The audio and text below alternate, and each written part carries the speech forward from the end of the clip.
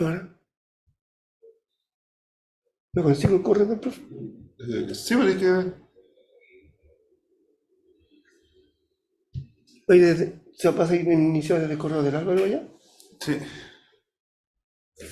Y ¿Puedo, ese es el link. puedo mandárselo? ¿Cuál? Ese por YouTube. Ese. ¿Copiar y pegar? Sí, o voy. Ya está, sí.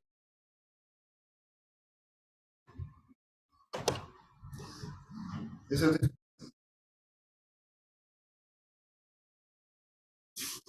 el silenciar. No.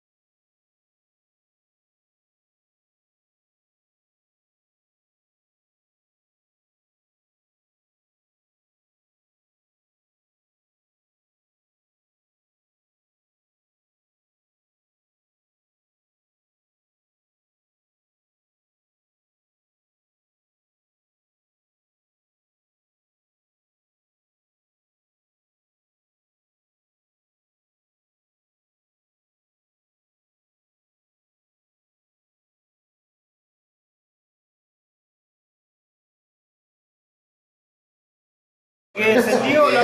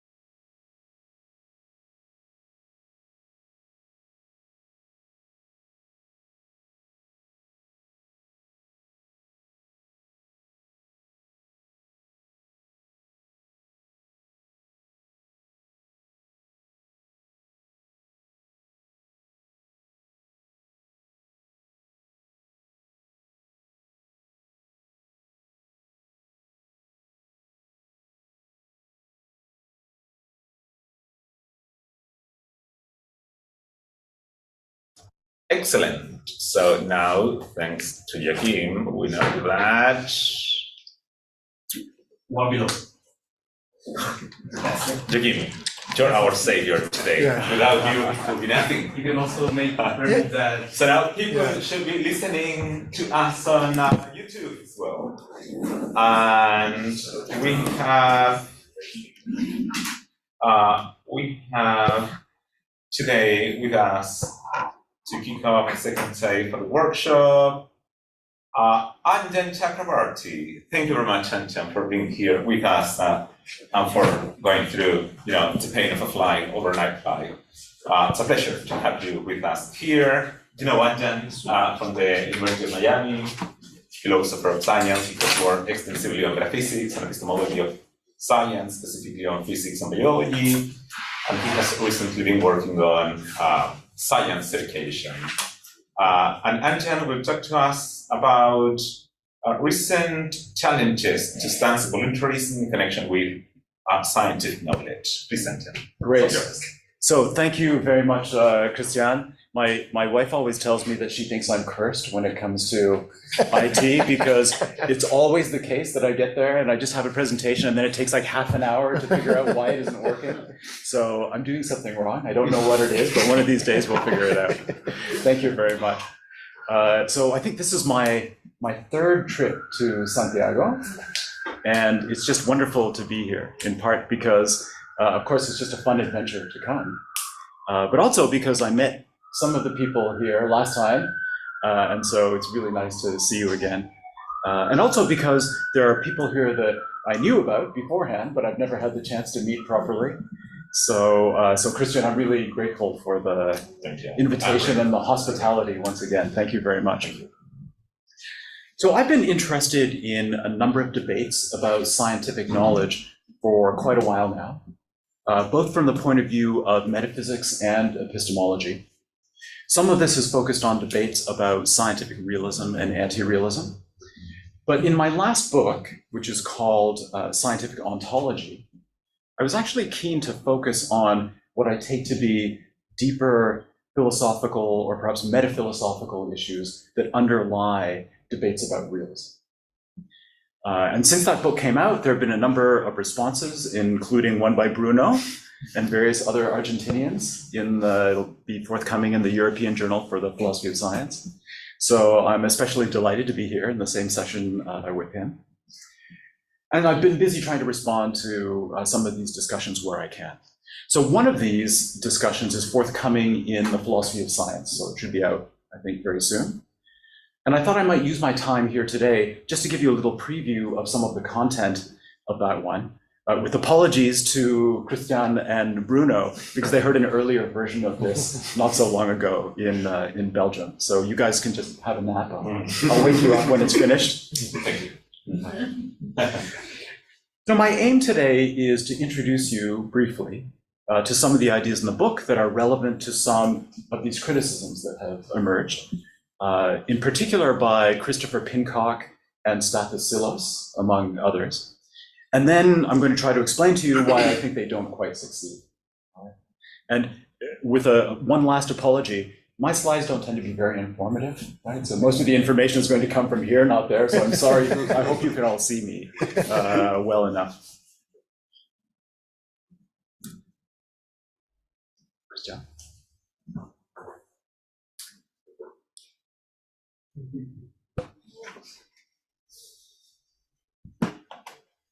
Just working just a minute ago. Oh, okay, great. So, what I'd like to do first is to say just a few words about how I think debates between realists and anti-realists have evolved over the past few decades in ways that make a simple dichotomy between realism on the one hand and anti-realism on the other a kind of dated way of thinking about these issues, which in turn motivates something of a broader way of thinking about what's really at stake in these debates. And then, in section 2, I'm going to introduce a few ideas from the book, which are especially relevant to the criticisms that I want to go on to consider. These ideas have to do with the thought that what's really at stake in debates about realism is how we should think about what I'm going to call scientific ontology. That involves the further notion of what I'm going to call epistemic stances. So I'll explain these notions in due course, but epistemic stances are things that shape our conceptions of scientific knowledge. And then, in section 3, I'm going to introduce and attempt to diffuse an objection to this picture by Chris Pincock, who defends the view that for scientific realists, there's really something rationally obligatory about scientific realism. If you're a realist, that's a rationally required position, which is contrary to what I argue in the book. And then finally, in section 4, I'm going to turn to a related objection that's been put by Stathis Silos and also by Ragnar van der Merwe, among others. And it's that because I contend that positions like scientific realism are not rationally obligatory as such, I thereby open the door to things like science denialism, things like pseudoscience, which is obviously a bad thing. So that's the menu for today. So to begin, what's at issue in these disputes between realists and anti-realists? Well, as you know, what's at issue is nothing less than the most central question in our field, namely, how should we interpret our best science, right? What beliefs are warranted by it? What knowledge does it yield? So at a certain level of abstraction, I think everyone knows that realism is the idea that our best theories and models are epistemically impressive and increasingly so over time. They yield truths or something close by about both observable and strictly unobservable aspects of the world. Their central terms refer successfully to things in the world, and so on. That's the way the debate is usually described. Anti-realism, on the other hand, is any sort of denial of realism that's broadly construed. So you can take issue with any of these elements and you would thereby be some sort of anti-realism. In the recent history of philosophy of science, debates about realism and anti-realism were typically carried out almost exclusively at that level of abstraction. People talking about the truth of theories and the reference of theoretical terms. So many of you will be familiar with the heyday of those sorts of debates, discussions in the 1970s and 1980s. Since then, though, discussions, I think, have become much more nuanced and refined. So let me skate over this very briefly, because I think it provides a motivation for what I want to say about how we go from empirical science to thinking about questions of scientific ontology in ways that are contested by realists and anti-realists of different types and in different ways.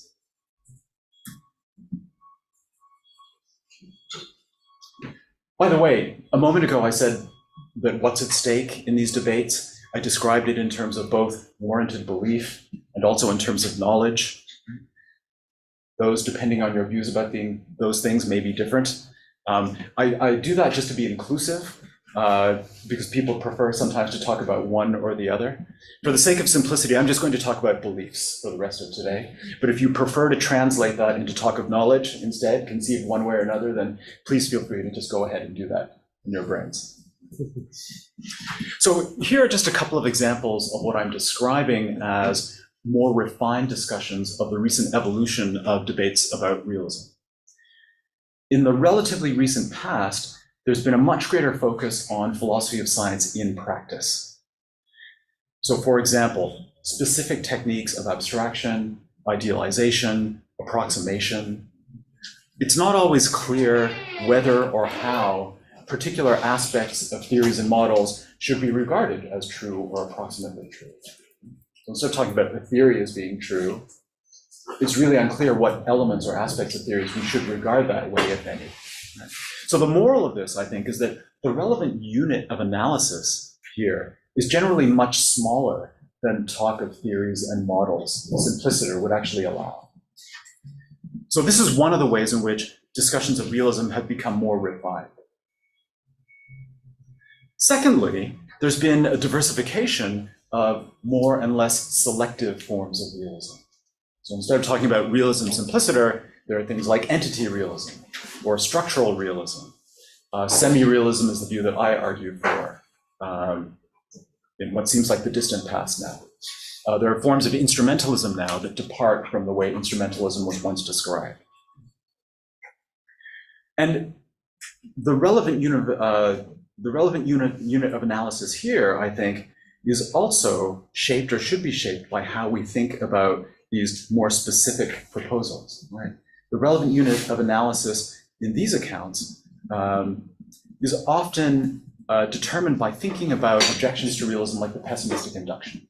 So that's a skeptical argument generated by reflecting on the history of the sciences. We see that over time, we change our theories and conceptions of the relevant phenomena, and we generalize from that to thinking that this is something that will probably befall our own theories. And so doesn't that problematize realism if we're always shifting our views about what we take to be true or not true? Selective forms of realism are trying to target various aspects of theories that they think are likely to be preserved, right? So they're more refined, in part to counter the pessimistic induction.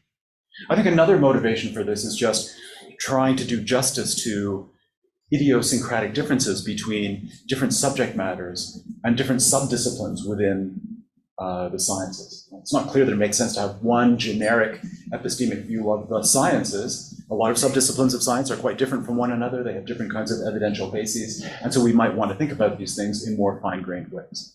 So once again, the relevant unit of analysis here properly is defined by in spelling out what entities are, what structures are, and so on and so forth. These amount to increasingly metaphysical proposals for what a realist should be a realist about exactly. And all of this motivates, I think, a different way of thinking, a more fine-grained way of thinking about what's going on in disputes between realists and anti-realists about science. So let me turn to that now. So as I just mentioned, the morals I want to take seriously are that the relevant units of analysis and thinking about scientific knowledge are more focused than theories and models simpliciter, and that in order to articulate realist commitments so that we know what we're talking about in these debates, what we're being realists about, we're going to have to do at least some metaphysics. So let me introduce the term scientific ontology to label this finer grained approach. So ontology, of course, is concerned with questions regarding what things and what types of things exist and what those things are like. In other words, what properties they have, how they relate to one another, if at all. The sorts of things we usually characterize in terms of laws or principles. Scientific ontology, then, is simply the ontology of the world as revealed by our best science. And thinking about this is more fine-grained than traditional thinking about realism in at least a couple of ways. So for one thing, it allows for discriminations between what we should believe and what we shouldn't that cut across what were previously characterized more coarsely as just forms of realism or anti-realism. So for example, consider more traditional versus more recent forms of instrumentalism that I hinted at a moment ago. So here I have in mind people like Kyle Stanford or Daryl Rowbottom. These accounts of instrumentalism actually allow for realism about some unobservables. So it's a more nuanced position. I think there's some unobservables that we can be realist about, but the rest we should really be instrumentalist about. So it's a combination, really, of some aspects of realism and some of anti-realism. For another thing, I think this way of thinking about what's at stake allows for more fine-grained discriminations within the traditional categories of realism and anti-realism. So consider, for example, within the camp of realists, people actually have quite different views about what it is that we should believe. So some realists will say, well, I'm happy to believe in things that we can detect very well with our instruments and modes of detection. But we probably shouldn't go further than that to things that we postulate merely for their explanatory power, but we can't actually detect in any way. But other realists are willing to go further than that. So by focusing on scientific ontology, we can make sense of the fact that they're all realists, but they have different views about where exactly to draw the line between what we should believe and what we shouldn't. Now, it goes without saying, but I'm going to say it anyway, that all of these disputes about scientific ontology are engaged by people who are champions of science. None of them are denialists like vaccine skeptics or flat earthers. Right? What they contest is how far we should go in interpreting our best science as giving us something like true descriptions of the world. What are the limits, for example, that there might be on what people have increasingly called a sort of scientific or naturalized metaphysics, or the metaphysics of science? Well, let me flag two features of scientific ontology that I think are crucial to understanding how these limits are conceived, and thus how agents come to hold different beliefs about what the epistemic upshot of any given part of science is. So the first has to do with what I call assessments of epistemic risk, which concerns how confident we are in judging an ontological claim to be true or false. So if you think that the claim that, say, there is dark matter is especially risky, that means you don't feel confident in assessing the truth value of that claim. Perhaps you'd feel most comfortable just suspending judgment and remaining agnostic for now. Maybe future evidence will convince you otherwise, but maybe you're agnostic in the present. On the other hand, if you view the claim that there's dark matter as not being especially epistemically risky, that means that you have confidence in your ability to judge based on the evidence you have, whether it's true or false. So that's the idea of epistemic risk. The second feature of scientific ontology that I want to flag concerns how, in any given case, assessments of risk are actually made. And one crucial factor is what I call empirical vulnerability. Right? It's just a measure of the susceptibility of a hypothesis or a claim to confirmation on the basis of our empirical evidence. Another is explanatory power, which is a measure of the quality of the explanation that's furnished by a hypothesis or a theory of things that we may already know about but want to understand better or in more depth. So quality here, I think, is just assessed contextually, but it's typically informed by virtues that will sound familiar to you, right? So Guadalupe talked about some of these virtues yesterday: consistency, coherence with background knowledge, possible unification, and so on. But here's the thing, right? Empirical vulnerability and explanatory power admit of degrees. They're not bivalent things. It's not that you have empirical vulnerability or you don't. These things admit of degrees. And there's a serious question here, a question that looms large, I think, for any vaguely naturalistic deference to science as a source of warranted beliefs, regarding how empirically vulnerable an ontological claim needs to be, or how compelling an explanation it needs to provide in order to lower epistemic risk sufficiently to warrant belief. So that's a calculus that we just have to perform in every given case. In fact, different perceptions of epistemic risk are precisely what's at stake in debates about scientific ontology. And this brings me to the idea of epistemic stances.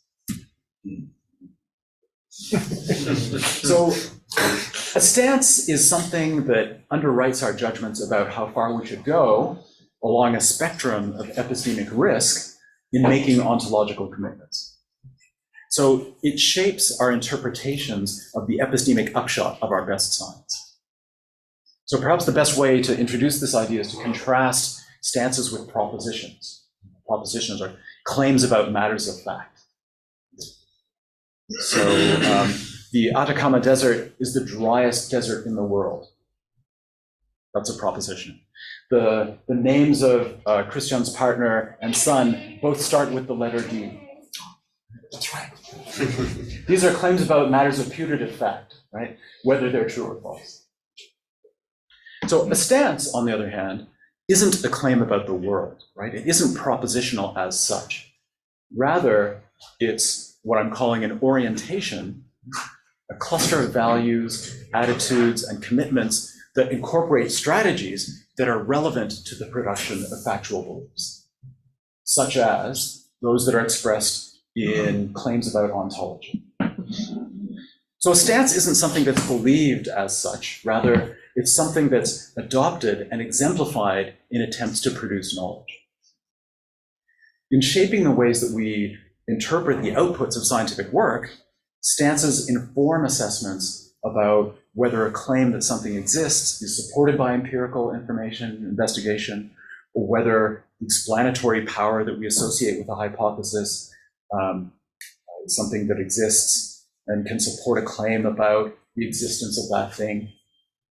And so the primary function of a stance is to determine where an epistemic agent draws lines between domains of inquiry, right? So theorizing about the nature of laws of nature, or theorizing about the metaphysics of structure, if you're a structural realist. How we draw lines between domains of inquiry in which belief seems appropriate and domains in which it just seems better to remain agnostic instead. That's the primary function of the stance. Now, one of the key ingredients of an epistemic stance is a set of guidelines, right? Something like a collection of instructions or policies for how to behave epistemically. So just to give you the basic idea of what I have in mind here, let me just contrast some of the epistemic policies that seem to underwrite some of the debates I mentioned earlier about scientific ontology generally and scientific realism in particular. So here are some conflicting epistemic policies that you might associate with different stances. These are, I should say just by way of qualification, I think these are caricatures to a certain extent, right? I mean, for actual people, policies like these are presumably going to be much more nuanced and complex than what I can just describe in a line on the slide. But with that caveat, here are some core epistemic policies that I think are associated with what one might call the deflationary stance, the empiricist stance, and deflationary stance underwrites many what we think of as, I think, pragmatist and neo-Kantian views of scientific knowledge. The empiricist stance underwrites many instrumentalist type views. And then finally, there's the metaphysical stance, which underwrites many realist type views.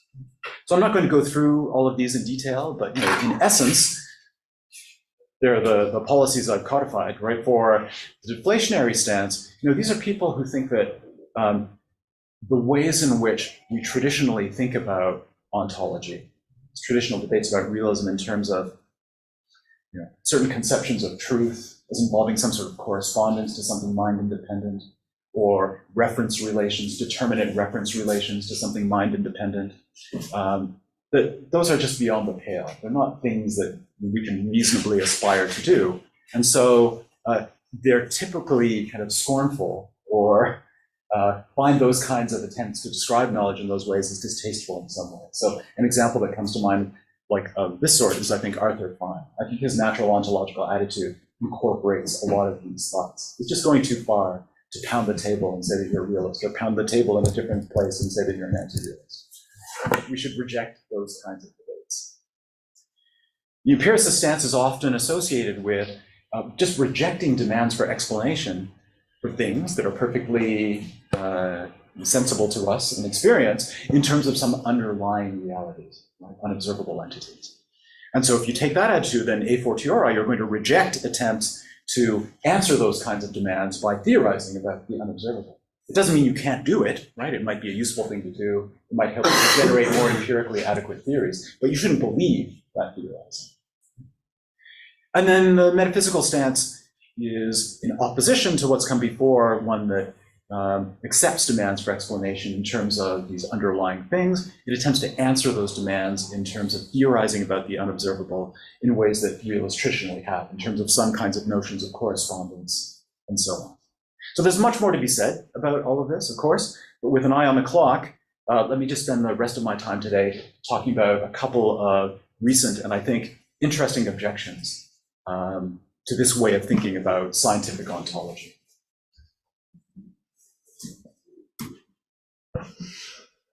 All right, so in recent work, Chris Pincock, who some of you I think know, raises some concerns about all of this for realism. He's a realist, so he thinks this is threatening or worrying to realism, about various aspects, metaphysical aspects of science. So for those of you who are familiar with Pincock's work, you'll know that he's argued for a number of views concerning scientific entities, a form of structuralism, laws of nature, and so on. His worries about the picture that I've just sketched concern the idea that, as I argue in the book, different stances may be rational in the sense of meeting certain minimal conditions of consistency and coherence. If different stances are rational, then there's a sense in which we have a choice, sort of choice in quotation marks, regarding which stance to adopt. Which is just to say that so far as epistemic rationality is concerned, there are different ways one might go. The idea of choosing among rational options is familiar from the tradition of voluntarism in epistemology, which suggests that in at least some contexts, what we believe is a function of our philosophical temperament, right? Or the will, to use Jamesian language. So as you know, William James, for instance, argued that there are different paths we might take between the risks of believing too much, and thus courting false beliefs, or believing too much, or believing too little, and then missing out on truths that we might otherwise have, right, by believing too little. So Pincock's worry is that if voluntarism is correct, and as a consequence, ontological commitments that, for example, he derives from interpreting our best science aren't, in fact, rationally obligatory, then that would somehow undermine his beliefs. I think this is a very common and understandable reaction, right? You want to think that there's a kind of compulsion about the way in which you're reasoning from your evidence to what you take to be true about the ontology of the world. But I also think it's premised on some misunderstanding. So now I'm going to try to explain why I think that's the case. So Pincock offers two arguments, and the first one targets voluntarism directly. So here he goes for some big guns. He cites Bernard Williams with approval, and this is the quotation on the slide. Williams says, "If I could acquire a belief at will, it is unclear that I could seriously think of it as a belief, right? As something purporting to represent reality." Now, I think there's something right about that. I mean, the idea that you might actually just believe at will, so for example, in ways that conflict with what's readily apparent to you in perception, right? I see that the table's white, but I might just by using my will, believe that it's green or something like that. Or in ways that are insulated from active considerations of evidence, just by kind of like flipping a switch, as it were, internally, and thereby changing your doxastic attitude from belief to disbelief or agnosticism. To do that to some other attitude on that basis alone, that does seem problematic. Okay? To do that would be to sever links to evidence that are crucial, presumably, to any genuine attempt to represent reality. But what if we were to add evidence back into the equation, right? So say scientific evidence of the sort that's taken seriously in debates about scientific ontology. Well, in that case, I think the issue is more contentious, right? There's a substantive question here as to whether evidence all by itself yields uniquely rational doxastic attitudes towards scientific claims, hypotheses, and theories. So just think, for example, about debates regarding the underdetermination of theory by data, right? I think that's what's doing a lot of work in the background of some of the disputes that Guadalupe was talking about yesterday. All of that said, I still think that something's gone wrong here. More specifically, I think there's a problematic conflation that Pincock is making here between doxastic voluntarism, that's a sort of direct sort of choice regarding what to believe, and stance voluntarism, which is a much more indirect sort of connection to belief, and thus involves, I think, a much less contentious sense of choice. So Pincock's examples are all of the form, believe P or not P, right? As though you could just choose one or the other. Right? That's doxastic voluntarism.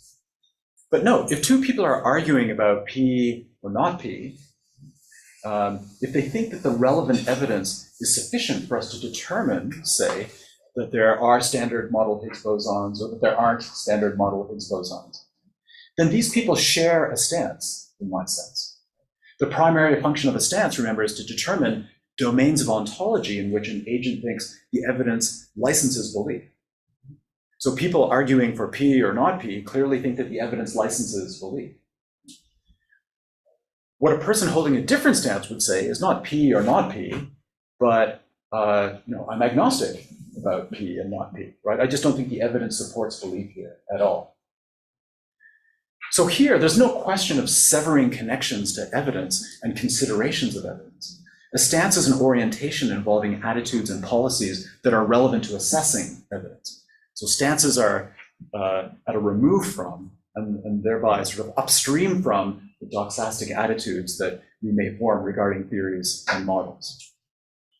And choice here, the reason I said choice in quotation marks earlier, it just simply means that there are rationally permissible options among different stances. Not that you can flip a switch and review what we like. So I think we can set Pincock's first objection to one side.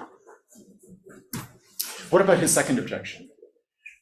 This second one can, I think, be read in such a way as to target stance voluntarism itself. Right? So in other words, it presents a challenge that's unaffected by what I just said in response to his first objection. And the basic idea is that if a realist were to view stances that conflict with her own as rationally permissible, that would render her own coherent in some way, as indefensible. Right? If you think going a different way would be fine, epistemically, then that somehow undermines your own tendency with respect to what to believe. So as Pincock puts it, here's a quotation, voluntarism about stances requires one to admit that there is no reason in favor of one's own stance. By no reason, I mean that there's no rational obligation to adopt that stance. And from this, he argues, that realists such as himself should take their own stance to be rationally obligatory. So he goes on to argue in ways that I won't go into detail about how some natural assumptions about the connections between explanation and inference, about inference to the best explanation, right? Actually make rationally obligatory a sort of realism, at least for agents such as himself. So let me generalize this worry in a way that I think Pincock would actually accept, right? Just by parity of reasoning. Presumably, if he's right about the dire consequences of voluntarism, then no one would have reason to adopt their own or any other rational stance, right? Because the concern presumably applies across the board, because there would be no rational obligation to go in any particular direction. So lacking rational obligations and recognizing the rationality of these conflicting stances, it would be indefensible, even incoherent, to adopt any such option. And that sounds like it's self-defeating for everyone, right? So the stakes here are pretty high, right, if he's right.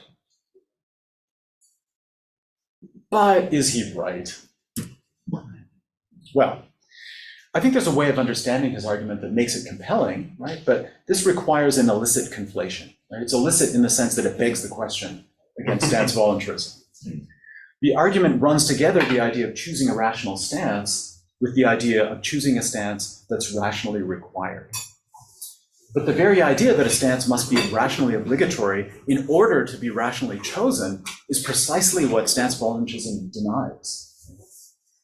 Voluntarism, recall, rests on a permissive conception of epistemic rationality, according to which, in at least some cases, different options may be rational and thus permitted.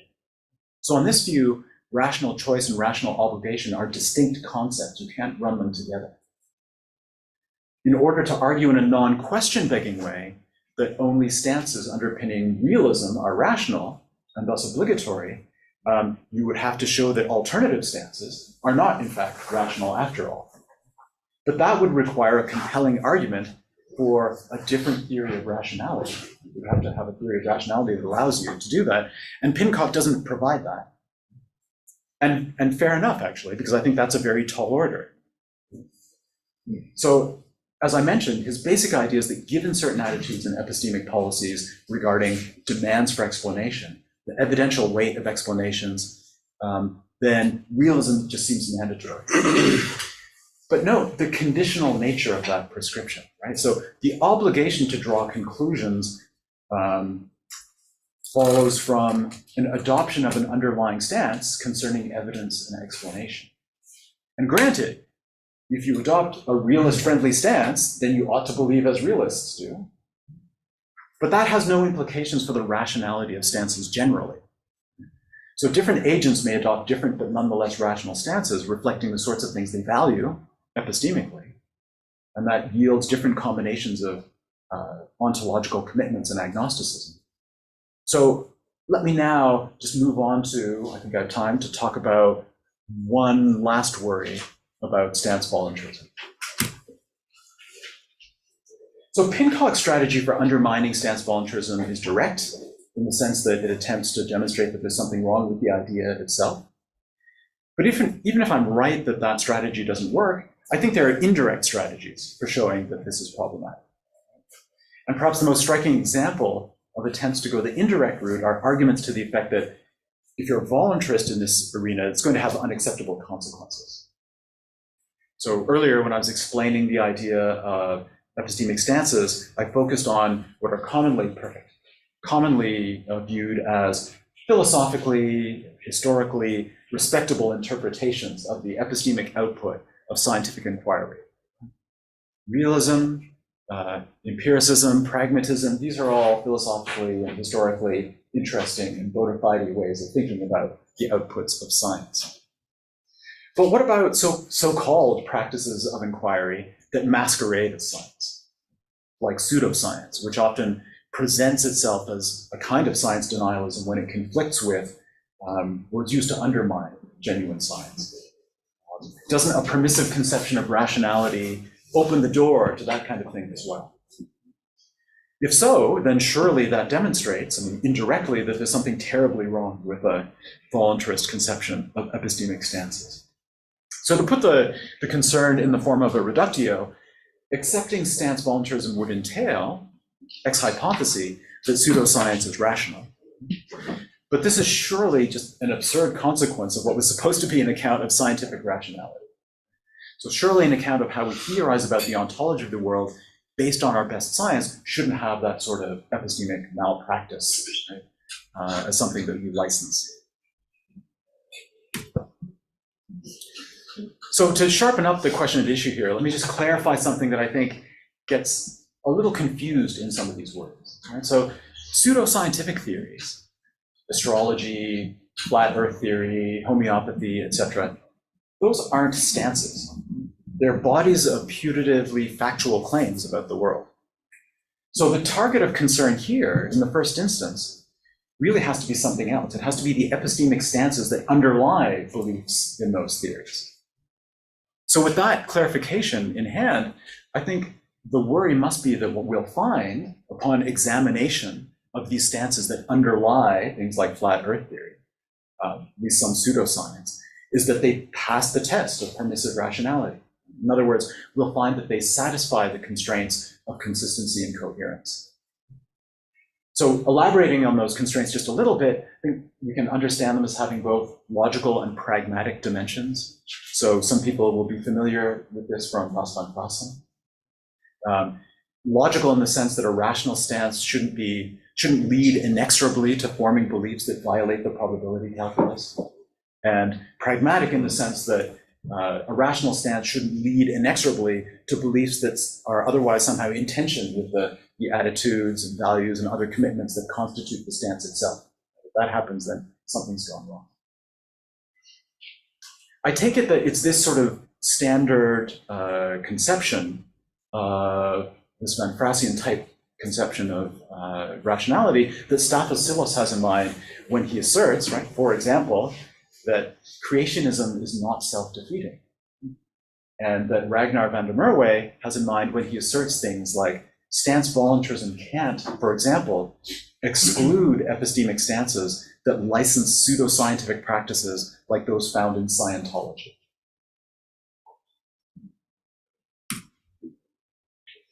Now, I do think that these are serious concerns, but on reflection, I don't think that they undermine stance voluntarism. For starters, it's worth noting that the devil is really in the details here of trying to work out what stances precisely actually underlie pseudoscientific beliefs. That may be a considerable challenge just in itself because people aren't necessarily explicit about what their underlying stances are. In some cases, I suspect that the details may be partially or even substantially opaque, even to people who adopt them. And revealing them isn't an exercise that can just be glossed over, right? In the way that I think Silosa and van der Merwe do when they casually suggest that advocates of pseudoscience and pretend science, right, are generally coherent and consistent. I actually think that's a very substantial claim, and I think it's hard to demonstrate. Pretend science is a term that I use for theories that are promoted by people who know them to be false. Anthropogenic climate change isn't real. They know that it is, but they're being paid by the fossil fuel industry or something like that. So for instance, while the relevant focus when it comes to scientific ontology is epistemic stances, that is, stances whose function is to underwrite the production of hopefully warranted beliefs, it's plausible that in cases of pseudoscience and pretend science, other types of stances actually are functioning to promote a kind of destructive interference with our epistemic stances. So for example, someone who recognizes the importance of taking empirical evidence seriously, but who nonetheless say that, well, but I override that policy whenever that evidence threatens to undermine a favored religious dogma that I have, such as creationism. Well, arguably they have fused like some sort of epistemic stance with some sort of religious stance. Based on popular reporting, something similar is apparently true of prominent advocates of Scientology.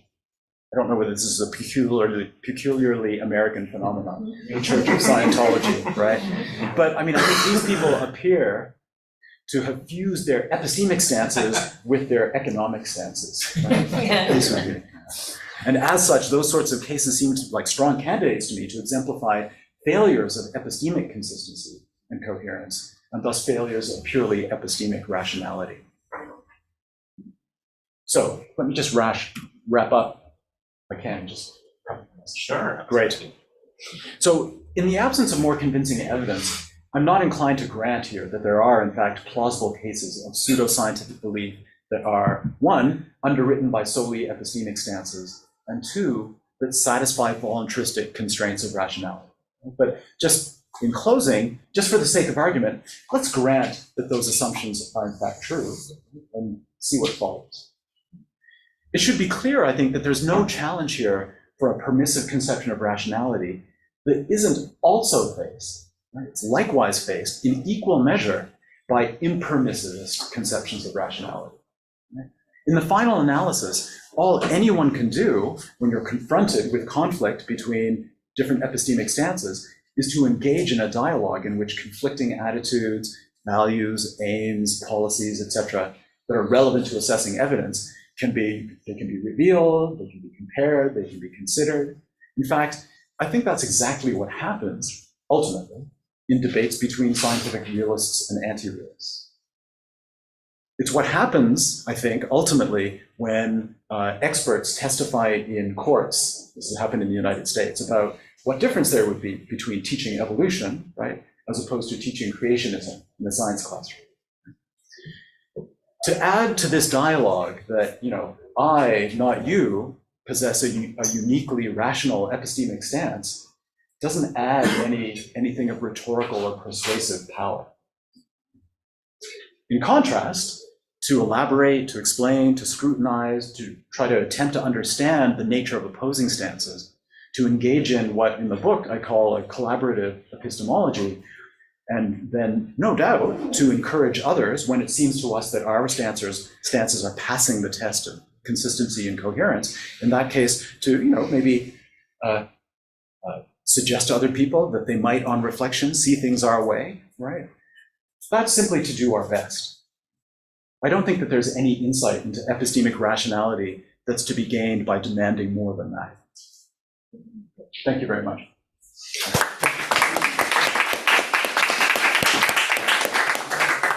Thank you very much, Sanjan, for a wonderful presentation. We have Fabio, Carlos, Joaquin, Juan. Yes, Otavio. Thanks, Sanjan. This is very nice, and I'm, of course, very sympathetic with a lot of your points. I wonder, however, that in your response to the first critique by Chris Pincock, whether he couldn't get back to you and say, or rewrite a version of the objection at the level of standards of evidence, right? Because you're quite right. Stance voluntarism is different from doxastic voluntarism. And you're not defending stance voluntarism, saying, look, you can believe whatever you want, right? And but maybe the worry could be run in the following way. If we can have a stance over our, we can be voluntaristic over standards of evidence, right, that we could adopt. Sure, it's not that means you can just decide to take whatever criteria you want, because you highly rightly emphasize, well, I'm trying to make sense of science, right? So taking seriously standards of evidence is part of what a scientific ontologist is engaged. Sure, but as we know, over time, standards of science have changed significantly, right? We think they've changed for the better, right? But in the past, things that would then have been considered evidence in the past no longer are, right? And we don't even need to go very far. If you think about medicine, right? So it's not surprising that there are so many retractions. And look, we thought that these were the best thing to do, and no, forget it. You know, eat eggs. No, don't eat eggs, right? And all kinds of recommendations. So the worry is, okay, maybe the stance voluntarist, even within the science, would owe us something more substantive about, okay, how should we resolve things of that, right? Is it really up to just a voluntary stance to decide what the standards of evidence are? And how, maybe that's what could be a version of the worry. So you can choose even within the science, your standards of evidence to favor some pet beliefs, right? Right. Okay. Yeah. So I think he could perhaps suggest that as a concern about the picture. But again, I don't think it really hits the target. And the reason I don't think that goes back to what I said earlier about how all of these conflicting understandings of how we should interpret the epistemic upshot of the sciences are pro-science, right? Yeah. So, I mean, what this does is it creates, I think in this particular context that I'm very interested in, a kind of interestingly nested feature of beliefs, right? So an empiricist of a certain sort will just believe in the empirical consequences of our best theories.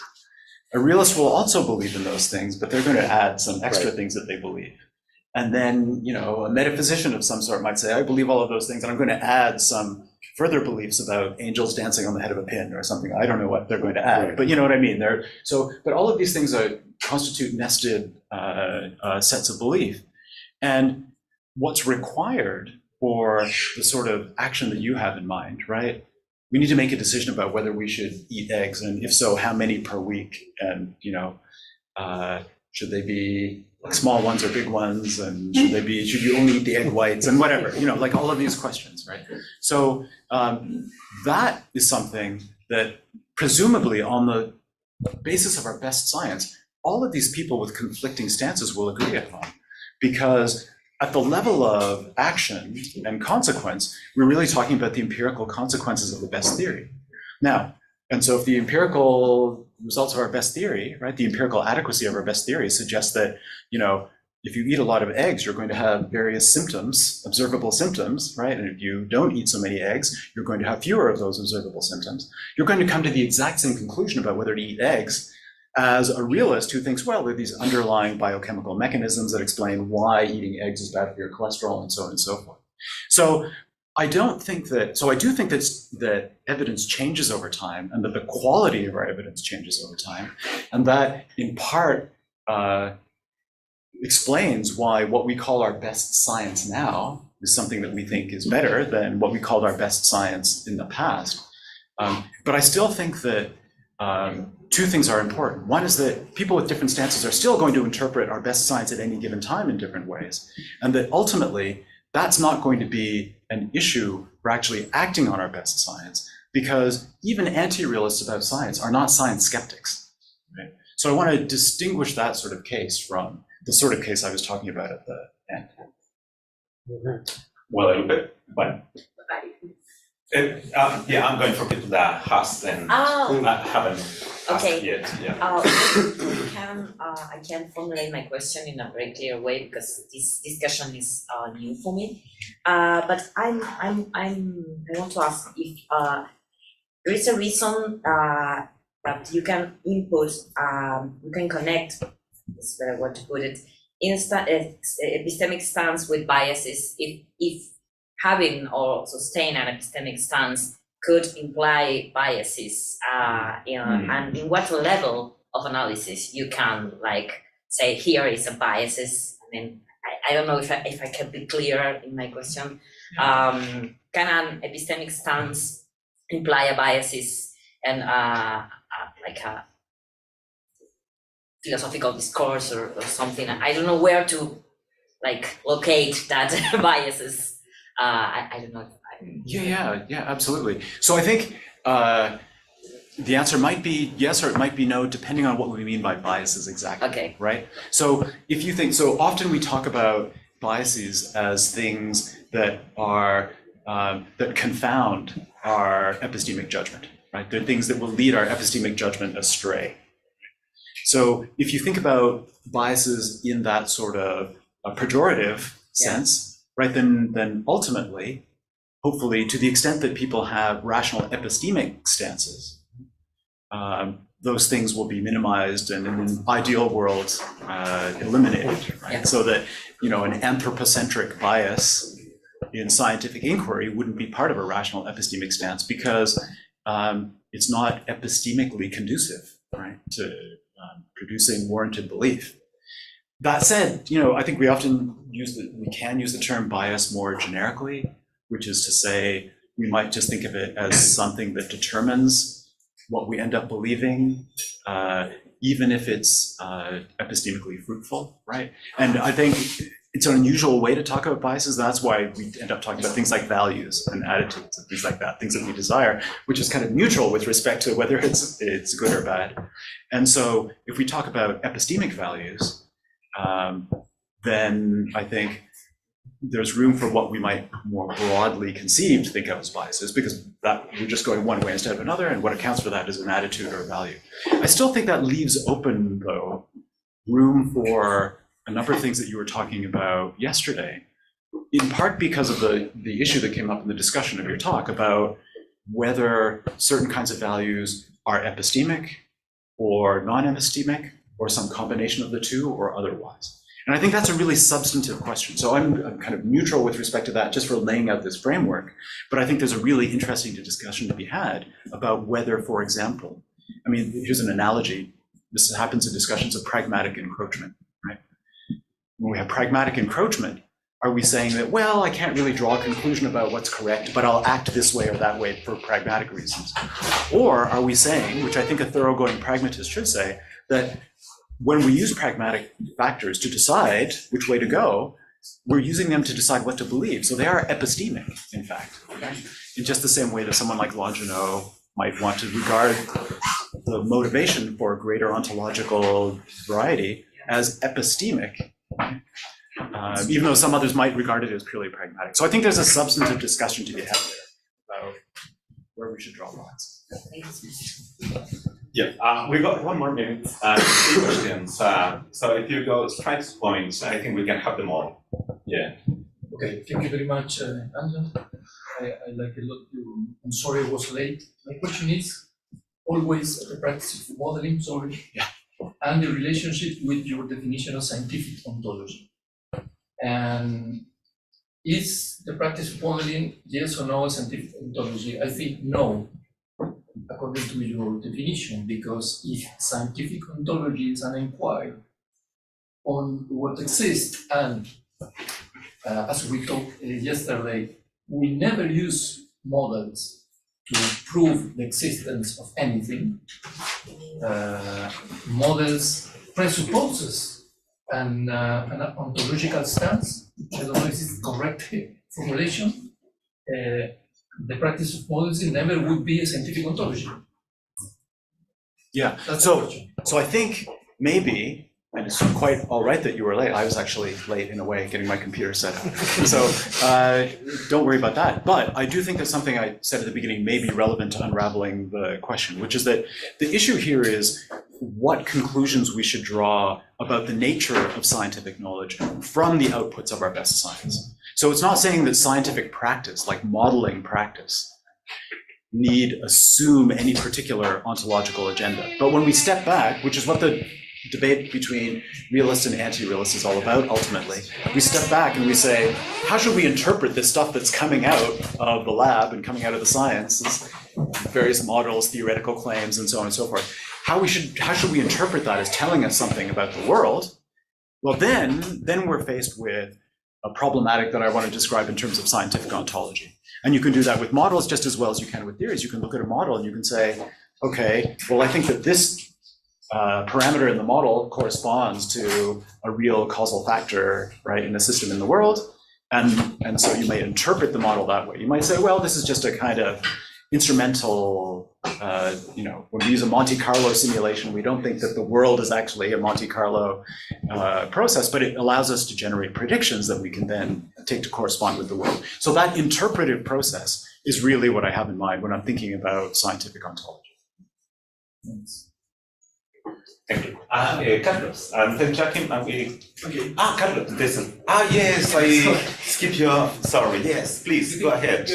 Yeah. It was just a couple of concerns regarding the second reply to Pincock. Yeah. So I was just worried about a couple of things regarding the sort of a splitting you want to do between what you call the fact that a choice of stance is rational, and then the fact of being rationally obliged, as it were, to endorse a stance. And the worries that I have is whether you somehow, from the internal perspective, you get enough traction so as that the rational agent endorses a stance. If that agent doesn't see the stance as rationally obligatory, given all the evidence, right?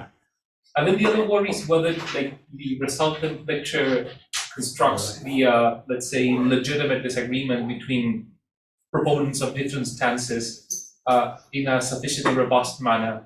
If each of the, let's say, participants or parts of the disagreement do not see their stance as rationally obligatory. So in a way, yeah, sure, you might block Pinker's objection, but perhaps at the cost of deflating the debate that you might want to have between proponents of different stances. Yeah. So I think that's very insightful. So I do think that it's a consequence of this view that some of those debates are going to be deflated. I mean, it's a consequence of the view. So in answer to your first observation about someone like Pincock, right? He says, look, given the way I think about evidential force and the weight of inference to the best explanation and so on and so forth, I just have to believe these things. Right? And I think that for someone like him, that's true, right? But that's because he's operating with a stance according to which these things, right? You work with the evidence in a certain way as to derive certain conclusions. So I think what's going on is there's a confusion of the sort of ground level of epistemic practice and a meta level of analysis of epistemic rationality among these different agents. And as to the question of whether it's robust enough to say, well, for me, given that I think I have a rationally coherent stance, I'm going to draw these conclusions about whether there are Higgs bosons or not. I think you have to have the courage of your convictions. If you think that you have a rational epistemic stance, right? What separates people that have different rational epistemic stances is in some way or shape or form kind of existential facts about them, right? About how they think about how to assess evidence. So I think it should be robust enough because that's all we have, right?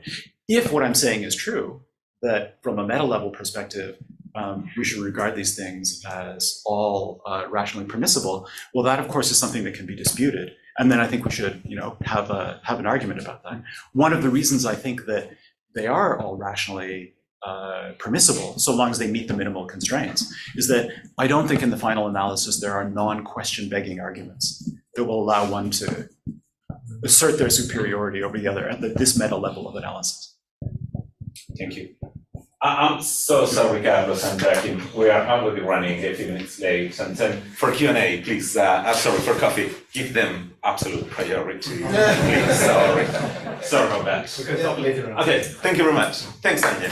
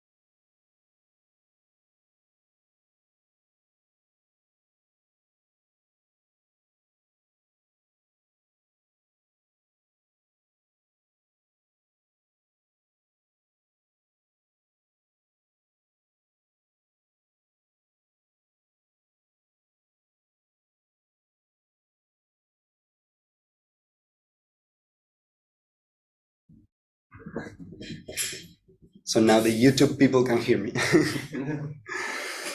So, but I think that prima facie can give us a clue that there is not, at least in principle, any factor here that could prevent us from doing this integration with scientific realism and realism, at least in the domain of scientific ontology. So having that in mind, the aim of my talk today will be starting or drawing from an analysis of how inside of pragmatism and realism traditions were combined in different accounts of scientific ontology. I will try to offer some general remarks that can function as an heuristic for effectively integrating pragmatism and realism within the domain of scientific ontology. So this analysis will start with this list of names, which are people who actually try in different ways that I will try to describe in a minute, integrate pragmatism and realism in scientific ontology. Here we can find many different names for positions. We can find activist realism, real realism, hybrid pragmatism, internal realism, but I will refer to this family of positions as kinds of pragmatic realism. So this kind of analysis would have, at least in principle, two intended domains of applications. The first is what I call hybrid views, and those are views that could be exemplified with Herzog-Chang's active realism or Philip Kitcher hybrid pragmatism. And I hope I will have time to say a little bit more about this position later, so I will stop here. But the other kind of application or intended application of this kind of analysis is what I call local view, or maybe should be called something like restricted views of the use of pragmatist insights in realist positions within scientific ontology. So let me describe a little bit more what I have in mind by local or restricted views in integrating realism and pragmatism. Anshan, in his 2017 book, claims that meaning and truth, as are conceived in the context of classical pragmatism, are intended to exhaust one's conception of reality. So the very notion of scientific ontology is recast in terms of pragmatic concepts such as utility. So in this way, scientific ontology, at least conceived as a project in and of itself, it's just dissolved. This, I read it as meaning that a whole hybrid position that integrates or equally integrates elements of pragmatism and scientific realism is just a no-go. But still, and this is a quotation I really like because it's from a chapter that Anshan generously contributed to a volume that I edited together with Nelia Gentile in Spanish. So this is actually originally published in Spanish, but this is from the original manuscript that Anshan sent to the print, in a section that is entitled Metaphysical Pragmatism for the Scientific Realist. Anshan claims that there is a level of scientific description of ontology of the world that should be largely immune to controversy from the point of view of the scientific realist. And that level is meant to be directed to what he calls the immediate objects of scientific discourse, or that comprise entities such as electrons, cells, or fields. But on the other hand, that's compatible with a more pragmatic attitude towards fine-grained levels of description, where the metaphysical commitments become more controversial. And this second level, which is a level in which pragmatism could be applied, it's the level of philosophical ontological commitment with things as causations, laws of nature, dispositions, and so on. So pragmatism could be integrated with realism, not in the first level, but in the second level of scientific ontology. So that is more or less what I have in mind when classifying these local or hybrid, local or restricted views of the integration of pragmatism and scientific realism. So my analysis starts by identifying three, I call them problematic nodes that arise from different strategies of integration of pragmatism and realism. As I said, the first one is the rejection of metaphysical realism, or the thesis of metaphysical realism. I steal the quote from Olympia's presentation here. This is a Roberto Torretti's quotation that says that scientific realists believe, and it's interesting because this same quotation was suggested to me by Olympia in email exchange, but also by Hasok Chan in personal conversation. So this is very well known. So scientific realists believe that reality is well defined once and for all, and that's more or less the thesis of metaphysical realism, totally independently of human action and human thought, in a way that can be adequately articulated in human discourse. They also believe that the primary aim of science is to develop just the sort of discourse which adequately articulates reality. I mean, that's the reality at its showings. So that's a no-go. And the further quotation by Richard Rorty says that reality has not shown. That's nonsense, or at least it's false. I believe that even if it's true that every project that integrates scientific realism with pragmatism needs to be a negative attitude toward this kind of thesis, the very acceptance of that thesis is not implied by scientific realism. And a scientific realist could happily be a realist or realist enough toward the practice and development of science, just being agnostic about the content of the thesis of scientific realism. Susan Hack put this point quite nicely when she said that the question, is there or not a fixed totality of mind-dependent object, traps you into a metaphysical corner? Answer yes, and you seem to be committed to something like logical atomism picture, with its mysterious logically ultimate object. Answer no, and you seem to be committed to the idea that our conceptual going-ons bring new objects into existence. So this first node won't be my main focus of attention during this talk, but let me just sketch the other two problematic nodes. The node that I will pay more attention during this talk will be the rejection of mind dependence of unobservable entities, or the rejection of the orthodox notions of mind dependence. I will tell a little bit more about this in a minute. And the third, and I believe it's perhaps the most important point of development in the integration of realism and pragmatism within scientific ontology, is the development of internalist standards or practice action-based standards for justifying ontological commitments, or in a vocabulary more closer to Einstein's presentation, metaphysical inferences. Spoiler alert, the conclusion of my work would be that neither the first nor the second problematic nodes are things that are necessary in integrating pragmatism and realism, at least in the domain of scientific ontology. But we have a lot of work to do in the development of these internalist or epistemic standards of justification of metaphysical inference or ontological commitments. Still, as I said, I will be interested in this second aspect of the problem, or the second problematic node, that comes into flavors or to attitudes. The first one is just the rejection of that, the thesis that there are mind-independent objects, or that the unobservable entities posited by our best science are mind-dependent objects. So this attitude as a whole results from just denying that the target of scientific realism ontological commitments must be mind-independent entities.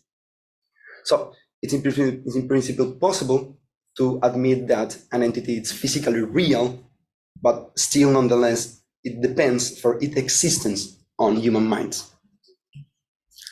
I think that the relevant question here is, in such a position, it's if this is or not sufficiently close to the conceptual space of scientific realism to be meaningfully classified as a version of scientific realism? I think that the answer is clearly no. This is not realism, it's idealism. If you think that something is not out there, but it's just dependent on its existence on the human mind, well, you cannot be a realist towards that entity. You're just a kind of idealist. Still, I won't push this argument.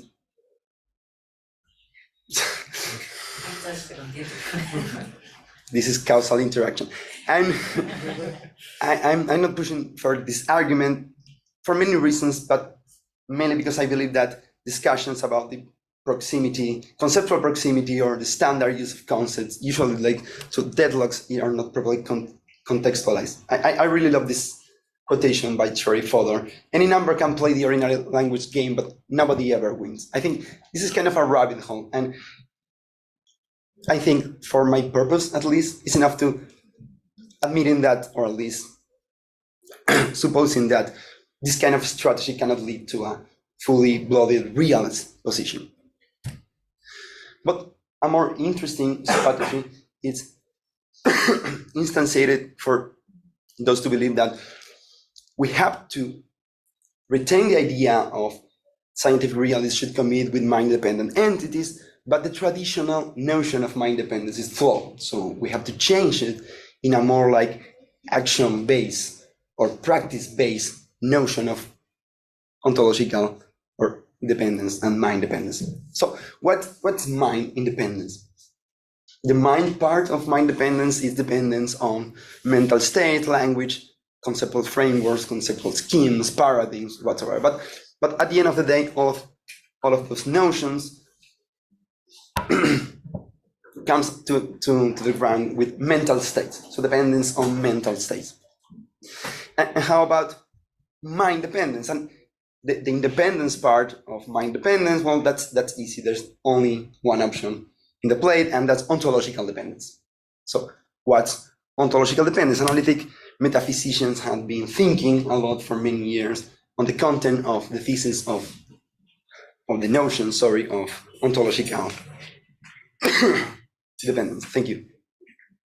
So, of course, there are many ways of understanding dependence. Perhaps the orthodoxy is something like that. I won't dive into the details of that kind of notion, but it's a notion relying on modal vocabulary. So X depends in the sense upon Y, if necessarily X exists only if Y exists. And this is more or less the tradition, the orthodox, the traditional notion of ontological dependence, as some of you, of course, might know. Kit finds challenges to this traditional modal notion of ontological dependence that motivated the development of a different notion. The story is not important here, but this is some other option that does not require the addition of modal vocabulary, but relies on essences in this kind of more fine-grained or hyper-intentional notion of ontological dependence.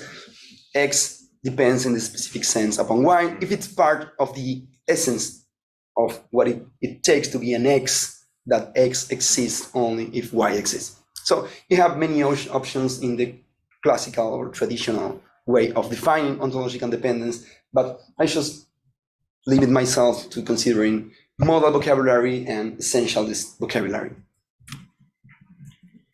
In this sense, an entity is ontologically mind independence in this traditional orthodox sense, if there is at least one possible world in which there are like no O mental states and still O exist, or in the other sense, there is not part of the essence of that entity O that exists if only if mental states about O exist. So the development, there is many options for new concept of ontological dependence that could help the integration between realism and pragmatism. I, for the sake of time, should consider one, which is perhaps the more developed or which comes into a package of activist realism. That's a position that Hassel Chan presented in his 2002 realist for realist people book. So active realism tries to reshape all realist commitment, orienting them towards scientific practice with action-based notion. And the key notion of active realism is the notion of operational coherence, a notion that aims to designate aim-oriented coordination of actions toward the regular achievement of its aim. What makes sense to do in specific scenarios of purposive action.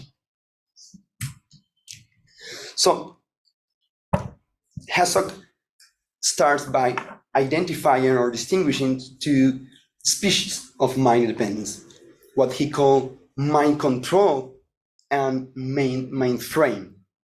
So let's start by mind control. Herzog says that our minds do not have direct willful control over any reality outside ourselves. Reality just doesn't obey our commands. And that's the content of the mind control part of mind dependence. So if something is not mind control, its properties, structure, or existence do not depend on what we think. What about mind framing, the other species of mind independence? So the point here is very simple. Whenever we designate an entity by a concept, the entity is framed by the concept. So the concept resides in our mind. So in this sense, the entity is mind dependent in the sense of being mind framed. And this is kind of trivial because if we can think of an entity, we need a concept. So in that sense, every entity is just mind framed. So now getting to a new novel action-based notion of mind dependence, what we have is that all entities, of course, are mind framed, but only real physical entities are mind independence in Herzog's own sense. And that's the sense of not being mind controlled. I think the bottom line here, again, like spoiler alert, is that there is a lot more of, thank you, than not being mind controlled to the notion of being mind independent. So I will try to state this point with the help of a very fancy sci-fi thought experiment, and I'm here Guadalupe, which is a specialist in thought experiments. I will be very careful about it. So this crazy thought experiment just asks us to imagine that we can produce or synthesize an hypothetical material M, whose properties, structure, and even if you wish, its mere permanence in existence can be controlled by the mind. Of course, I don't ask you to take this seriously, it's absolutely science fiction, but this tool can help us to unveil the fact that there is more to the notion of mind dependence than just not being mind controlled. So in this sense, this M material, this M substance, it's of course mind frame because every entity is mind frame, but it's also mind control because of the very definition of the material. We can control the properties, the chemical structure of that material with our minds. So in the sense, it's not mind independence, it has its own notion of mind independence. But still, it is physically real. It's a piece of thing that we can share and look and play with. So why we would say that this material is physically real? Well, first, it shares many features with entities that we consider to be physically real. We can test hypotheses about its properties and how they interact with us in an intersubjective manner. I can buy a piece of this material and put it in a box and give it as a gift to a friend or my nephew or whatever. But more importantly, we would say that it's physically real because it's mind independent in the first traditional orthodox sense. So in that sense could involve modal vocabulary or could involve essentialist vocabulary, but at the end of the day, it would be independent in the traditional sense. So as I said, this is not the case that I'm asking you to take this seriously. It's a thought experiment, it's science fiction, but still it's like a theoretical device for identifying this surplus in the notion of ontological dependence that cannot be captured by the notion of not being mind controlled. So my point is, and I will try to be quick in the last part, is that this notion, Hassog's notion of mind dependence, is not an adequate notion of ontological dependence to characterize scientific realism's central commitment with mind-dependent entities. But there are further issues. That's not the only one. There are entities, as well as these like M material, weird M material that are just invented, that are not real. Think of phlogiston or caloric or ether. Of course, they are mind-framed because every entity is mind-framed, but arguably they are not fully mind-controlled. I cannot voluntarily change the nature, properties, or structure of phlogiston, even if I know that phlogiston doesn't exist, just by thinking about it. And I won't just like be quick about it because Hassog just bite the bullet.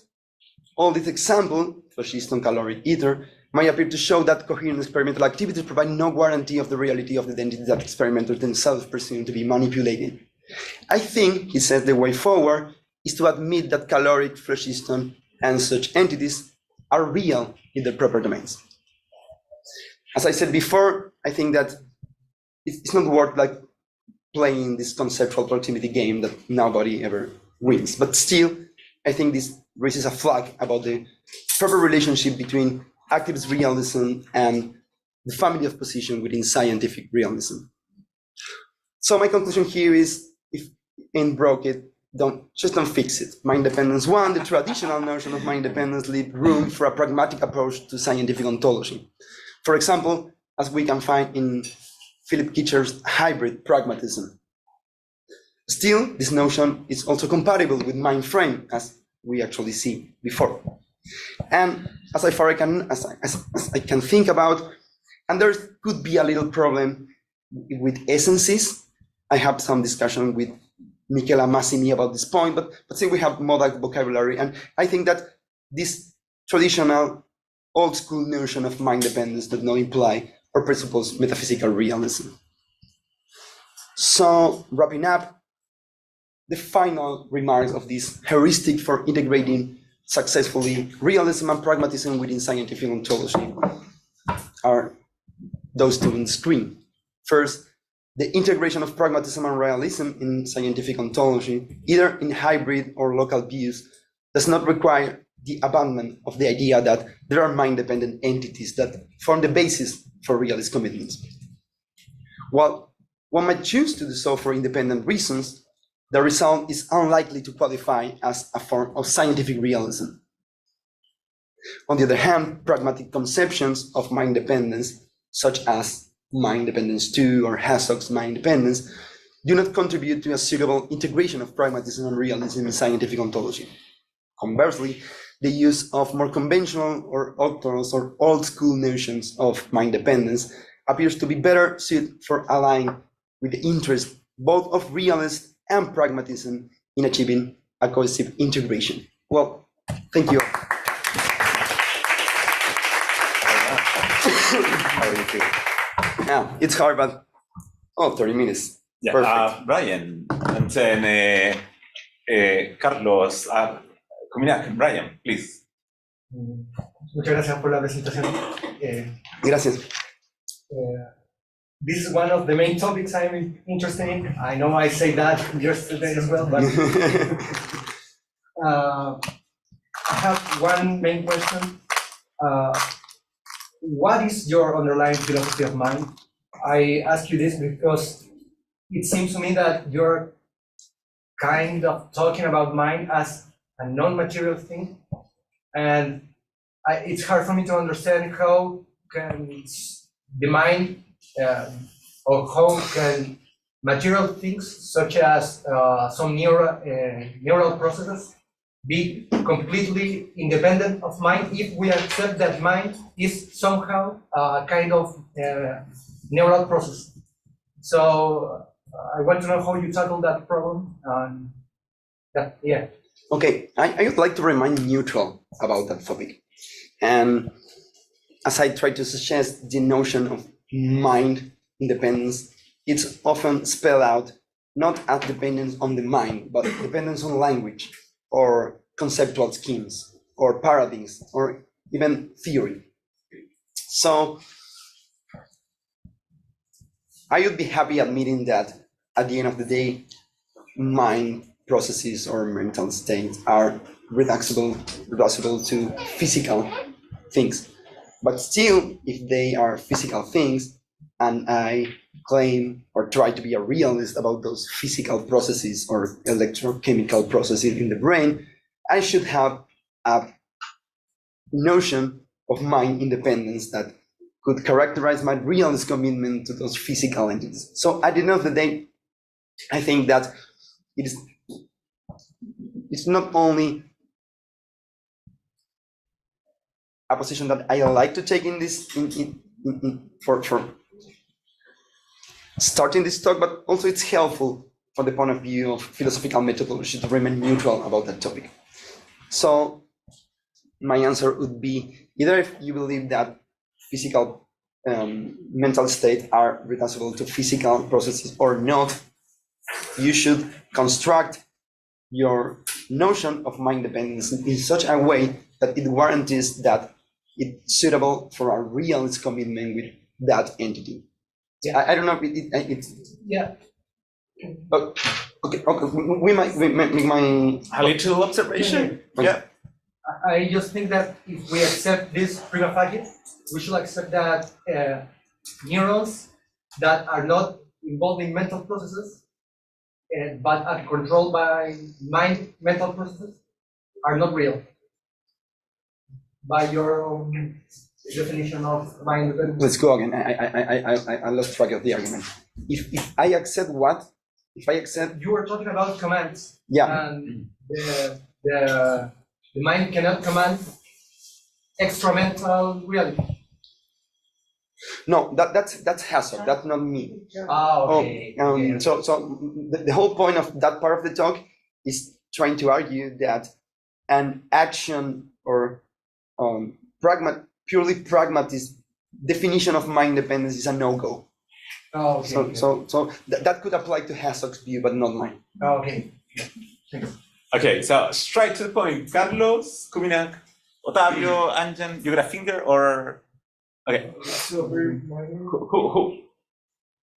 Yes? Carlos. See? Carlos, you raise your hand. Yeah. Yes. Yeah. Yeah. So very small point. So in the Yes, case of the material where you have this, so my question is, so it's supposed to be a physically possible material or metaphysically possible material, but so my question is, in what sense is that like a physical?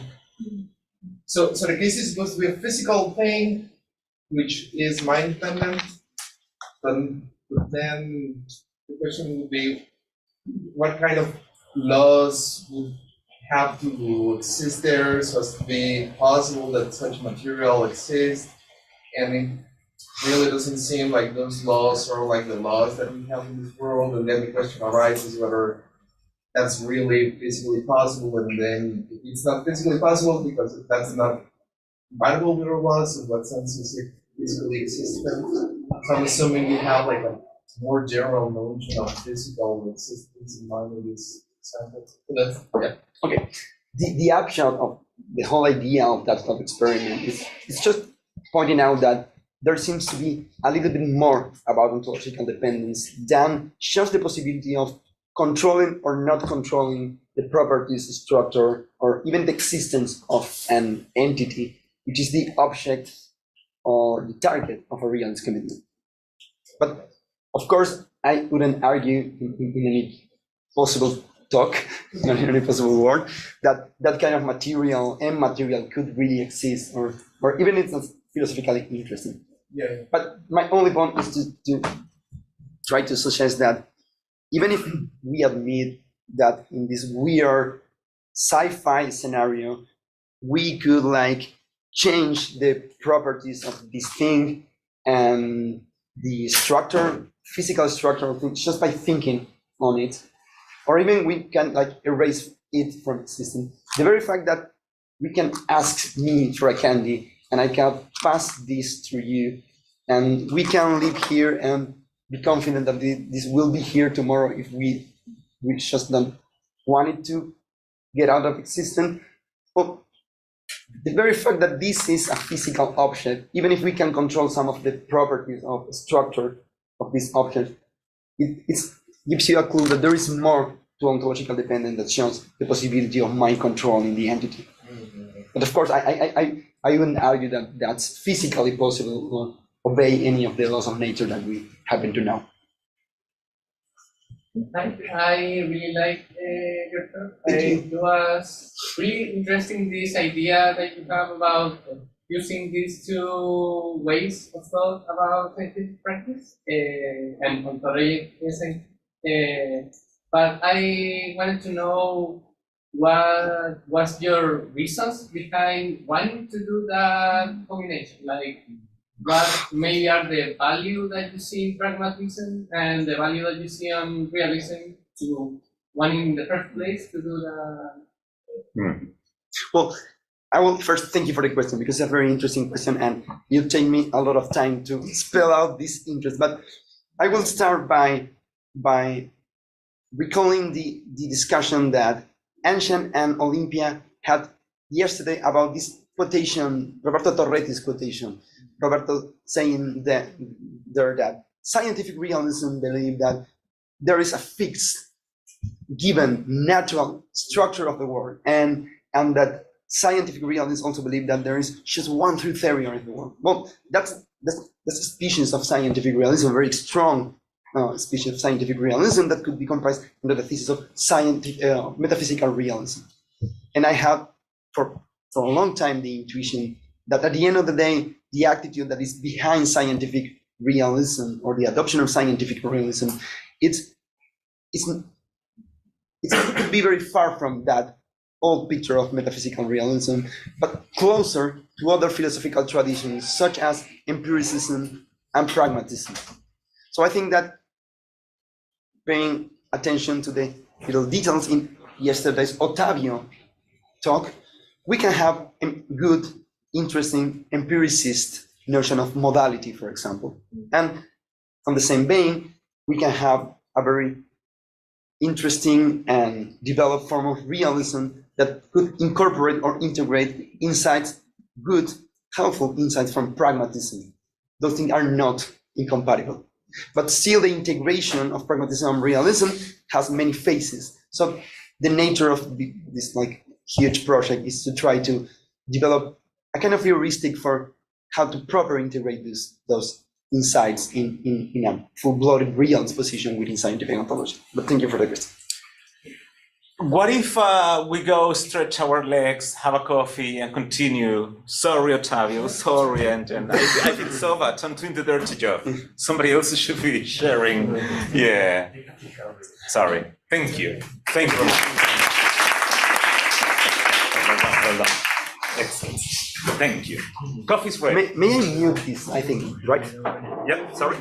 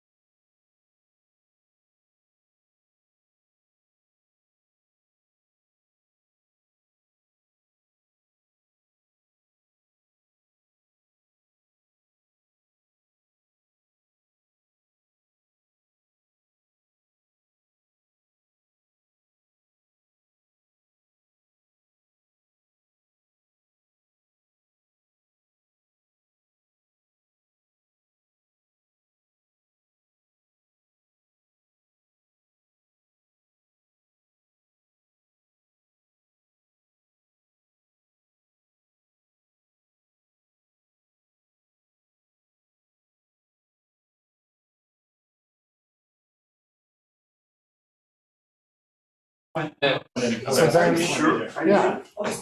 So there is stability. Pero a ver, sí, déjame que voy hablando. ¿Puedes seguir? Mira,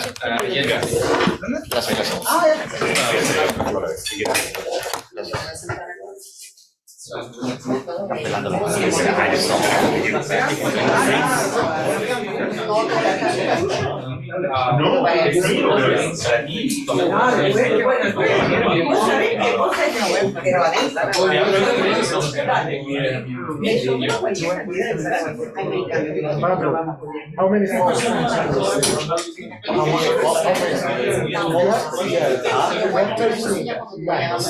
Okay. No more than 13, all right? But up to 13 is okay. Of all things, what's good? I'll say I'm 13. Yeah, I feel it's okay, but more than 13. Yeah, I mean, let me see, because I'll be talking about Kepler's Vicarious model, which we know is false. I'll be talking about, I'm counting it. No, okay? Okay. Do you think you're gonna reach 13? Oh, Guys, this is like primary school. Sit down, please.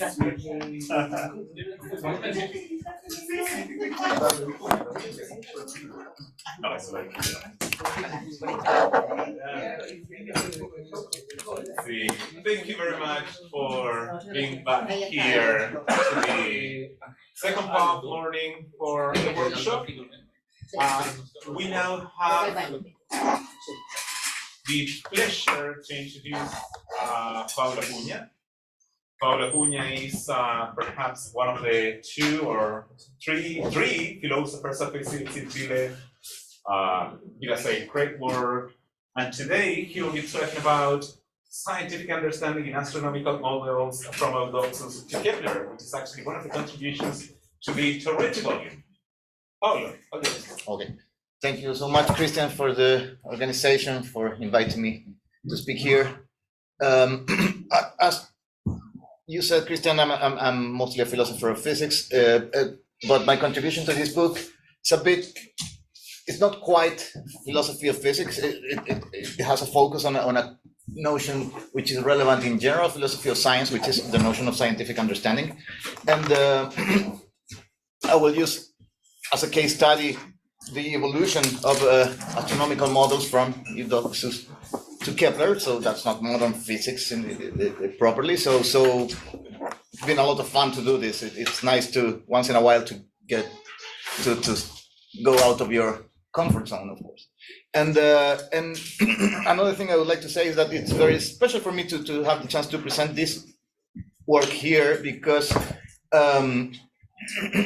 this is the last of my work that Roberto Torretti had the chance to read. Every time I would write a paper on philosophy of physics, I would send it to Roberto, and he was always very generous of commenting, criticizing, and from his, of course, legendary knowledge of that field. But yeah, and he wrote a couple of books on these matters. He wrote a book on the development of astronomical models from Eudoxus to Newton, and also a book about understanding, creative understanding, from a different point of view than the one I will take here, but still. So as I say, this essay is my contribution to celebrate Roberto's outstanding work and career. I dedicate this piece to him, my dear friend and mentor and forever hero, he will always be, in gratitude for all his inspirational work and personal support. Actually, I owe him a lot in terms of the development of my career, which has greatly helped me and many others to better understand this human wonder we call scientific knowledge. So this talk is to his loving memory. I really miss the old man still. Okay, so this is an outline of the talk. First, I will, as a sort of conceptual background, I will shortly explain how the concept of understanding has been usually neglected from the heyday of logical positivism and on, and why. That's an interesting thing in order to have a sort of foil to understand what's the value of understanding, how some people said it's not a valuable notion.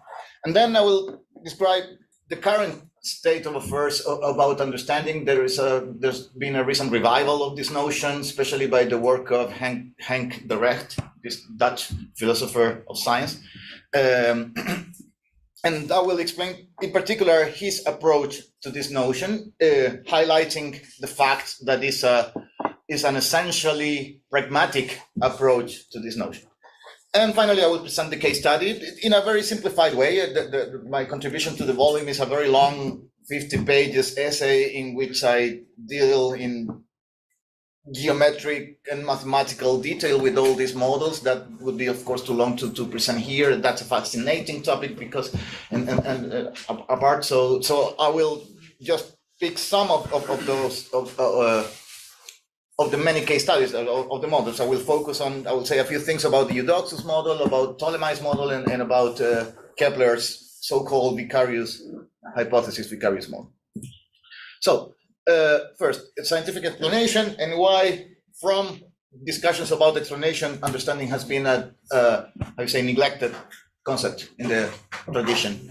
The traditional approach to the issue of scientific explanation used to have used to be a matter of identifying necessary and sufficient conditions for an explanation. What are the necessary and sufficient conditions that must be observed so that we can say that we have a scientific explanation of a certain of something.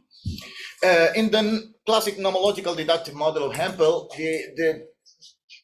the conditions are mostly these two. We have an explanation of a natural phenomenon P if and only if P is a sentence about P. Is a conclusion of a sound argument, of course, a valid argument with true premises. And second, that at least one premise in among one of the premises is a scientific law. So, example, we would have an explanation of the orbit of the moon if we had an argument like this, in which the premises describe initial conditions concerning, I don't know, the distance, the Earth-Moon distance, the linear velocity of the moon, and so on, and then Newton's laws of motion, and then Newton's gravitation law, and if we mathematically derive what's the ellipse that describes the orbit of the moon, then that means that we have a scientific explanation of the orbit of the moon. This is not quite correct, of course, because this is not a sound argument, Newton's laws of motion and Newton and gravity, but you get the idea, right? It's just to illustrate. What is really important here is that what defines, according to this view of explanation, what defines an explanation are logical conditions. On the one hand, the validity of the argument. Second, that we have true premises, the soundness of the argument, and of course the logical condition, that's just a matter of logic, obviously. And the truth of the premises involved is something that depends on nature, of course, not on us. So there are no subject-based features in the conception of an explanation that is supported by people like Campbell in the nomological deductive model. Again, it's there's no psychology here, there are no mental states here, there's nothing about subjects that is relevant for saying that we have an explanation. Furthermore, then everything that might be psychological or subject-based for logical positivists was suspicious. It could be sort of damaging for the objectivity and rationality of science.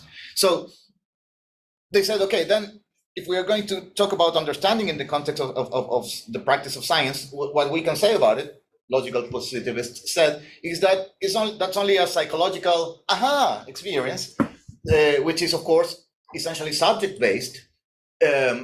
Therefore, they said, understanding in this sense might be a matter for psychology to study, but not for the philosophy of science.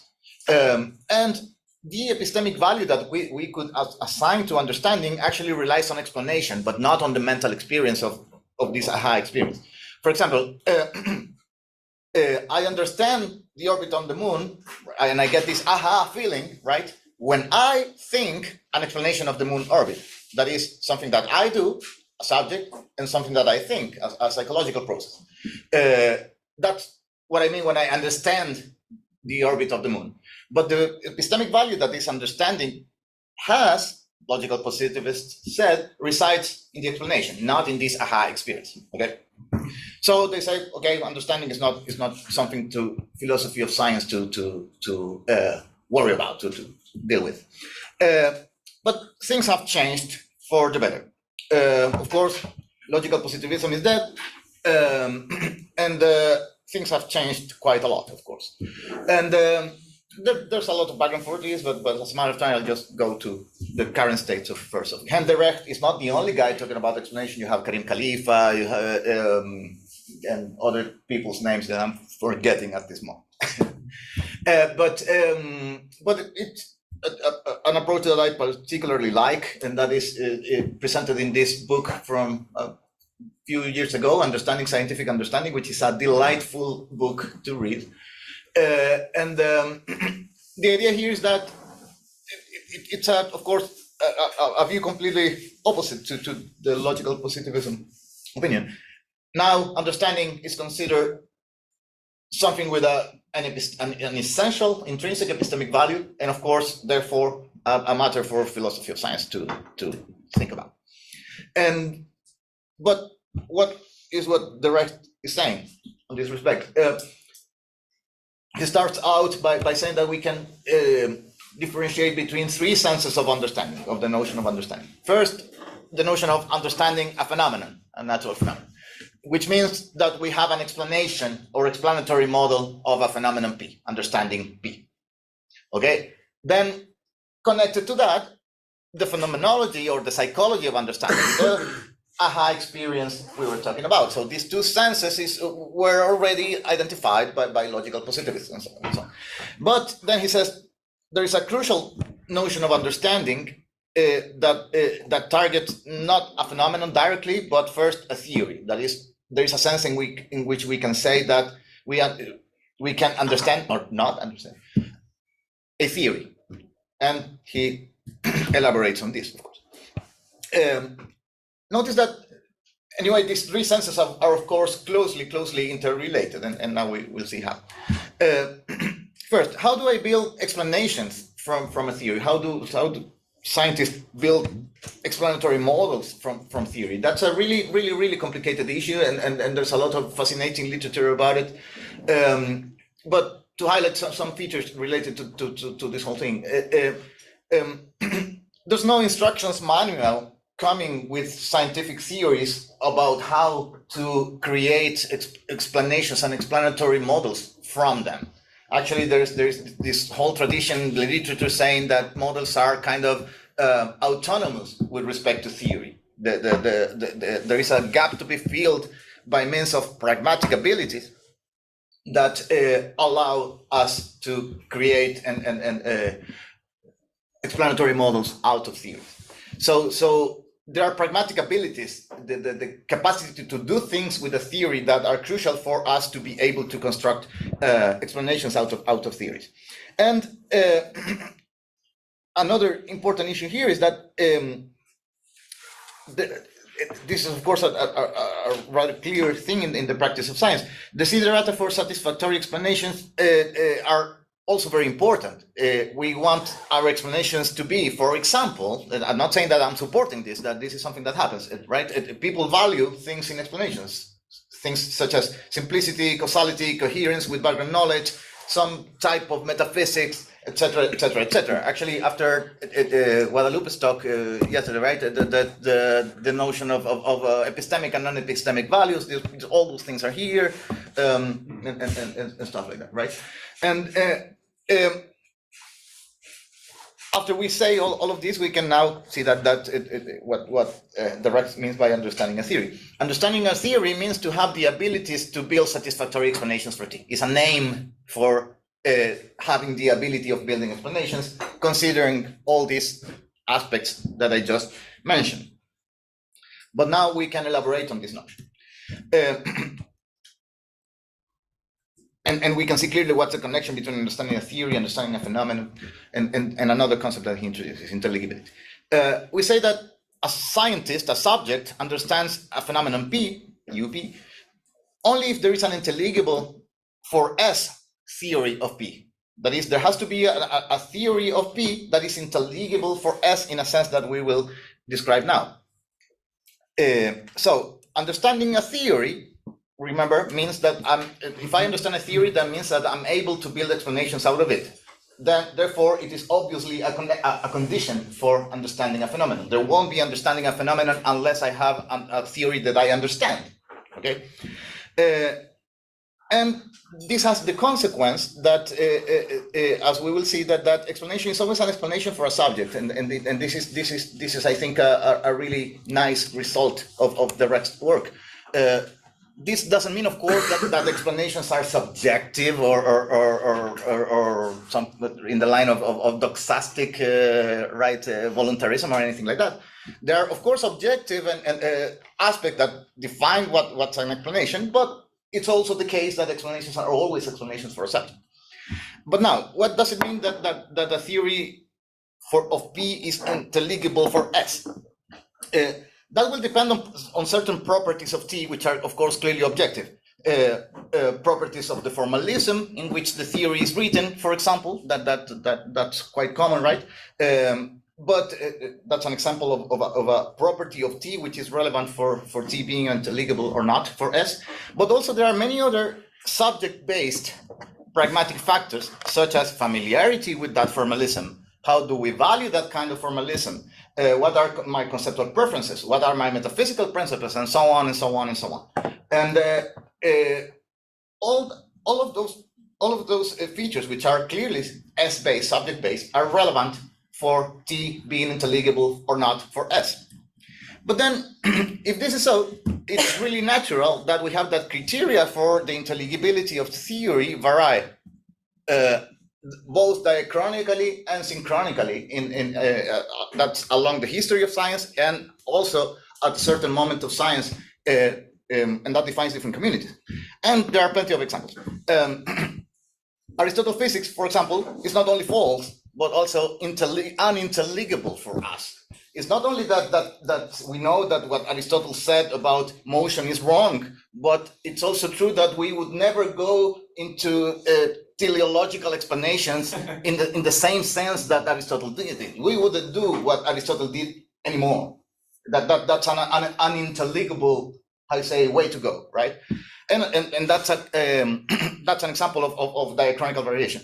And an example of synchronical variation. Einstein, De Broglie, Schrödinger consider quantum mechanics unintelligible. They say, okay, this is not enough. You know, the explanations that this theory is giving us are not satisfactory for this reason, for this reason, for this reason. That's a fascinating topic, of course. But it was indeed intelligible for people like Niels Bohr and Heisenberg. These people had very different background, metaphysics, and so on. That's what explains the difference. And interestingly enough, Bohr and Heisenberg, even though they are always considered in the same team, consider quantum mechanics intelligible for different reasons. Actually, there's important variation between what those two guys thought about quantum mechanics. But then, so understanding a theory is clearly a condition for understanding a phenomenon, because it means that we are able to draw explanations from T. So it's obviously crucial for science and also relevant for philosophy of science. But now we see that the intelligibility of a theory is a condition for understanding a theory. And we know that intelligibility is determined partly, not fully, but partly by pragmatic factors, subject-based pragmatic factors. So understanding a theory, understanding a phenomenon are, as a consequence, determined by pragmatic factors. So now, the astronomical models and how they display this. In the Rex book, that's actually a super fun part of the book. The Rex presents examples of case studies from Newtonian mechanics, from statistical mechanics, from quantum mechanics. Here, in my contribution to the volume, what I do there is to introduce another case study, which is interesting because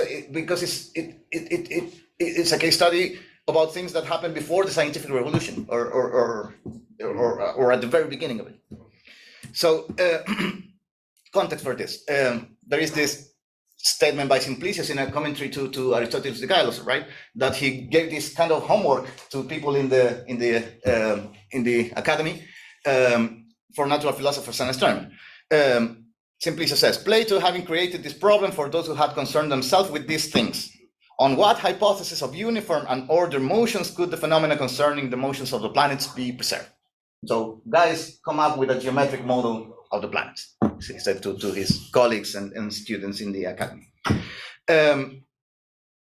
Something that happened, that was happening more or less at the same time, is that the formulation, of course, of Aristotle's physics. And in the case of Aristotle's physics of the skies, right, of the above the moon world, right?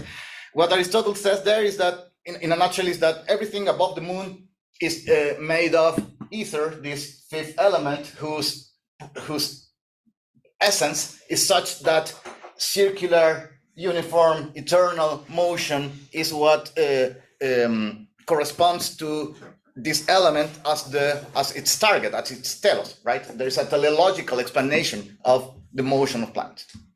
It's not a mechanical explanation. There are no forces. There's nothing like that.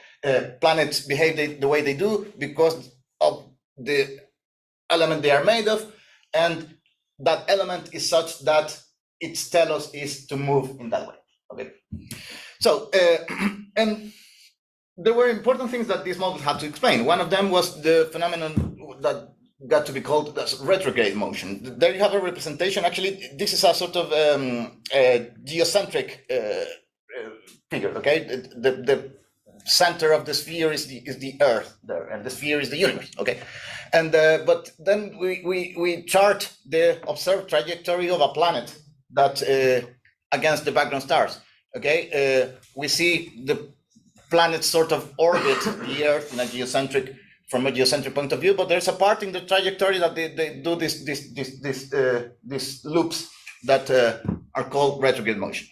And now Eudoxus model. Eudoxus was the nerdy student, right, that came out with the first came up with the homework that Plato assigned.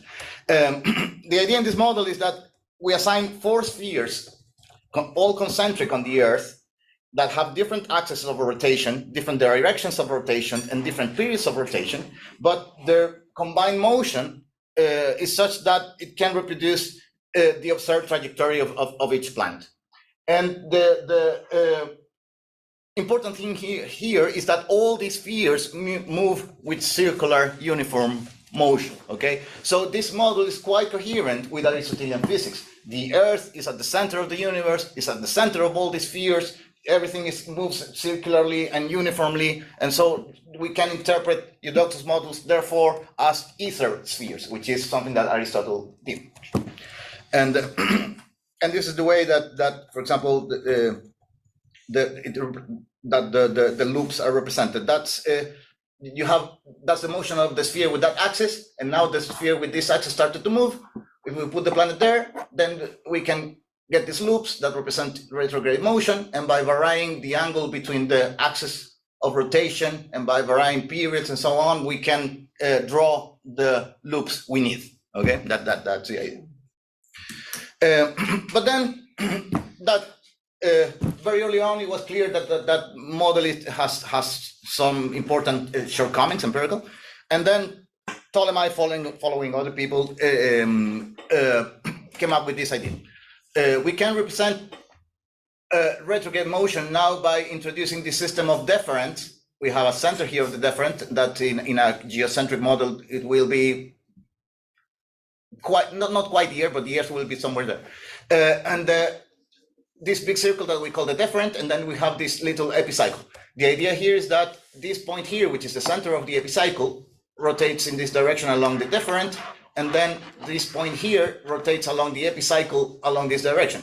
And if we push play, then we get that the trajectory for this red point will be this. So these little loops here are what it represent the way in which you explain retrograde motion in this model.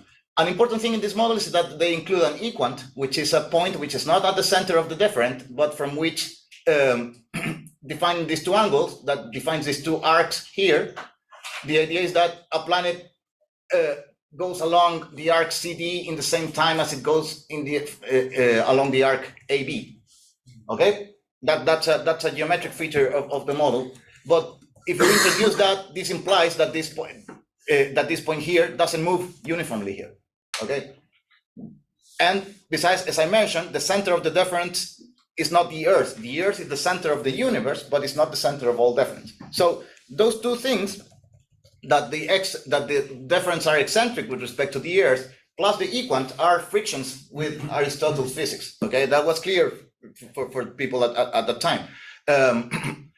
We have that the center of the difference is what should define circular motion, but the Earth is not there. So what's going on, right? That's not the center of the universe anymore. And furthermore, the motion along the center of the epicycle along the difference is not uniform anymore.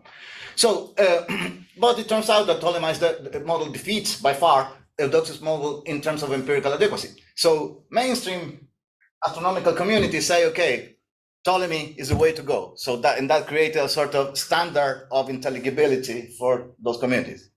So most people went along with that. And there's a fascinating story of Arabic schools of astronomers working in Europe following this tradition. You can see that in the paper in the volume. But not everybody agreed. There were some people saying, okay, we are uncomfortable with these frictions of the model with Aristotelian physics. And they say, okay, let's try to do something about it. And some of these people try to develop techniques, for example, to get rid of the equant. Furthermore, some other people went even farther and say, no, this is all unintelligible because of the friction with Aristotle. We want Eudoxus back. And among people like that were people that you philosophers in the room will hear familiar. People like Averroes and Maimonides said, no, this is not the way to go.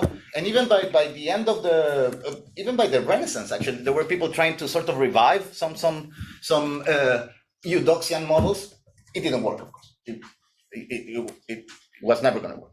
But my point is that here we have a case of synchronic variation in standard of intelligibility, motivated by variations in pragmatic epistemic frameworks adopted by different communities. And here you can, of course, the importance of Aristotelian physics is what makes a difference here. And now Kepler. In Kepler's model, the essential characteristics of Kepler's models are the following. Now we have of course, an heliocentric model of the universe. The sun is a physical center, but not the center of all the orbits. The orbits of planets now are all circles. Watch out, this is before Kepler's laws, in which there is an equant in exactly the same sense as Ptolemy included it. And the disposition of all orbits is this one. Okay, there is a center of the orbit which is just halfway between the sun and the equant. But since we have an equant there, we have that the motion of the planet is fastest are aphelion and slowest at perihelion. The closer the planet to the sun, the faster it moves. The farthest from the sun, the slower the planet moves.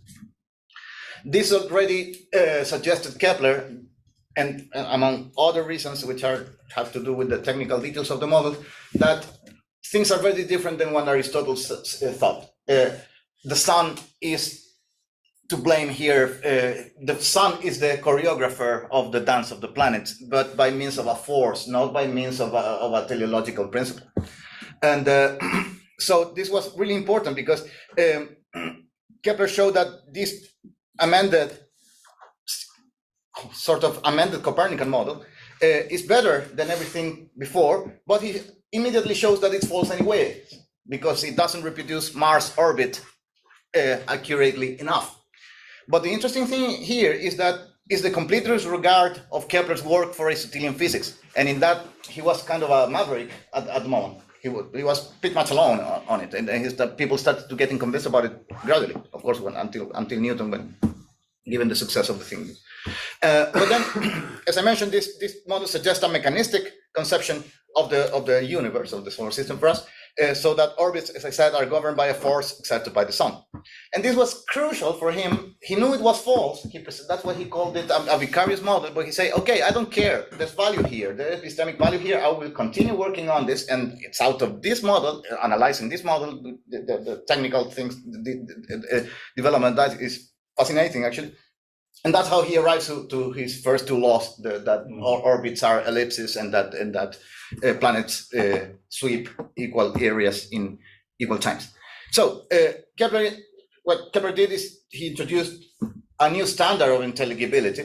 And according to this new criterion, the previous standard of intelligibility becomes now unintelligible. And so we get a diachronic variation in standards of intelligibility, of course. Kepler showed that the fruitfulness of the mechanistic standard and showed that from that perspective, the previous one is not tenable from the point of view of unintelligibility anymore. So summarizing, the intelligibility of a theory is a condition for building satisfactory explanation of phenomena. Now, intelligibility is determined by pragmatic and subject-based factors.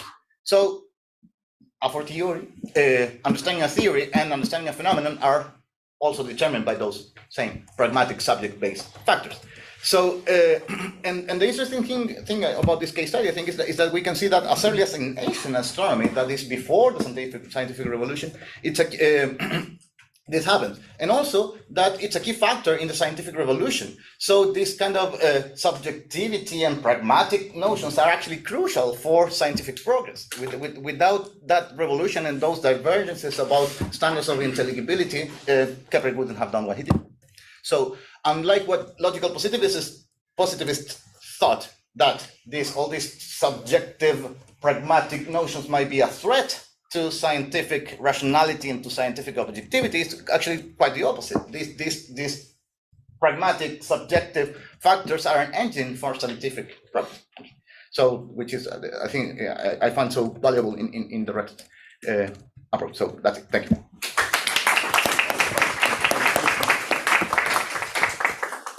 Tenemos a Olimpia, Juan, Guadalupe, tenemos varias preguntas. Precise questions, please. Yeah. Well, I want to come back to intelligibility or understanding of the theory, and I like the proposal of Roberto, but I would say two things that I think that they are not said there. Okay. First is I would say that there are two conditions to understanding. One is the possibility of extrapolation. I mean, it's okay. You understand better when you can apply or you can build build explanation. But the fact is that those explanations need to be new, need to be novel, because I can make a lot of explanations, and as many physicists make now publishing papers like a machine changing the parameters of the model, and this is not new. I mean, understanding needs the capacity of the person to extrapolate to new situations. This is one. And the other, for me, that I never read that, is transmissibility. I mean, the possibility of explaining the conceptual content of a theory to different audiences, different levels. So not only specialists, because in that case it's easy. I show you the text, the technical text, but also people less formed, less trained, and like people, and so if you can do that, you are understanding better the theory. That is not a yes, no. I mean, understanding is you can understand better, or right, a matter of degree. Yeah, it's a matter of degree. What do you think about this? I agree. I agree that those are sort of elements that we could reasonably include in a characterization of intelligibility. But I'll have to redirect again and of course frame my own mind. But at least my impression about this whole thing is that we don't need to take this necessarily as a full characterization of intelligibility. I think that might be a very difficult thing to do, a sort of exhaustive, right, a characterization of all the I don't know if that's even possible. But I don't think that we need to take intelligibility in that, as presented here, as in that sense. It doesn't intend to be a full, exhaustive. Right. And on the other hand, the notion of a standard of intelligibility that which is present in the Rex work, I think that makes room for what you're saying, because it's not only that this theory is intelligible, that's also because there is this conceptual background that works as a standard of intelligibility, and that's a standard that is shared by a community, therefore communicable, and so on. So considering this idea that there are standards of intelligibility that come and go depending how science evolves, of course, I think makes room for this. Thank you. Juan. Yes, Paulo, I like a lot and I shared your love for this book of Roberto Torretti's night. This question of standard intelligibility that introduced Kepler, this new. I'm sure I'm wrong, but I don't know why.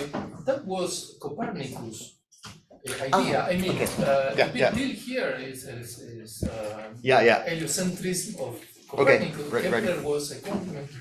Okay, thank you so much for that question, Juan. That's a fascinating topic, and that brings Roberto again here. Roberto would insist a lot, and we had conversations, I still remember, who made comments when I wrote things, that Copernicus is not the revolutionary guy we think. The expression, the Copernican revolution is kind of, okay, watch out. Because actually, what Copernicus did was simply to translate Ptolemy's model to an heliocentric configuration. The model was full of different and epicycles. The orbits in Copernicus model are actually not things like this. This is the answer of Arthur Koestler.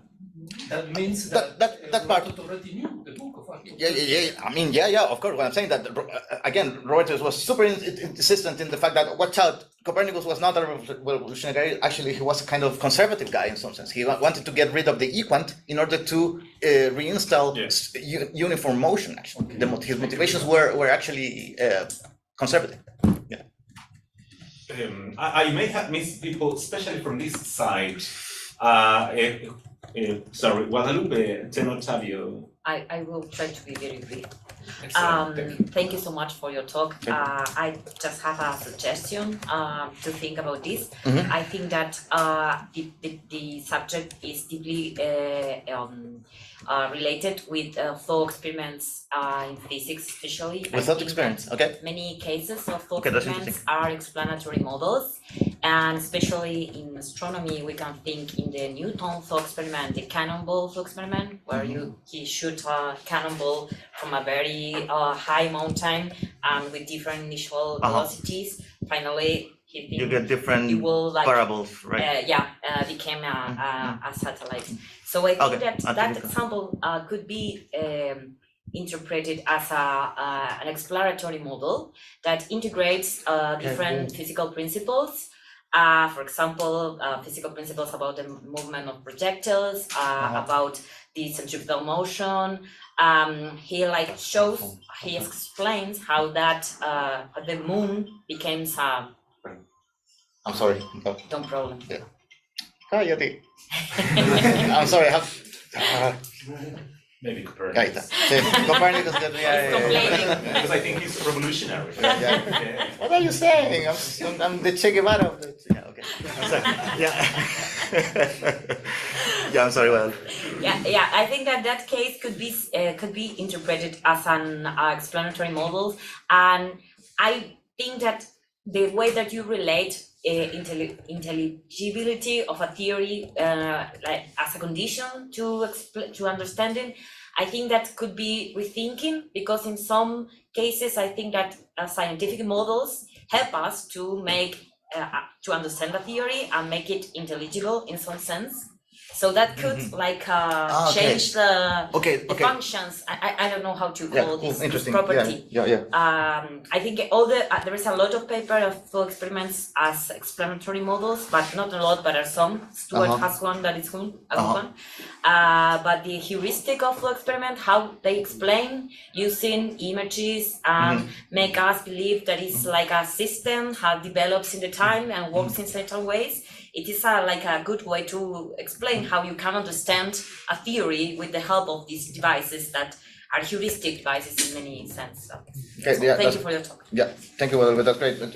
Short reply that the thing about thought experiments, I think it's really interesting. I think it's a really nice spot to keep sort of evaluating these things, and I will have the intuition that standards of intelligibility in order to, how you say, justify a certain thought experiment will be crucial. And thought experiments can be really controversial because they are thought experiments, and therefore these controversies, I suppose, will rely on standards of intelligibility. So yeah, thank you. Actually, I hadn't thought about it. In fact, sorry, what I didn't say is I interpret flow experiments as scientific models, and this pragmatic interpretation of models. So that's exactly. Yeah. I agree with that, because since they are considered as explanatory models, therefore, right. And the second part of your comment, I think that has to do with the issue that whether there can be understanding without explanations, for example, even in the context of science, actually, and that's a very interesting issue. I haven't read that much about it, but my reaction to that comment would be more or less along the line of what I was saying to Olympia. It's not mandatory that we understand this approach to intelligibility again as an exhaustive description of what is involved. I think I value the Rex approach more because of his highlighting that he found that this thing is so important. But that doesn't mean that exhausts everything that we can say and think about in understanding and intelligibility. And actually, a moment that I get a bit frustrated by reading the literature is when I was saying that, okay, I was shifting from author to author. I started the Rex with some detail, the other guys not that much.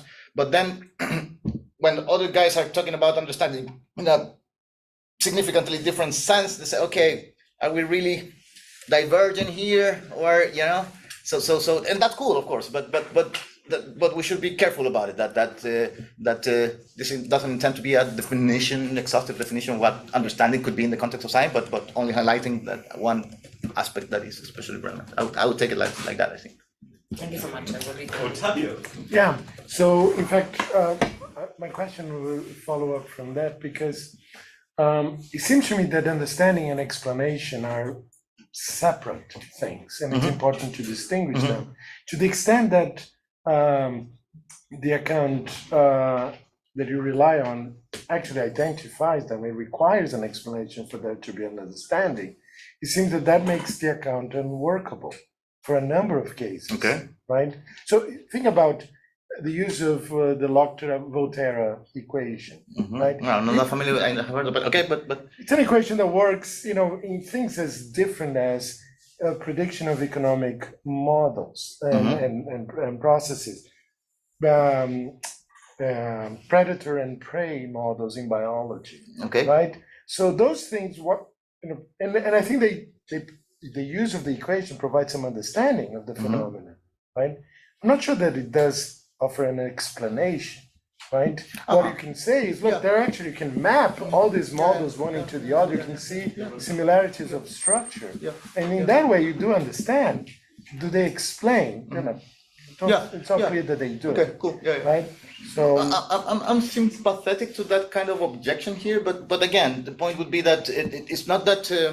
I agree. Explanation and understanding are super interrelated when they are at work, but they are not the same thing. Of course, there are standards of intelligibility, but then within that, you have to again start. Okay, but given this standard of intelligibility, we still need more stuff in order to what counts as an explanation. And there can be cases where you have understanding kind of without an explanation. And that's a sense, of course, that is not covered by this. I agree. That's certainly not covered. That's a case that is not covered by this approach to intelligibility.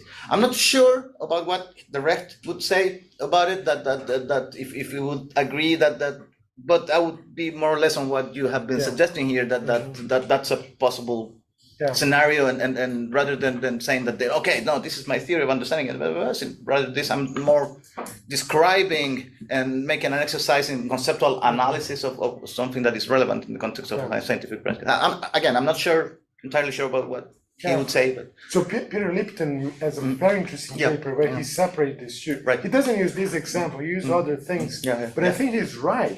And a lot of the literature just conflate those things. I think the problem goes back to Hampel, right? And the DNA model that run these two things as though they.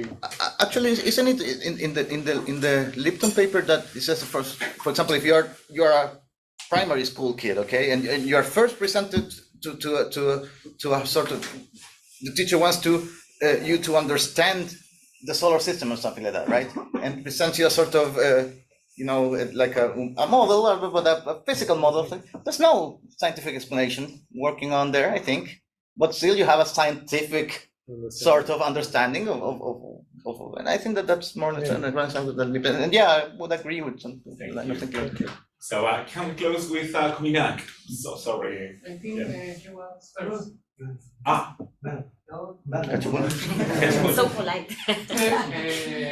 Sorry. Well, I think I'm gonna do your question then, if you don't want to say it.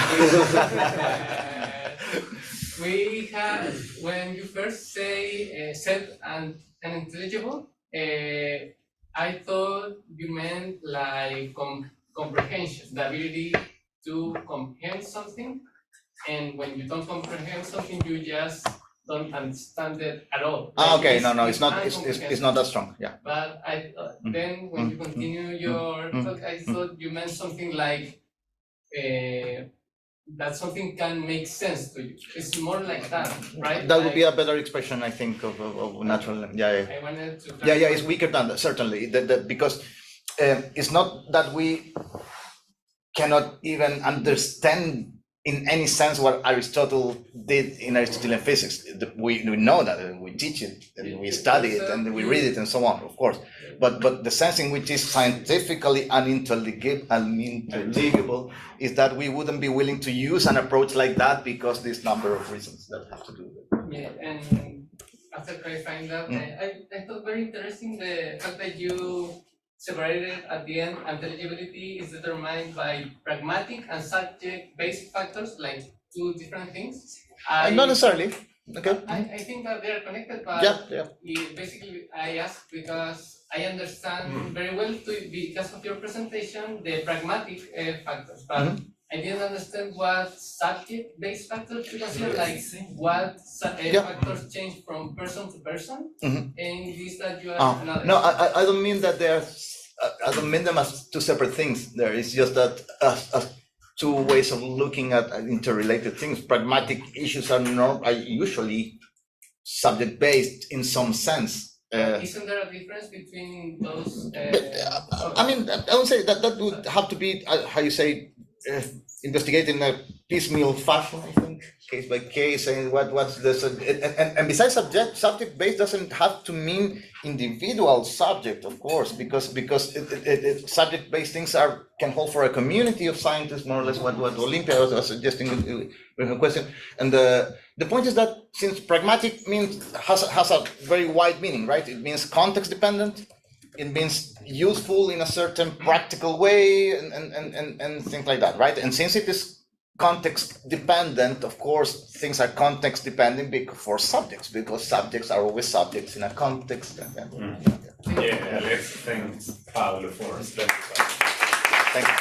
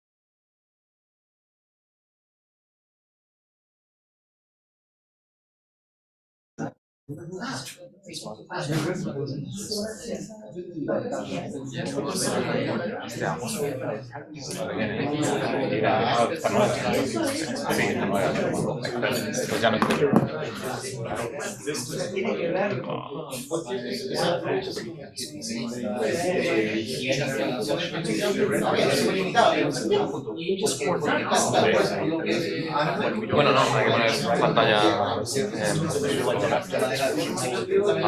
completa, el PDF, ¿no?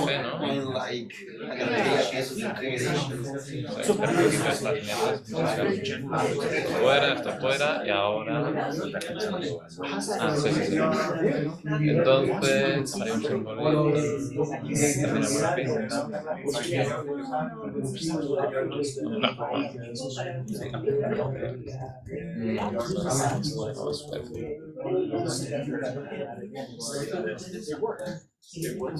Ah, es un software raro, no, es el Acrobat.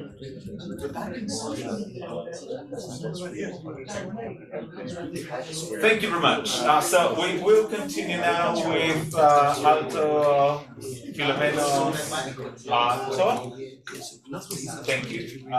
Aldo Filomenos talk. He's from the Pontificia Universidad Católica de Chile from Valparaíso. Aldo is originally from Spain, but we are very lucky to have him here in Chile teaching philosophy of science. His talk is on statistical explanations of macroscopic regularities as an account of fundamental laws and the tendencies. Yeah. How much time?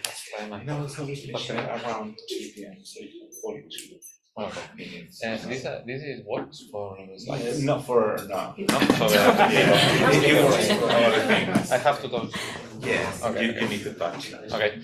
Well, thank you very much. I'm going to talk of an account of laws of nature that I will present you with some reasons for and against. And well, you will make yourself your opinion if this deserves more attention and should be, I don't know, included in when people talk about current accounts of laws of nature. As you will see, it kind of continues somehow the empiricist, deflationist spirit of Ottavio's yesterday talk, with some peculiarities, okay? And well, the first thing in common is that, as you can see by the title, it kind of already suggests that it's a contingency first account of laws. Okay, so in this sense, it's close to empiricism and therefore also the Humean, the famous Humean approach, right?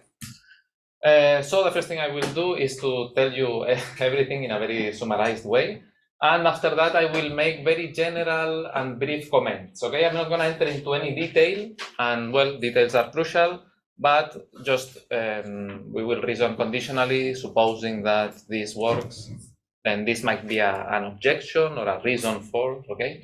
So it's gonna be, as it says in the title, an overview, okay? Sometimes I have made maybe more boring specific arguments. I'm trying to show you something. Now it's going to be very general. So the account. First of all, we have in the literature, even today, after many decades in analytic philosophy, there has been a good work of clarifying and elaborating some of the main accounts of laws of nature, such as these three that you see in the slide.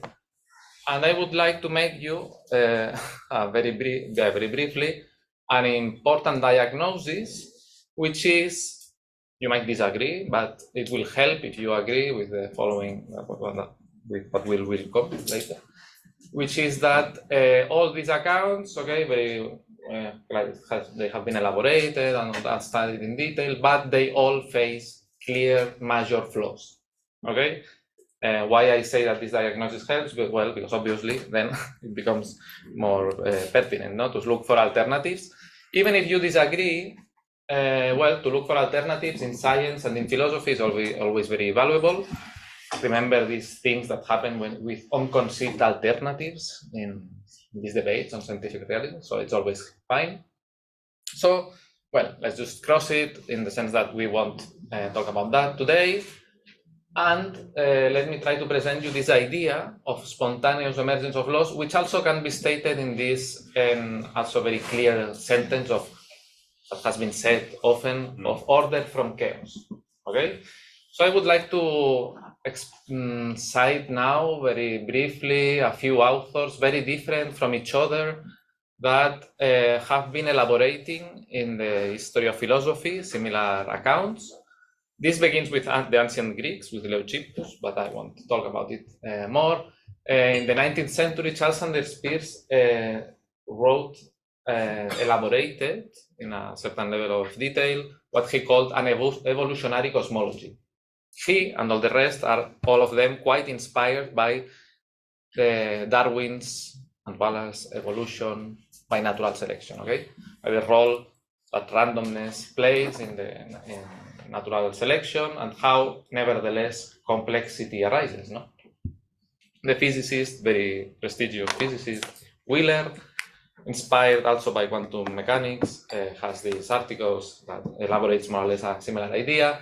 The very popular Ilya Prigogine, the Russian chemist, about whom I will comment a few things later, also wrote a book called Order from Chaos, and he maybe made he tried to defend in much detail this account, but he made a lot of, he's like a controversial figure, and he maybe made mala fama, like bad publicity, because, well, at least so I had prejudices against him because of he wrote a lot of stuff, and some of it is like highly questionable, let's say.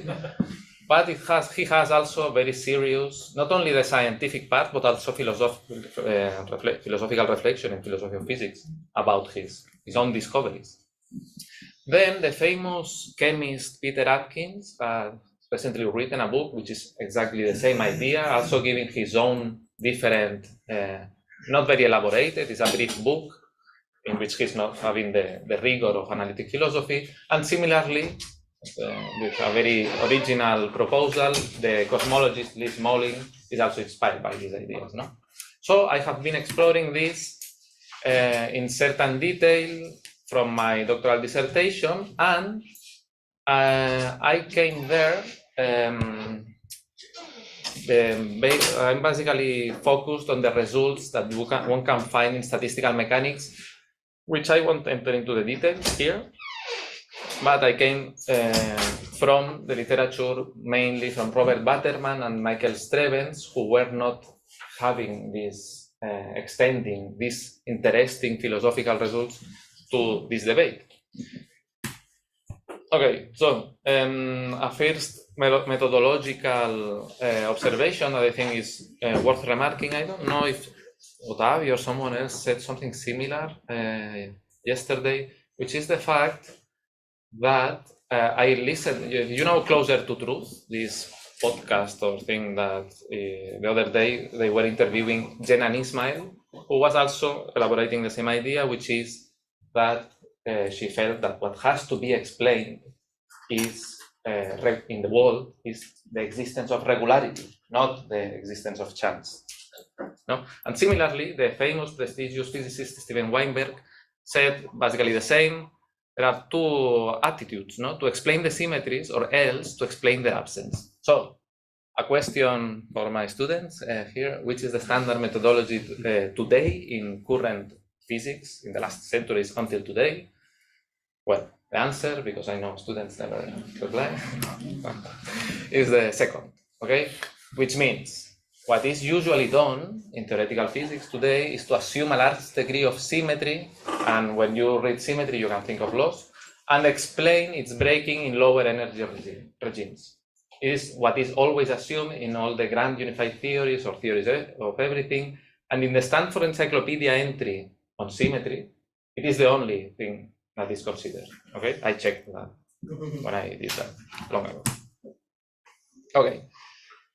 Thus, there are these physicists that are that could be added to the previous bibliography that I already cited, which say, look, this philosophy amounts to postulating the observed gauge symmetry group, since the symmetry is only explained by the existence of an even bigger gauge symmetry group, which is itself not explained. This physicist, Nielsen, and his team Danish physicists, have been pursuing exactly the account of laws that I am now here trying to present for you to assess it. No? Well, ultimately, this of course dates back to Heraclitus rather than Parmenides, which is one of the two. Don't ask me. Okay, so sometimes I made a talk to you, the physicists at your institute, in which I elaborated a bit of the details here, but I don't control all the details of these physicists that have been doing something first extremely similar, basically the same thing in this random dynamics project. And second, they have tried to do something more ambitious, which is try to exactly derive from the most general assumptions they could and the minimal assumptions they could from, which here is an example, to derive the current laws of the standard model. But the good news here is that we are philosophers, we don't really need to have a quantitative, I mean, it would be good, it would be great, but my aim here is to present you something weaker and therefore more plausible, more easy to achieve, let's say, which is just the idea that from a random dynamics, we can have the emergence of some laws. Okay? We don't need to be so ambitious as to try to derive the current laws. Okay? Well, if you want, we can go to this slide later, and I try to explain what I understand from there. But here's the summary. I'm finishing my talk. Okay, time. Finishing? No. Which is that no, there are more. Which is that we usually think in these terms. There are laws, and the laws that are presupposed imply the regularities. But this, I didn't criticize the usual accounts. I wanted to do that before. This is, for instance, the primitivist way of thinking, no? But this faces some objections I didn't have when I was studying physics courses, but then when I read philosophy, I realized that the notion of the modal notions and the notion of law is quite mysterious, and maybe even one that is a primitivist would welcome something else. Okay, so the alternative, which if plausible, I think it would be preferable, is the idea of a slight improvement, maybe only slight, that chaos assumed by default plus some constraints, and this will of course become an important notion, will lead to regularities. In other terms, if you prefer to phrase it elsewhere, in case you find it more clear, well, in the long term, randomness, because when I talk of chaos, I talk of randomness, plus these constraints are can be called also in physics something like boundary conditions, led to laws, but laws understood in this Humean deflationist sense, empiricist sense, if you wish. Okay. So yeah, it's all contingent that these laws have occurred, other laws would have occurred, but there seems to be the fact that we have a lot of stability around us, and the Humean account of laws, which was I wanted to criticize it when I showed it in the first slides. The Humean account of laws doesn't say anything about it. It's silent, and we find a lot of stability. So the only apparently non-accidental regularities are, however, very, very, very, very ubiquitous and pervasive throughout all the history of the universe. Always the bodies attract gravitationally. So this fact, I think it's very important and has to be explained. And well, I wrote a paper on that, so you can check all the details. But this was an objection that was said by people informally. I tried to elaborate properly, and it was very painful, by the way, because there was a technical objection that I thought it was an excuse of the Humeans, and I tried to overcome it. Okay, but that's why at the beginning I said, look, the Humeans face also major flaws. No? So I think some explanation should be provided. Otherwise, it's an account of laws that doesn't explain lawful behavior. So, well, maybe something like that is another candidate, or if you wish, a complement to deflationist Humean accounts. This also fits very well with something that some Chileans, such as Cristian Soto, Diego Maltrana, also here, and all that, fits very well, but I don't have much time, is the idea that what I'm gonna present, since it's gonna be a minimum set of conditions in which there will be a lot of freedom for the system to evolve, fits very well with the idea of the distinction by Einstein of principal theory, okay? Taken seriously as a fundamental theory, no? Not just a phenomenological, worse kind of theory. Well, I can come back to that. So that was the main thesis. Now I would like to just present you very briefly something which is a case in the real world, in nature, that we find that might be an inspiration to give some support that this could also happen in the fundamental level. What I'm going to present you is well-studied uncontroversial physics that we find in the macroscopic world, like solid-state physics or statistical physics. And that's good news, because it's not very fringe physics that is not well understood or anything like that. It's in classical statistical physics. What we find there, before entering into a few details, we find as an alleged, we will see now to what extent, formation of spatiotemporal structure, of stable spatiotemporal structure. That's the crucial detail I committed here, okay? And this kind of spatiotemporal structure is going to be an instance of the regularities that can occur elsewhere, no?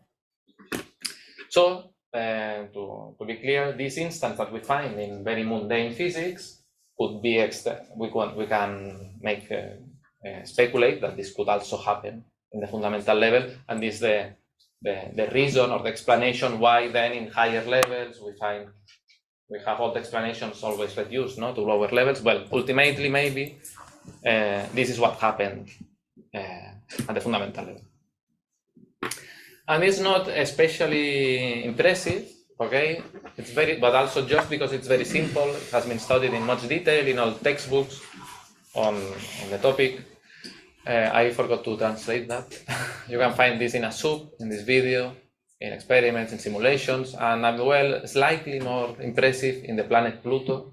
You can find also these patterns, not so very impressive, but some people think that the same procedure explains some patterns that have been found in the planet Pluto.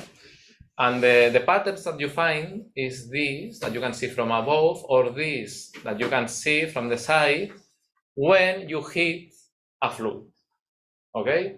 So, important detail, okay, this looks all more or less of the same size, but there are actually 7 orders of magnitude of distance between the distance of a molecule of this size and the cells that form, that arise, okay? So there's a lot of difference in magnitude between the water molecules that initially are behaving randomly, colliding one with another, nothing very interesting at all. And then when you cook in the kitchen, maybe you have found that, I do when I cook rice, depending on how you put how much water you put and all that, you will find that some patterns arise, okay? Now, this again doesn't sound very, very impressive, but it is, because what is going on is that the chaotic behavior of all molecules suddenly becomes self-organized and displaying this is a spatial pattern, okay? There are also temporal patterns that are studied in these textbooks in much detail, and spatiotemporal patterns, a bit more sophisticated, and so on. Okay, so, well, there are a lot of examples like that, and one thing that we can realize is that the relevance of that is very much stressed in the literature by Robert Batterman and many others, of the microscopic details of the substance to describe the macroscopic behavior. Okay, the macroscopic behavior is described by the Rayleigh number here that you can see here, which is determined by these variables that, again, don't look especially interesting, are macroscopic properties, and you say, well, okay, fine, the delta T, the temperature difference, the thermal expansion coefficient, the height, and the viscosity and the diffusivity. But the interesting thing is that there is no mention to the microscopic details. So some people tend to say that microscopic laws are not violated, but they do not seem to be the cause of such motion. Okay? So we seem to be in front of an instance of the fact that from disorganized random motion is quoted random, because we will see it's not really random, to order global organization plus a temperature gradient, to be fair. So according to some, again, this could be disputed and all that, but there seems to be a large degree of autonomy between levels, between the micro level and the macro level. There seems to be some sort of emergence, maybe reducible, but there seems to be novelty in the new behavior that is not explainable by the microscopic constituents. And if we can go further and talk about holism, about constraint from the global to the local, and even, but I don't want to commit to all that, we don't need to top-down causation, okay? More generally, more of the same story, we have several results, and here's another example of simplicity, dynamical simplicity from an underlying complex dynamics. This is very, very usual by people who know about this topic. Here's a standard textbook on that. Yeah, this thing. Results of dynamical complexity, reduction of dynamical complexity in higher levels. Okay, this is always between a micro level and a macro level. Or in other words, emergence of dynamical simplicity. The complex underlying dynamics gives rise to a simpler higher level dynamics. And this is, rather than giving all the details, which I don't have time and I don't right now remember, it's much better to give an example of a hurricane, because we know this happens, and which science is more paradigmatic of cause than meteorology, no? Where it was born. There we can find that in this chaotic environment, in this chaotic physical system, we know that, not with detail, and we cannot make a precise forecast, but we know that in autumn there will rise hurricanes that will affect Miami, Cuba, Puerto Rico, and so on. Okay, so here's another instance of this phenomenon. Now, that could be significant, or maybe you are still not very impressed because you are saying, well, yeah, okay, fine, but this is presupposing not only laws, but deterministic laws. So it's very important to do something, well, there has to be said something more. Could this also emerge from an arbitrary, merely descriptive dynamics? In other words, can laws like that can also emerge from an arbitrary state-space trajectory? That's crucial. So, one very simple answer, of course it's too brief, but also looks so simple that might be persuasive to you, is, well, look, chaotic motion was, now you have to believe that, was a necessary ingredient just because it is a surrogate of randomness. So, well, substitute chaotic motion by genuine randomness. Okay, randomness is a well-defined notion by mathematicians. It would be something like process randomness. So this seems to, well, this already makes it prima facie at least plausible that this would work. Okay, that could be enough. I could also stop here. Okay. Oh, I'm kidding.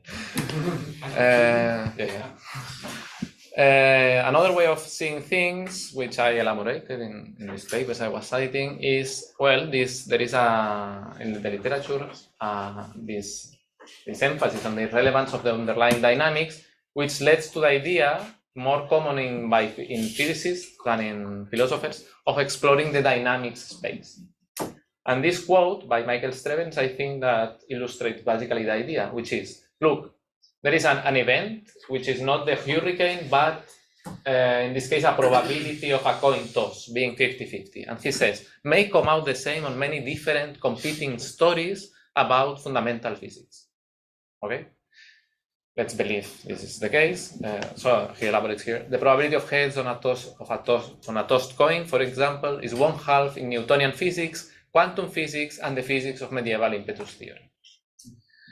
If this is correct, well, this might support this idea, no? This leads to this kind of reasoning, which is not based on counterfactuals, but on something wider, which is counterlateral, not contrary to the facts, but changing the laws. Different laws still led to the same. Okay, so the idea, and this appears in the book we were talking about that Christian edited. The alleged goal, okay, I'm not, as I was saying, I'm not proving here, is that stable, law-like behavior is explained almost independently of the details of the underlying dynamics. So,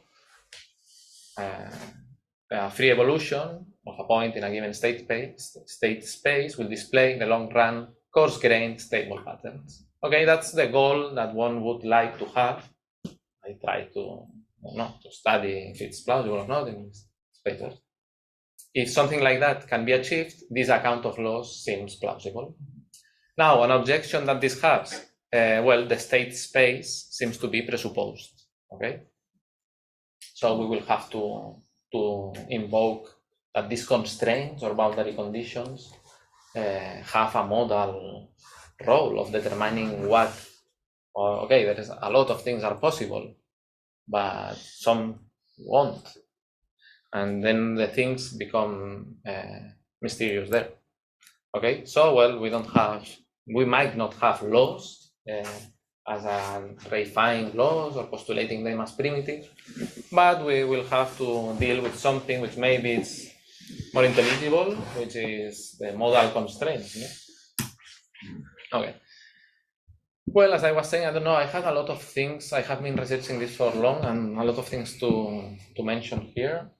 I don't know. I don't know why I included Prigogines here. Interpretation of non-equilibrium thermodynamics. No, but I think it's in some sense it's interesting because, as I was saying, he very much coincides in his metaphysical view with the kind of contingency first approach I was trying to present. No, because he very explicitly, sometimes too explicitly, and in a too bold way, he said, "Look, there is a revolutionary alternative paradigm I have discovered, and whatever he discovered that or not, the point is that the way he sees the world is a universe in which what is fundamental, as you can see there, is, well, irreversibility, that we are not talking about that here, change, instability, non-linearity, and more important for our purpose today, intrinsic randomness." Okay, so contingency first, and yeah, change. Nothing is really stable. No? And then he makes this kind of, there is this detailed attempts that you studied Olympia about Prigogine trying to substitute the usual chaotic deterministic descriptions by irreducibly probabilistic descriptions. Okay, there are some details that I will, here is how he does that. Lombardi, Olympia is here explaining it. Today there is some evidence by Charlotte Rendell, following others, that there can be this substitution of deterministic by indeterministic descriptions. We have also at our disposal, especially this third viewpoint, in which there are stochastic dynamics, so there are mathematical models to model this, which deny or remain agnostic about the existence of an underlying deterministic of time reversal invariant dynamics, and simply regard the evolution of a system as described by a stochastic process as a new fundamental form of dynamics in its own right. Okay? So all this sounds very interesting. An objection that Prigogine had was that he seemed, or well, quite clearly, he seemed to confuse epistemic limitations of deterministic descriptions with the ontological indeterminacy, because chaos theory is deterministic, and an imprecision in the specification of a point in state space is an epistemic limitation. But this is an objection that doesn't matter to us, because we are trying to look for an account, a philosophical account of laws. So we don't care about these confusions that maybe he he had. We want to postulate, we want to explore a model that is genuinely random. So we can just postulate it, okay? This is because, well, I don't want to enter into much detail, but this is because he was thinking that the ultimate reality was not a precise, describable by a precise point in phase space, but by something more fuzzy, indeterminate. Okay, and that this genuine indetermination in which he saw the world led to this stochastic evolution. No? So today, the principle, Heisenberg's principle, was usually saw as an epistemic thing. So again, if Prigogine mentioned it, I don't remember now, he would have said, oh, you are again confusing an epistemic issue with an ontological one. But today, it's more tolerated. Alessandro Torza has this book, Indeterminacy in the World, in which he says that indeterminacy from Heisenberg's principle can also be interpreted as in the world. Okay? If this were correct, this might somehow support Prigogine's alternative way of looking at things. Torza is saying this. And to conclude, there's today a wide debate on non-causal explanations of physical phenomena. And this might also somehow connect, help, or not. Actually, if non-causal explanations of laws turn out to be wrong, in the sense that there is a lot of discussion and people say, look, no, it wasn't really non-causal, then this would make become an important objection to this account. Because if we want to account for laws in the way I'm trying to, the explanation has to be non-causal. Okay, so that could be an objection. The kind of non-causal explanation, it has been statistical, but there are also others. And what I would like to do to conclude is to say, well, maybe these constraints that have to be delimit the state space might come from, we have at our disposal other types of non-causal explanations, mathematical and kinematical. So maybe something like that. Yeah?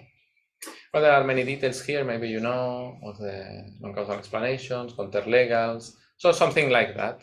The Königsberg bridges, the 23 strawberries, very simple examples. This already delimits what is possible from what is impossible because of mathematics, mathematical necessity, mathematical facts, allegedly. So this might be helpful, okay? So that's the only thing I want to say. Kinematical explanations are also sophisticated things, but we leave it for another time. This might also help. So yeah, that's all. Thank you. Thank you very much. So we have you coming from Olympia, Anjan, Otavio. Yeah. Just a very brief comment. My first inspiration for my ontological pluralism was Prigogine's work on highly unstable systems, trying to show that the emergent the macroscopic indeterministic and irreversible behavior was as objective as the deterministic and reversible underlying. So I agree with you since the many years ago. I see. Okay. Thank you. Anjan. Hey, thanks a lot, Aldo. So the spontaneous emergence picture is supposed to be an alternative to reductionism, what was it for primitivism, reductionism, and neo-Humeanism. Yes, it can be. I put it in a way that was another option, or as a complement to deflationist empiricist. Okay, right, good. So that's helpful. I wondered whether actually what you called reductionism specifically here isn't in fact an instance of what you're calling spontaneous emergence in the following way. So you gave the example of Cartwright, yeah, reduction to propensities. Or she talks about capacities, or some people talk about dispositions, or whatever. Sometimes these things are all used synonymously. But in Cartwright's view, right, the world is dappled. Yeah. The world is, so depending on how that's interpreted, it sounds a lot like we can talk about chaotic systems, random systems in terms of the universe being dappled. And what happens is that given, as you said, certain boundary conditions, we might expect certain kinds of things to emerge. That is very consistent with her picture. In fact, what she suggests is that we often create gnomic systems by introducing boundary conditions, right? So introduce boundary condition system, then the relevant capacities or whatever, et cetera, are going to, what we're going to have is an emergence of certain kinds of patterns or regularities, et cetera. That seems like a reductionist view, but is actually very congenial to the story you want to tell. Yeah. Right? So I'm just wondering why this doesn't count as an instance of the broader view that you have. So, briefly stated, it's like I completely agree. I had some slides in other presentations in which I mentioned the double world. And a way to look at that is, I was saying, a complement to the Humeans, but it can also very well said, I always felt that these positions were mysterious and they didn't appear much in physics. So I was also feeling this needs some sort of explanation. And the kind of I didn't enter into details, but the kind of patterns that appear are probabilistic. So they really look like an account, a way of explaining these positions. Because in the only example I put here was the coin toss, according to Michael Strevens, which is a 50-50 probability. But it can be a different normal distribution. So it's a probabilistic behavior. And why there is this disposition? And I always felt it would be welcome, at least, to say the least, an explanation of that. Because otherwise postulating dispositions to me and many others, no, it's like we didn't won that much by changing laws by dispositions. But some story like that could actually help also. It's perfectly compatible with what you have said with the dispositions. So yeah, I completely agree. And the double walls and all that. Yeah. Thank you. Well, yeah, thanks. I'm very sympathetic with your overall approach. I have a question about early on. You noted how constraints could generate regularities, right? And so. On your picture, how that's done, right? Of course, as you know, those who believe in laws think that, well, laws are actually playing a role in this context, but you want to say that that's not the case. And so what's the trick? But I don't get the laws play a role. Well, the laws are usually set to constrain. I don't know if you have that in mind. No, but the picture you had is one with there are no laws, right? Exactly. So, but we get the regularities basically out of the constraints. How? Yeah, the idea is not only because of the constraints, but they become, I always neglected boundary conditions. Who cares about boundary conditions? They turn out to be secondary things. But now, since there are, by assumption, no laws, there is probabilistic theory. The law of large numbers is supposed to be involved in all these stories, in the emergence of that. So there is some statistical truths, probabilistic laws, they're all sometimes said. I just don't want to use the term laws. And then whatever there is in the world, it's something I'm of course agnostic, so I don't really need to do that. But then it becomes that the constraints seem to modally constrain the space of possibilities, and these are supposed to be very general prior conditions, such as one of maybe probably is not sufficient, but some mathematical impossibilities already constrain the state space. Probably to put one example. But how can mathematics act? Right, because of course mathematics has no causal role whatsoever. So so this then enters into I made talks only of this slide, in which we have the Königsberg bridges and all that. I know you have been, but I don't know exactly what were you saying about that. Diego's got a finger. Yeah, I don't know if this actually is an example of this, but for instance, special relativity comes from two principles. One of them is the constant velocity of the speed of light. But Ignatowski demonstrated that you can derive not the speed of light, but an asymptotic top speed out of the homogeneity and isotropy of the space. So those could be kind of constraints that are counterfactual. I mean, the space is just homogeneous and isotropic, and then you have a top speed. It is again a matter of fact that is 3 times 10 to the 8 meters per second.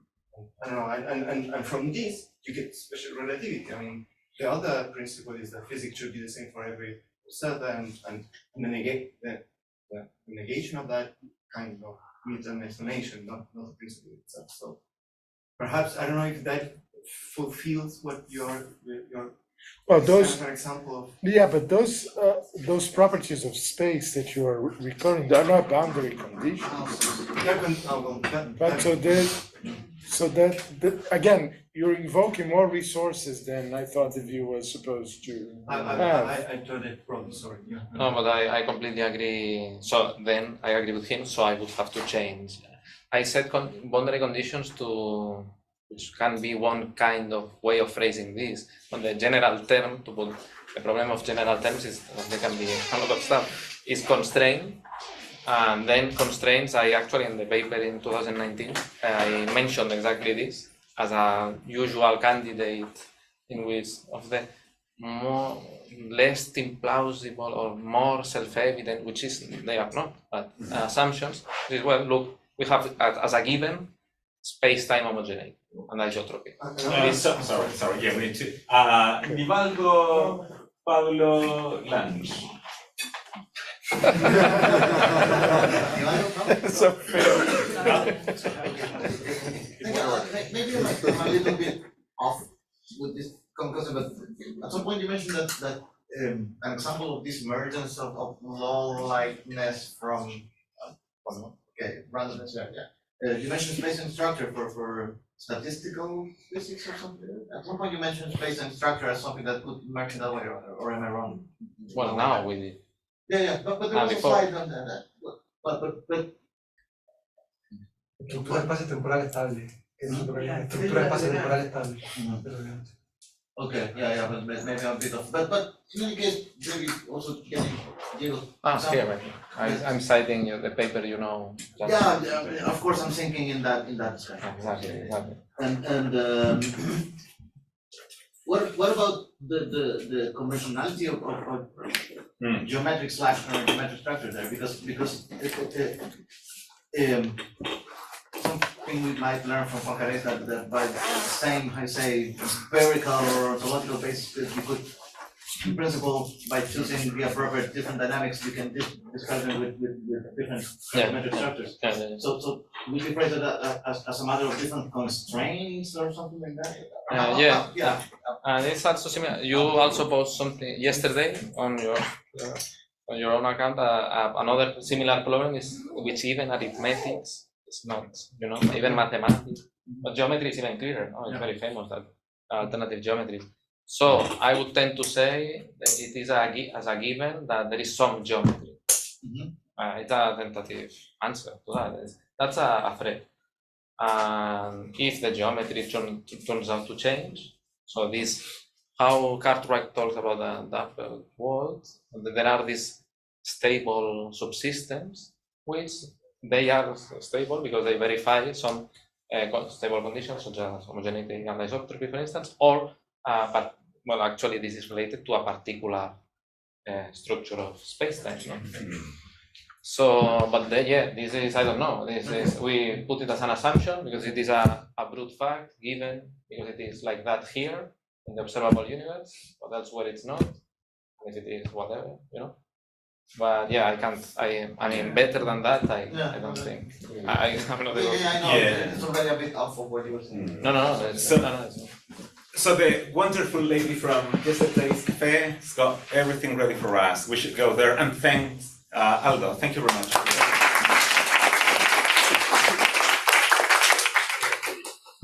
Just to finish that thought. No, no, yeah, of course, of course. So that's good. That was part one, because I wanted to make sure I understood.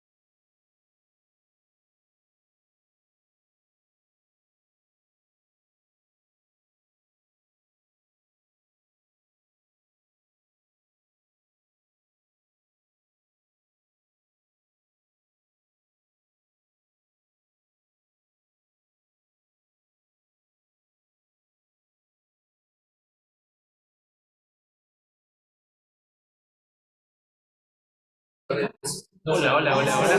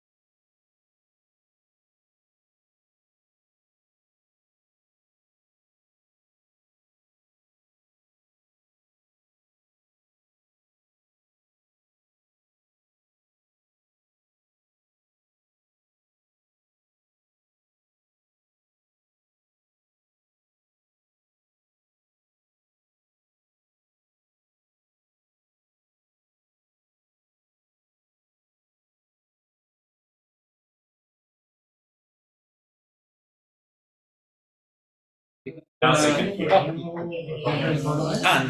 camera. ¿Cómo se llama el que hace enseñanza de la ciencia en Argentina? Que estaba en la conferencia. Aduris Bravo. Y el que me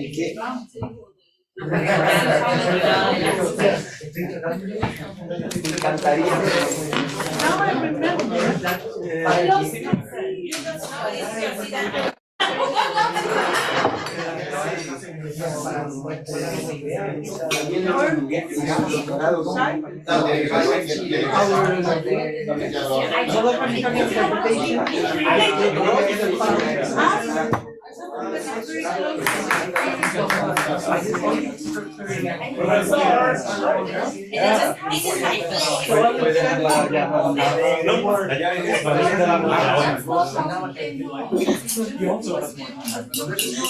¿Hay alguien acá?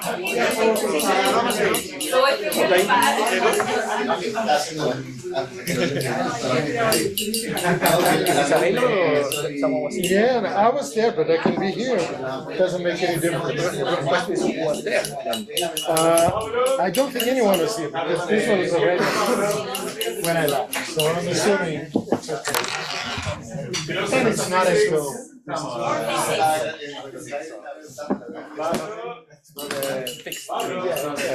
Your student is here. You're giving a bad impression.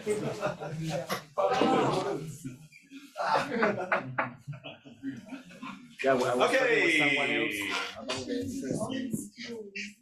Spanish is being said and stuff. Yes. No, and in English you don't do that.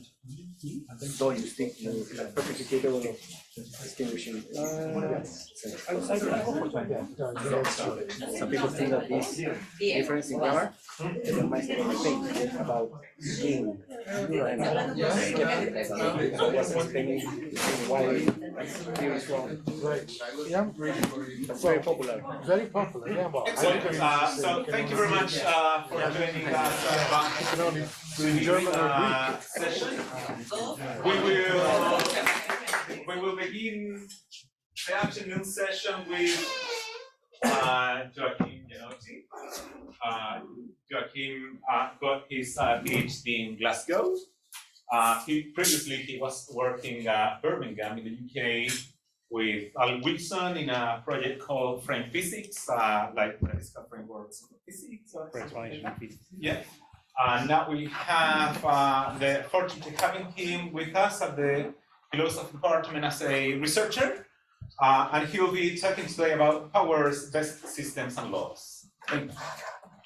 Well, thank you, Christian, for the kind invitation. Thank you for everyone for being here. It's good to see a lot of you, new faces, old faces, and to connect. This is a project at the intersection of the metaphysical science that kind of cover a lot of the things that we talked today and a bit yesterday. So there's a bit of scientific ontology, there's humanism, there are dispositions, there are questions of realism. So in a way, it's a kind of applications of how an ontology of model properties combined with a Humean conception of laws of nature. And I will explain what the problem is. This is a kind of a response paper. So, I mean, I'm not sure whether we write the paper, but I mean, let's see how it goes, okay? But first, I'd like to start with a couple of things about me. So, as Christian said, like I'm the investigator responsible for dual aspect essentialism. This is a founded in the initiation. And I just put that because I'm a metaphysician, but I'm a naturalistic one. So this is the kind of stuff that I do. I'm interested in the metaphysics of fundamental properties, but I want it to be like scientifically respectable. I'm also coordinating here I call it Grupo de Estudio on Controversias Actuales and Metaphysica Analítica. So some of the people who are here have been participating. Mostly I work on powers, fundamentality, grounding, and structuralism. These are the sort of stuff that, you know, metaphysicians like. I'm also a card-carrying realist. So I just say do some outing out there. Both are like scientific version of metaphysical of some heterodox variety, and still figuring out what kind of realist I am. I put a picture of my dog because I'm here, so there's no point of me putting a picture of me. So that would have been very narcissistic. But that's my dog. Thank you. Okay, so what I want today is to discuss what is called a powers BSA, which is just a combination of the powers view, which I will tell you what it is, with a best system account of law, so BSA. And so you have kind of interesting mix between a Humean conception and a non-Humean conception of laws and properties respectively.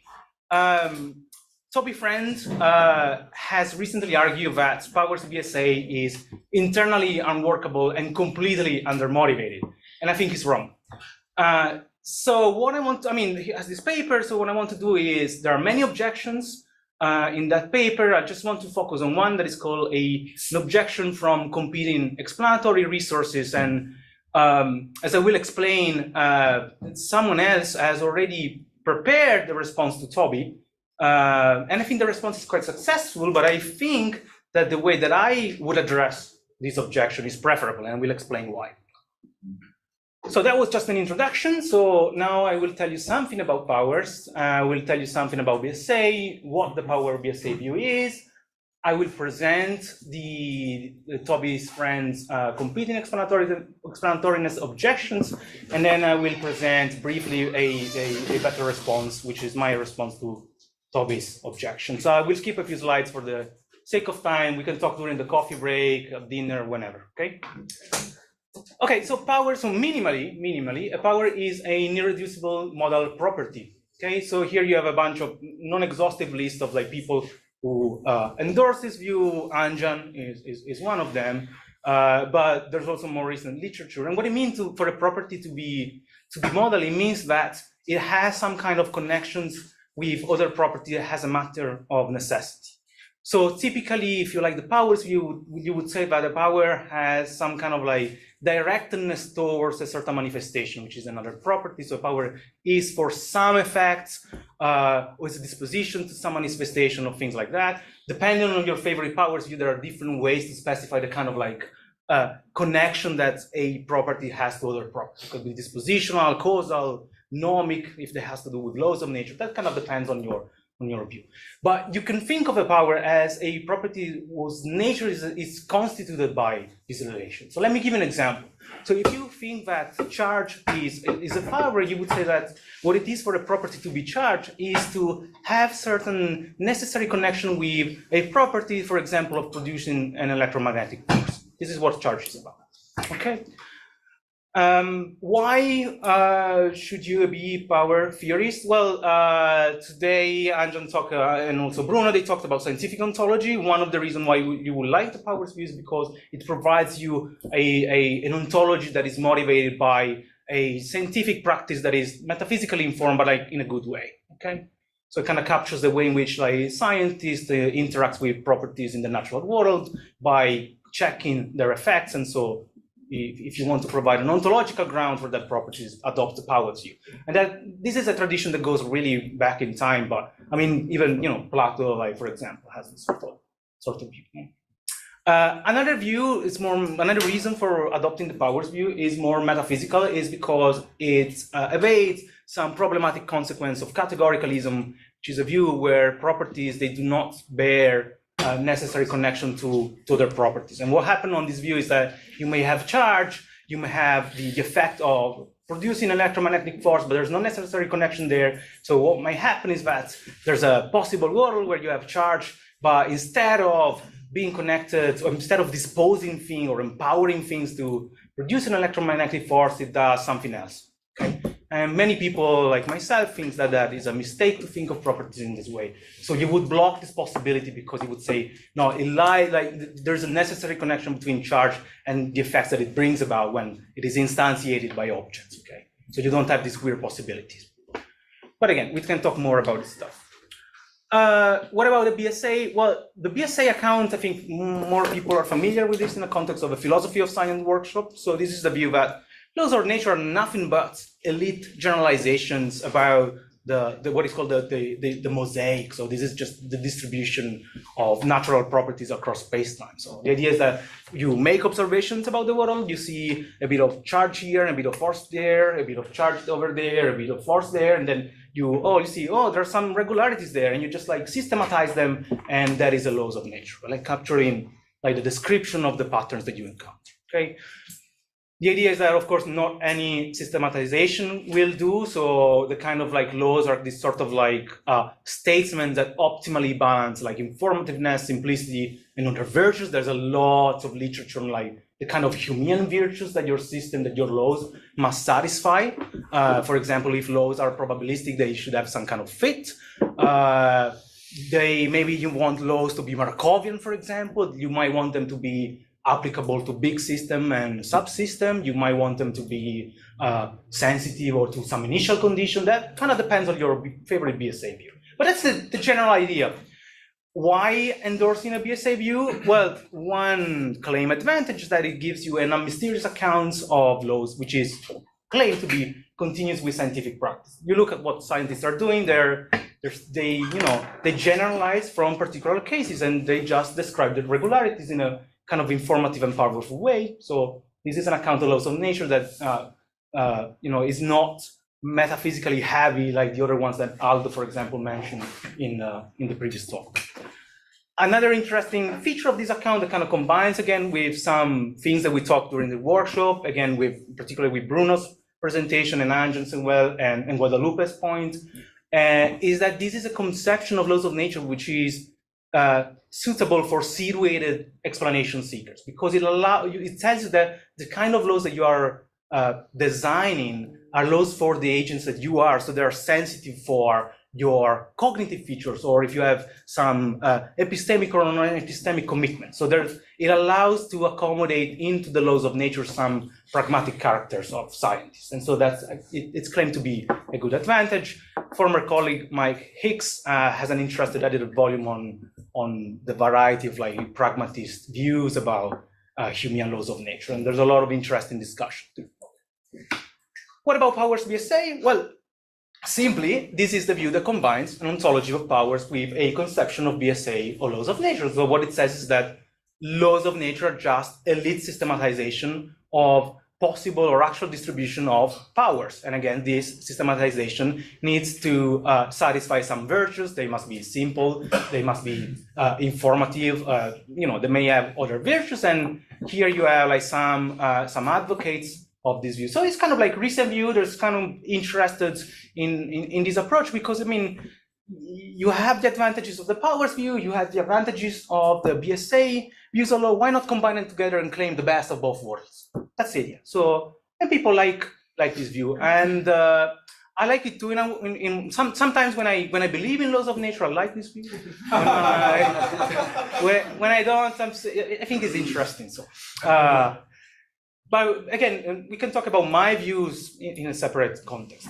So what happened in Bristol? So why this like? Because Toby Friends is the blonde guy, and Sam Kimpton-Knight, the guy below, they were working together in this big meta-science project with Thomas Tuchel. Some of you are familiar, actually, they know these people. Just as a caveat, I'm friends with them, so I'm saying critical stuff, but we are pals kind of thing. And they worked a lot on power. So they have a recent book on power and disposition. And after that, now Toby is in Buffalo, Sam is somewhere in London, I think. And they have this heated debate about the nature of powers. And Toby, I mean, Sam is one of the major, leading exponents of this powers BSA view. He has written a lot of topic, and Toby come up and say, well, look, this approach is really unworkable and undermotivated when you compare to the traditional powers view. The traditional powers view is something like the idea that when you think about the powers and you think that their nature can be expressed in terms of conditional, that you generalize this conditional statement, counterfactual statements, and you get the laws of nature, something that can be kind of like reflected into the laws of nature. So that's the kind of idea.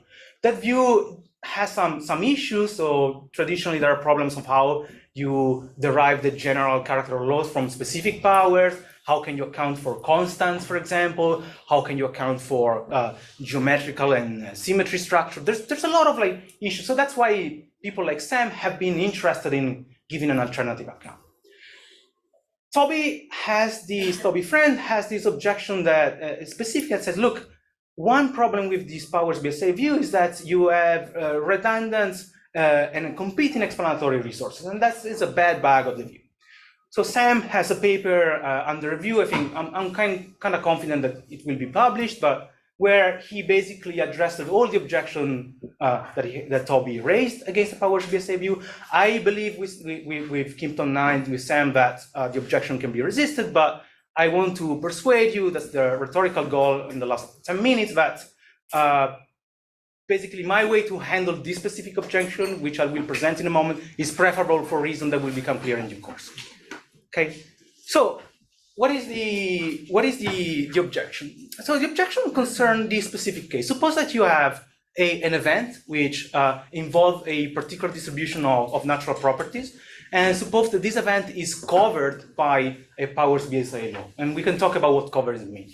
Okay, but suppose that you have an intuitive understanding of what it means, and according to Toby Friend, the problem for powers BSA is that you can explain the event being covered by powers BSA law in two different and competing ways. Because you like the powers view, you would say that the event is explained by other powers in terms of other powers, but because you also have the BSA law, you would say that the event is also explained by the law. And so it's like the question is that which of these options shall we favor in explaining a particular event that is covered indeed by a law, the law or the powers? And according to Friends, either option is liable to make a mess of scientific explanation. The problem is that basically if you prefer the powers view and not the law, then it means that you don't have a good powers BSA account because you don't have it is not the case that the laws kind of reflect regularities of powers. And if you go for the laws only explanation, it means that actually laws, they don't capture regularity of power. So you have this tension that is internal to the powers BSA view. Okay. So some solutions, which I'm going to skip these two cases, but some solution is quite familiar among philosophers, like to draw a distinction. Say, look, there's a distinction that we can make between two kinds of explanation. And this is important for Sam because Sam agrees that you have these two possible ways of explaining the occurrence of a certain event. I will give you an example to make things more concrete in a moment, but like schematically, this is what happened, is that Sam agrees that because he's a powers ontology, he thinks that events are explained by other events involving power. So, and that is one explanation that you can give. But you can also, because that event in this case is covered by a law, you can also explain that event by a law. So since you don't want a kind of like malign redundancy or malign competition, the idea is like to distinguish the kind of explanation, say, look, the explanation are distinct, so there's no competition there. And that allegedly would solve the challenge. So what are these two kind of explanations? When one is scientific or nomic explanation, and according to Kimpton 9, it's kind of explanation that concern aspects or implication of the metaphysical structure of the world that are interesting or useful for us as human scientists. And you have epistemic limitation. So basically, when we scientifically explain events, we do that as agents. But then we also have a metaphysical explanation of events in terms of the powers. And this is a kind of explanation that is supposed to be completely independent of our scientific interests and abilities. It obtains or fails to obtain regardless of what we care about or have epistemic access to. Now, if this sounds mysterious, that's my point. Okay, but let me give you an example of this is my example is not saying, but this is a way that I understand what he's saying. Okay, so suppose that you have an event, and you have an event of like a charged particle experiencing a certain force due to another charged particle at a certain distance. The question is, what explains this event? Okay, according to Sam, if I understand him correctly, we have a scientific explanation. And that's the sort of explanation that we get when we invoke something like Coulomb's law. And here you have a vectorial representation that tells us why the charge is experiencing that force. Okay? This is scientific because on the powers BSA view, Coulomb's law is just a generalization from what we observe about the patterns of powers that is relevant to our purposes, okay? So the law is not there, it's not like something metaphysical out there. No, it's just that's the sort of like generalization that we make from observation about charged things experiencing forces, okay? But then we also have, for the same event, a metaphysical explanation. And perhaps, you can think that an explanation of why we have these events involving a charged particle experiences a force has to do with the fact that it lies in the nature of charge that any two charged bodies are disposed to exert a certain force that, can be specified as Coulomb's law, okay? But I mean, here, I hope that you get an intuitive feel of the metaphysical explanation because you have an appeal to an essentialist fact about the nature of charge, where it does clearly, Coulomb's law is neutral about that. Okay, but that's is an example is questionable. So what's the problem with that? And just to go to my solutions, the problem is that I think that we don't have a good grasp about the distinction between scientific and metaphysical explanation. Of course, we can get a sense that are like intuitively distinct, that we engage in different practice, but I think it's far from obvious that are clearly distinct. It's not obvious, and for this solution to work, you need to have a real distinction, because if you don't, it's just like you still have a competition of explanations there.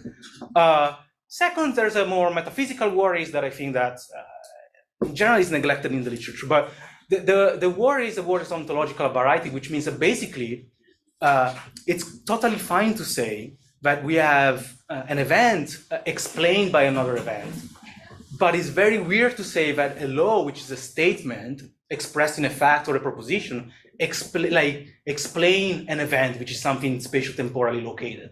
Okay, like a law is not something spatio-temporally located, so it's a very weird kind of explanation.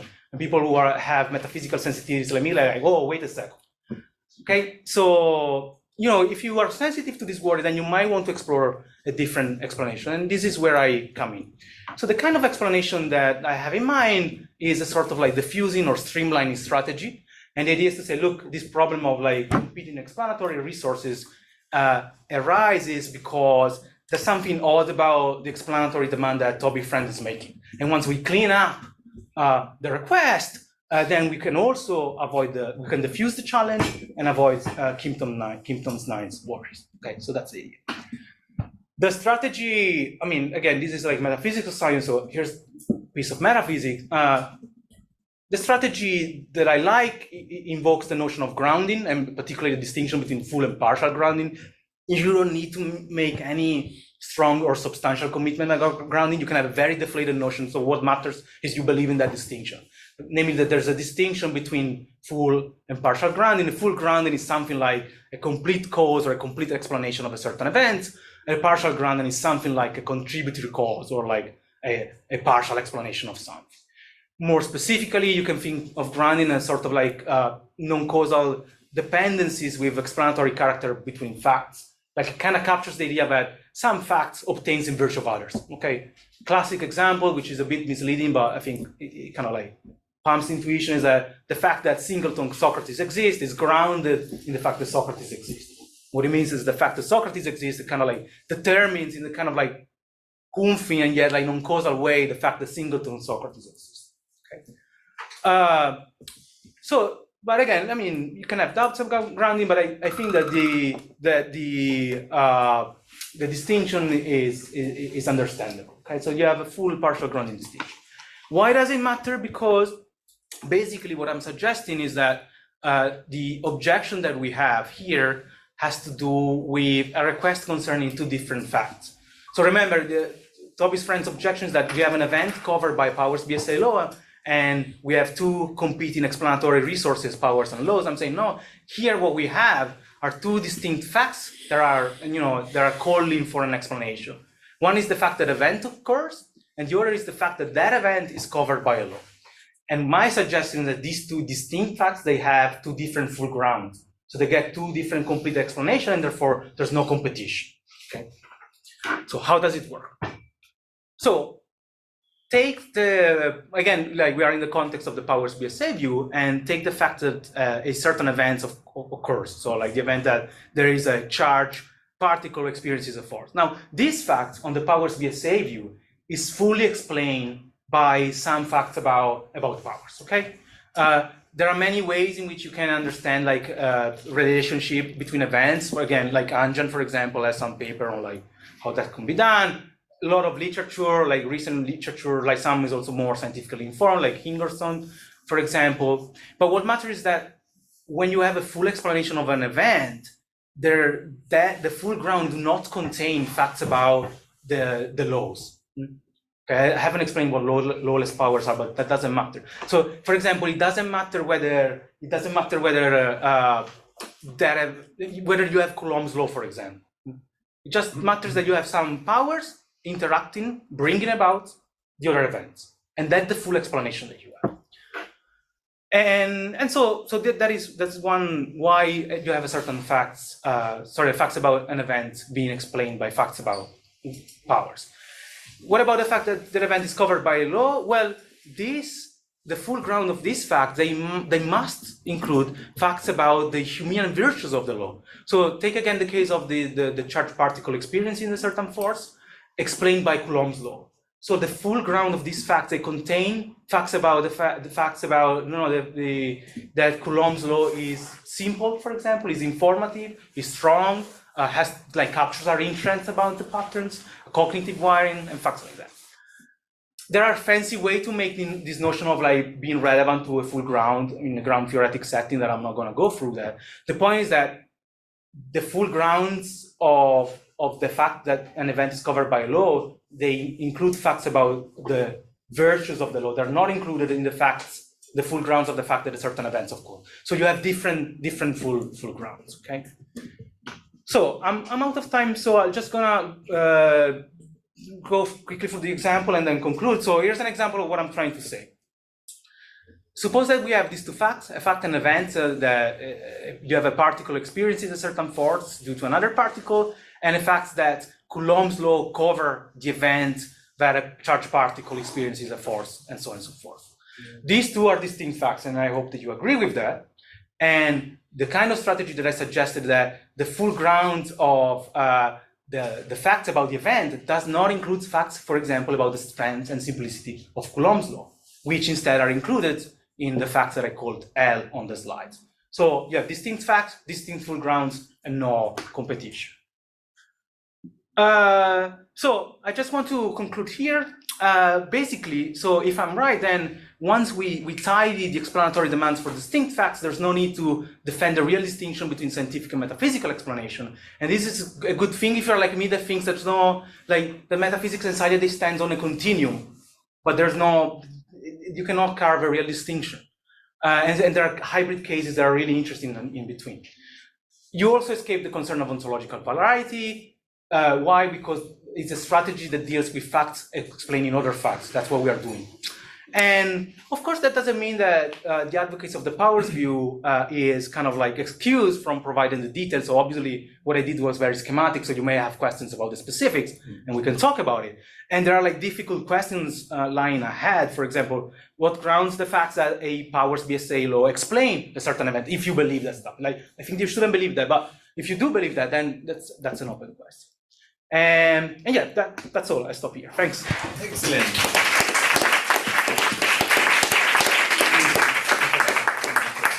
Thank you very much. So we have a few minutes for questions. Diego, Carlos, Ottavio. Yes, right. You want to start with Diego? No, Diego, yeah. Well, thank you so much. The first half of your talk, I thought it was you were. I thought I would have done exactly the same talk. I'm embedded the same problems, but then your answer was completely different from the perspective I'm defending. So what I understood is that there is this Toby friend critique to competing explanatory resources, and the things that I'm driven on is in this distinction between scientific theory, so the principle and constructive. Yes. So if theories are different, they give us different kind of law. They are, and I wonder, and then your answer is completely different. Both kind of laws can appear in this same. So I wonder if you could elaborate a little bit more. Good. Yeah, like very quickly, I think that the distinction there, I think you can carve that distinction that will allow you, like in certain case, for saying there are distinct kind of scientific explanation. That's something that both Toby and Sam Kimpton-9, they would agree. The problem for that strategy is still that the idea for their response to work, you need to have a distinction in kind between scientific explanations and metaphysical explanation. And just saying that like you have two distinct kind of scientific explanation would kind of like show again some sort of issues for this view, because the problem is that people who like powers, they would say the powers, they have this sort of like explanatory role. And so, yeah, you could say, well, look, in different contexts, we have in different, for example, physical theory, we have different kinds of scientific explanation, you have kinematical explanation, constraint explanation, whatever. But for the powers theories, like the problem is that all of these explanations, they should be like supported by some powers activity underlying. That is not just like underlying. If the view is correct, it should also play a role in explaining why that event obtains. And so they would have the same problem there, even if they were distinguishing by law. So what I'm suggesting is that I think that if Sam were to try to distinguish between kind of laws, Toby could reply, well, but if we have different kinds of law, there's still, for the powers BSA view, you would also have those laws being dependent on powers in a way. All of them. Yeah, they must be because of this view. And I mean, and of course, this could be a different objection that you have laws like symmetries, for example, that is not easy to see how can be grounded in powers, which is another objection to the powers view. Good job. Thank you, Diego.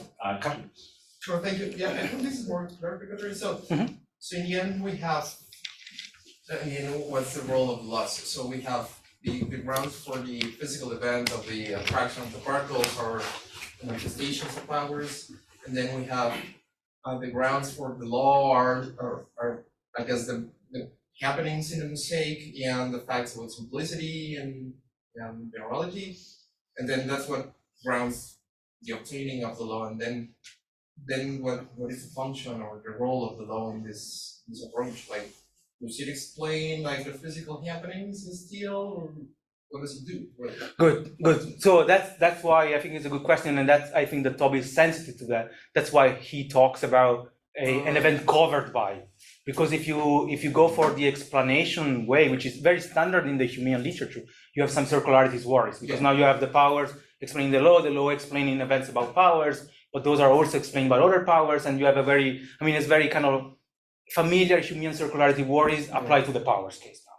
So the view that I'm sort of like sympathetic to this view is that the laws they play some kind of enabling role for explanatory connection between events for agents. So the idea is that basically, like if you live in a system where you have Coulomb's law, that is accepted by, say, that relevant community, what that enable are explanation of the sorts of you have a certain events about powers and forces explaining some other events about powers, but it's not the laws that explain the happening of that event. It's just that it kind of enable a connection between events involving stuff that is then encoded in the laws. So it's a kind of an enabling role. Like Mike Hicks has an interesting paper of that, where like the laws don't explain why an event happens because events are explained by other events. The laws, the obtaining of the law, which is a very human affair, as you said, it depends on what is human in fact, only licenses certain kind of explanation that we can make about an event being explanatorily connected to another one. So that would be it. In general, this is an open question for the powers view. So I'll tell you. Yeah, no, this, I like it a lot. I like the strategy you developed. I actually think you should try to publish. I think it's different from. Yeah. So my question is just a clarification. You talk about powers, you combine with the best system account. You talk about facts. Yeah. So now it's a lot of different things metaphysically, right? Yeah. So why do you, for example, do you think you really need facts since you already have powers, you have the best system? Why also facts? Yeah, good.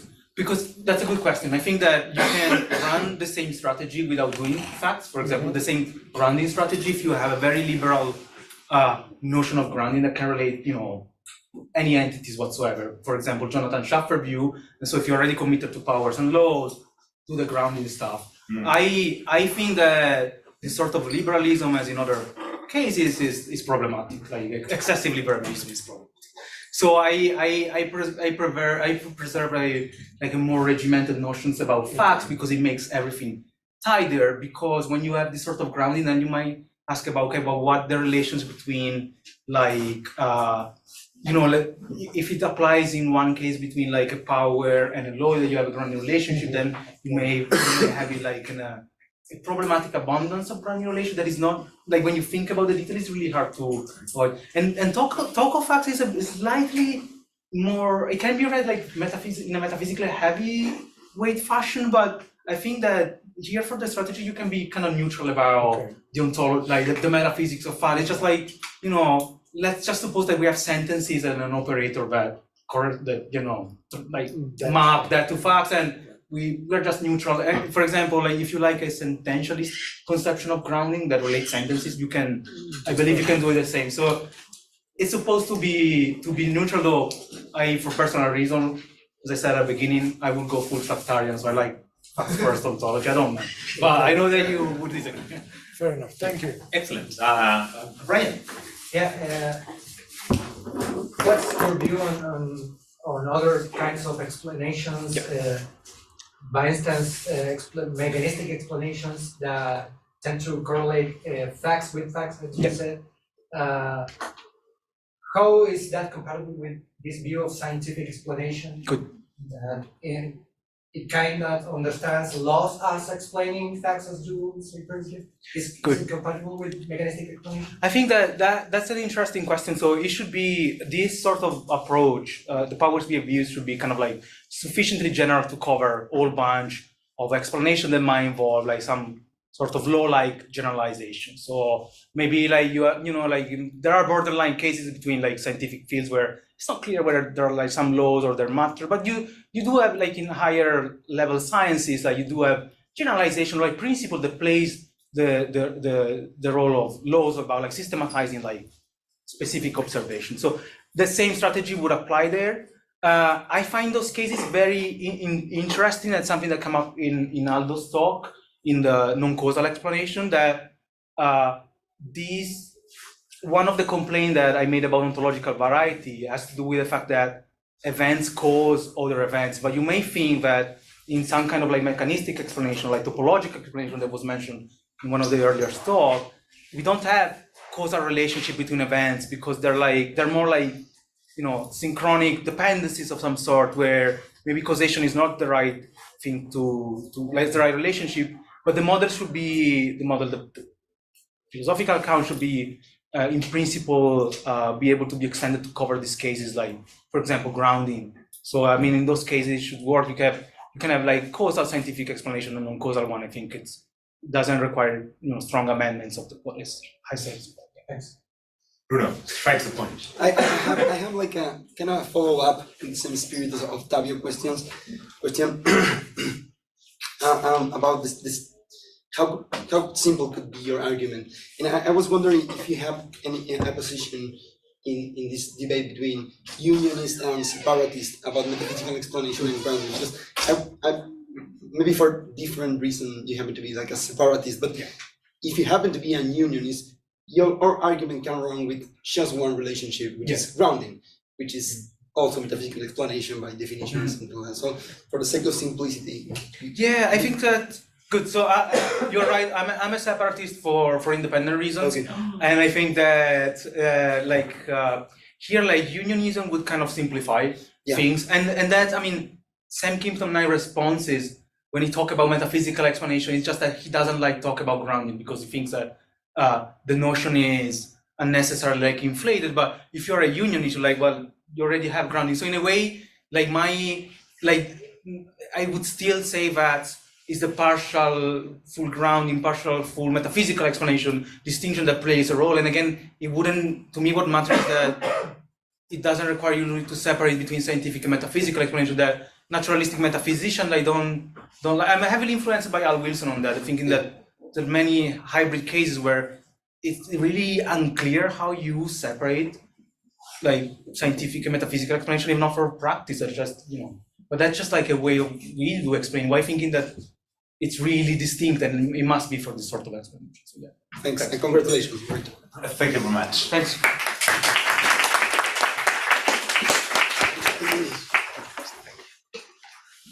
So now we have Carlos Romero. Yeah, you can swap seats.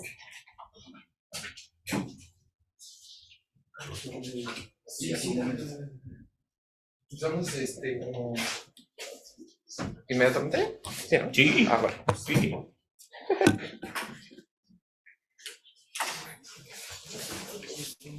Okay, you got your presentation here. What's the... Can you see it here? Está, pero no sé. Sí. Acá tengo esa. ¿Cuál? Esta presentación, esa. Perfect. Okay, so thank you very much, Carlos, for being here with us today. Once again, it's the case of someone from Mexico that we had the fortune to have with us in Chile, so that's amazing. And Carlos will be presenting on. Give me 1 second. Yeah. Give me 1 second. I'm gonna set that up. But I think it's already working. So what you want is like the whole full screen. Let me do something first. Let me do something first. Control L. Yeah. Give me 1 second. So we have this here. So the presentation there. Okay, and then we have to go to Zoom. I forgot to share. Beautiful. Is it this one? Yeah. Excellent. And control. And now we're gonna make that disappear. Control L, no? Yeah. And we're gonna make this disappear. Okay. Is this one? Yes. Excellent. So Carlos will be talking today about chaos, modality, and constraint. Thank you, Carlos. Okay, thank you. So, right, so thank you, everyone, for being here. An ultimate station of the workshop. So, yeah, so we're going to talk about a bit of chaos, classical and quantum, then its relation to modality, then to problems that emerge when one wants to make sense metaphysically speaking. So it's going to be a lot of metaphysics. So so before I start, so be prepared for a wild ride. And then metaphysical proposal to make sense of this. So don't worry, it's not really 26 pages. Some of them are for the technical appendix, which I just added in case we need it, but. So yeah, a bit of chaos. So well, there is disagreement, some disagreement on how exactly to characterize chaos. We also have a wide agreement on the idea that it has something to do with sensitive dependence on initial conditions, meaning roughly the following. So if you have a system in a state at a certain time, then the dynamics will lead it through a trajectory or history. X, whatever. But if the very same system were instead to be in different initial condition, which is a state very close in the phase space as you like to the other state, then the dynamics would evolve it through a different trajectory, which is very different from the initial history or from the other history in the long run, right? That's like the intuitive idea of sensitive dependence that we want to capture. And I mean, I'm gonna go through this very quickly, some like more specific ways of understanding this notion of sensitive dependence of initial conditions. For example, Strogatz notes determinism, periodic long-term behavior, and mainly the notion of a positive Lyapunov exponent, which is mainly this. If you have 2 points, again, at a certain time in the phase space, initially separated by a very small distance vector, then if this distance vector grows exponentially in time, then the exponent is called the Lyapunov exponent and gives a precise sense in which nearby trajectories like diverge or come apart exponentially fast, right? So the real technical notion is a bit more complicated than this, but that's the main idea. And that's one of the main proposals to understand chaos in a more technical or precise sense. Not the only one, we have other notions. There's a paper by Professor Lombardi here with others, and these notions, for example, the notion of entropy or a specific notion of entropy. Again, I'm gonna go quickly through this. Charlotte Berndt proposes the notion of mixing. But again, the idea is trying to capture this notion of sensitive dependence on initial conditions. Yeah, so I'm gonna go quickly. It's also related to the notion of strange attractors, certain spatial regions of phase space, which attract in a way that we can make more precise, but not today, attract nearby trajectories, right? So different ways in which we can understand, like mathematically, the notion of chaos. Also, well, we can extend or there have been projects to extend the notion of chaos to the quantum case, but at least in the standard theory, there is wide agreement that it is much more difficult to find it there. There are some explanations of this. The quantum evolution is linear. The Heisenberg uncertainty relation prevents like having infinitely precise trajectories in the state space. We have the quantization of energy levels, so we have that the quantum histories are periodic, and the quantum evolution itself is linear, so it cannot have nonlinear behavior as is required in chaos, right? So some proposed explanations of why there can be chaos, strictly speaking, in the quantum case. But there is still an increasing interest in extending notions of chaos to the standard theory, mainly with kind of notions, quantum notions that can be like analogous to the notion of Lyapunov exponent, like the Loschmidt-Eckert or the out-of-time ordered correlator, so kind of quantum versions of the Lyapunov exponent. Again, trying to capture this notion of divergence, sensitive dependence on initial conditions. Again, technical notions which we won't define right here. But in other quantum theories, like in Bohemian mechanics, we have Lyapunov exponents very naturally. There are some like ontological questions there. how much quantum Bohmian quantum chaos corresponds to classical chaos. It turns out that it doesn't. It's highly non-trivial to see what to make of this, but fortunately, I don't have to like solve this question today. I just wanted to say, like, in other quantum theories, chaos appears naturally. I don't know of any research in the context of GRW theories, but that's mainly insubstantial to my point today, because they are already defined in terms of objective probability, which entails objective modality. And what I'm going to do today is to relate to the notion of chaos to modality. So basically, it's already there in the GRW theories. So, okay. Yeah, so the relation between chaos and modality, as we have seen, like very, very quickly today, in all of these ways of understanding it, the notion of chaos is an intrinsically modal phenomenon. It's defined in terms of relations between merely possible histories of the system. Yeah, so let's call a dynamical structure a plurality of time-relative relations that physical properties have. It's what the dynamical equations aim to represent. Then, for a dynamical structure to be chaotic, by definition, two modalities are required. First, we have the dynamical modality of the dynamical law, connecting a state at a certain time with a state, let's say, at the future, with a state at the future.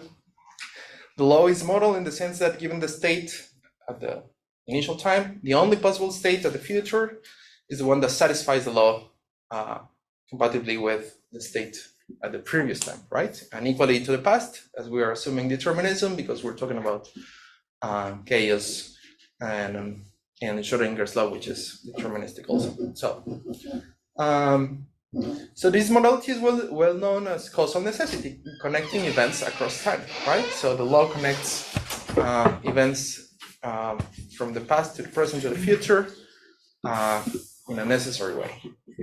But that's not enough for a dynamical structure to be chaotic. We also need the modality of initial conditions, or what we may call kinematical possibility, so that we can consider more than one possible state and then compare the possible histories generated from those states. So remember that chaos by definition requires relations, for example, metrical, between different possible histories. So if we illustrate this, we have like the phase space, and we have two different possible initial states, S1 and S2, and then dynamical necessity or causal necessity would be like this blue arrows connecting one state to the, the initial condition to the past and to the future, right? Creating possible histories or developments of the system. And that's causal necessity or dynamical necessity. And kinematical possibility would be what is involved in having different possible initial conditions, right? Quite independently of how the dynamics develops these two other states. So we need both. We need both kind of modalities.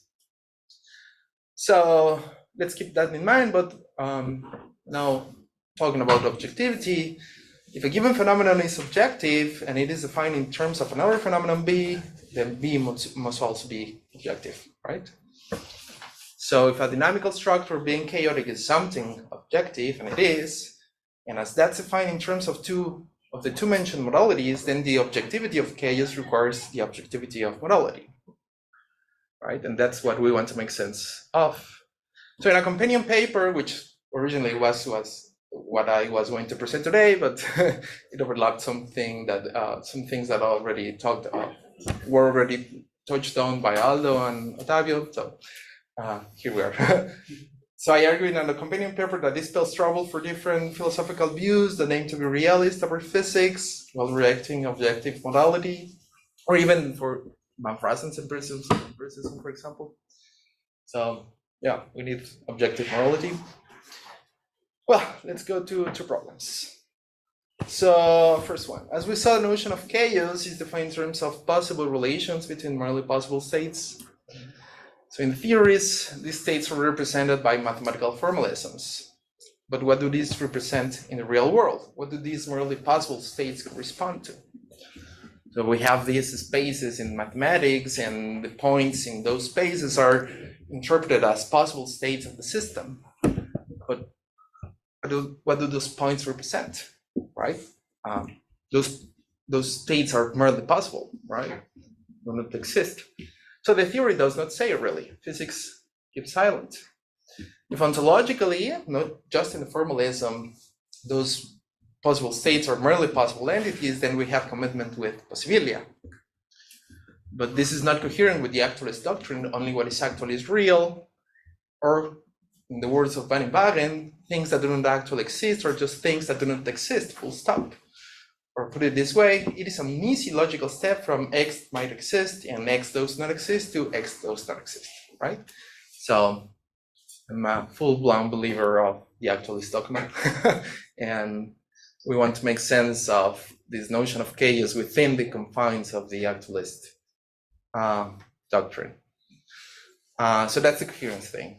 The coherence problem is how to make coherent the objectivity of modality that is required by the very notion of chaos with the doctrine of actualism.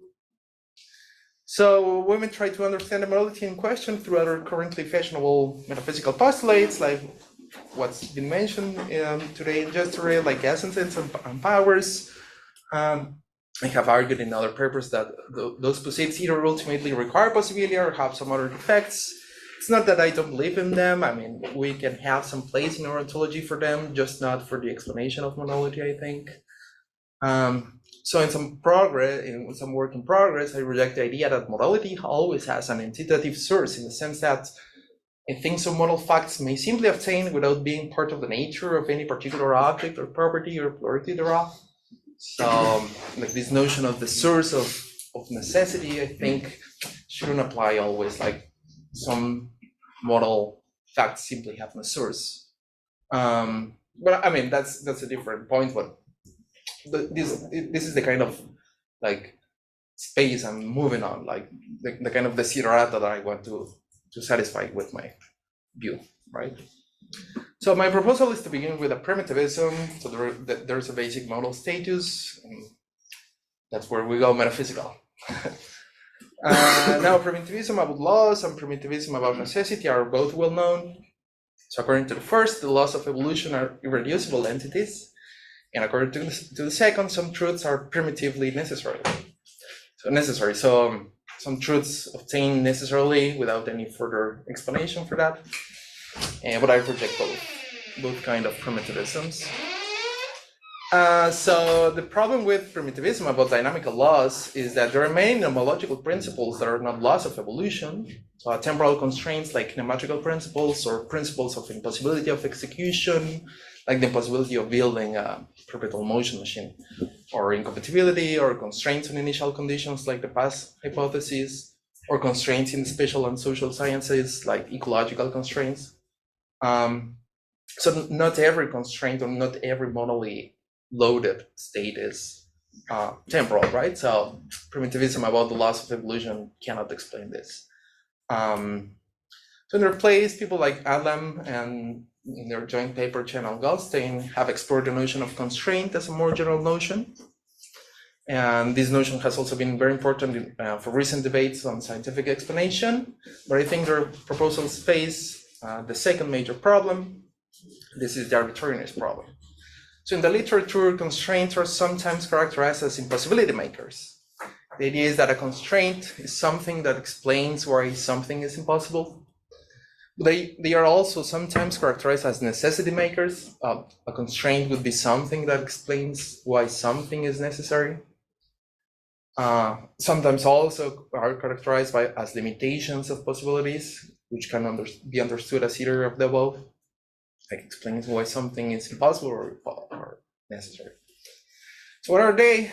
Either necessity or impossibility makers, or none of them. And I think they are neither, because it's a basic fact of modal logic that modal operators are dual, right? So as a matter of pure logic, if P is necessary, it is the contrary of an impossibility and vice versa. And there's no really like ontological priority to either impossibility or necessity, right? They are interdefinable. And then the question is, why take one as the fundamental modality? So choosing either of the two is arbitrary, because for every theoretical work that one performs, your performs logically equivalent one because of duality. So there is no distinction between these roles that can be made in the pure logic of modality, but we shouldn't take both as fundamental modalities because only one of them is necessary to define the others. So taking all of them would be redundant. So given duality, we have a dilemma between redundancy and arbitrariness in choosing fundamental modalities. And then the question again is, what are constraints if not either of them? So here's the idea, or an idea. The proposal is to take a non-classical modality as the one objective of fundamental mode in which some states obtain, and the modality could be called the modality of limitation. So it turns out that it has been studied in the logic of non-contingency by Rowley, Montgomery, and others. So it's a very niche area in non-classical model logic. Very few papers there, but it's interesting to explore. So with this modality, we can define necessity and impossibility, evading the problem of arbitrariness. We can also define the possibility of a state without presupposing possibilia, which allows us to have model objectivity, evading the problem of coherence between objectivity and actualism. So here's the idea. We have, turns out we have this hexagon of opposition, which was studied many years ago by two different logicians, Esman and Blanchet, and they thought of limitation as a disjunction between necessity and impossibility, and contingency as a conjunction between possibility, or let's say positive and negative possibility. But there is some historical precedence in taking limitation and contingency not as defined by necessity and impossibility, but as the basic modalities. There is some evidence that Aristotle, for example, thought of limitation and contingency as the basic ones, without caring too much about possibility and possibility themselves. So the idea is not to take this hexagon just perhaps an illuminatory way or extensional way of understanding limitation as a disjunction, but really the metaphysical proposal is it's not a disjunction, rather limitation is the fundamental modality and necessity and impossibility are derivatives of it. So it's a hyper-intentional difference here, right? So in this logic, we can define a necessary proposition as a limitation that is true, and an impossible proposition as a limitation that is false. So constraint realism would be the thesis that some of the states obtain in the mode of constraint limitation, which is an objective modality. And constraint fundamentalism is the additional claim that the basic modality is that of limitation. So this is not the claim that modality is irreducible and fundamental. This is still compatible with reductivism about modality. It's just a claim that within the sphere or the kinds of modal statuses there are, limitation is the fundamental one. It's not necessity nor impossibility, but limitation. So necessity and the others derive from it. So again, the definition of the hexagon here is postulated as a mere extensional equivalence. So it's not really a disjunction. There's a hyper-intentional difference. So this is the last ideas. Constraint, limit possibilities and govern systems. This notion of governance is also controversial in metaphysical literature, and I think we can reduce it to the notion of definition. So limitation and governance are reduced to definition. So constraint define possibility, thus limiting possibilities and governing the systems in question through what I call the algorithmic conception of possibility. In this conception, constraints are taken as instructions for constructing possibilities. Possibility is what would result from satisfying the relevant constraints. Thus, according to this conception, a possibility is simply a solution to a constraint satisfaction problem. But the possibility is not real. Only the constraints and the problems they pose are real or actualized. We represent those solutions through the mathematics of possibility spaces or state spaces, possible worlds, space spaces, whatever. But really, the real thing is the constraint, not the possibility itself, right? So the other things are just extensional models. To compare with a program, you simply write a program which orders, like print all the digits of pi, right? The program is real, it's actualized, it's there in the computer. But we know what it comprises, an infinite sequences of digits, an infinite sequence of digits, right? Sequence of all the digits in pi. But we will never have the infinite sequence actualized, but we understand its status as a possibility by being encoded by the program. So we know the constraint is the program that print all the digits of pi.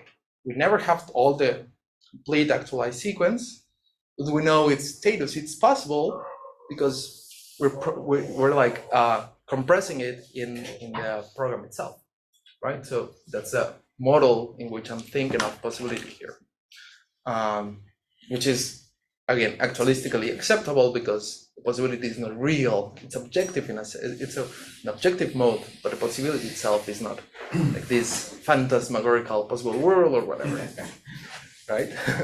So constraints are programs and possibilities never exist, but the status of possibility is objective because it is defined in terms of the objective notion of constraint. With restriction as or limitation as a fundamental modality, we can define the others without possibilia. However, its opposite, contingency, cannot define possibility because it assumes possibility, right? So a contingency is something that can occur but can also not occur. So it requires the notion of possibility. So there's an asymmetry there between contingency and its opposite, limitation. So there's no arbitrariness. The selecting limitation is not arbitrary. And then chaos can be objective without possibilia because these merely possible relations between merely possible histories are not needed to exist in the ontology. They are coded by the actually existing constraints. And yeah, that's it.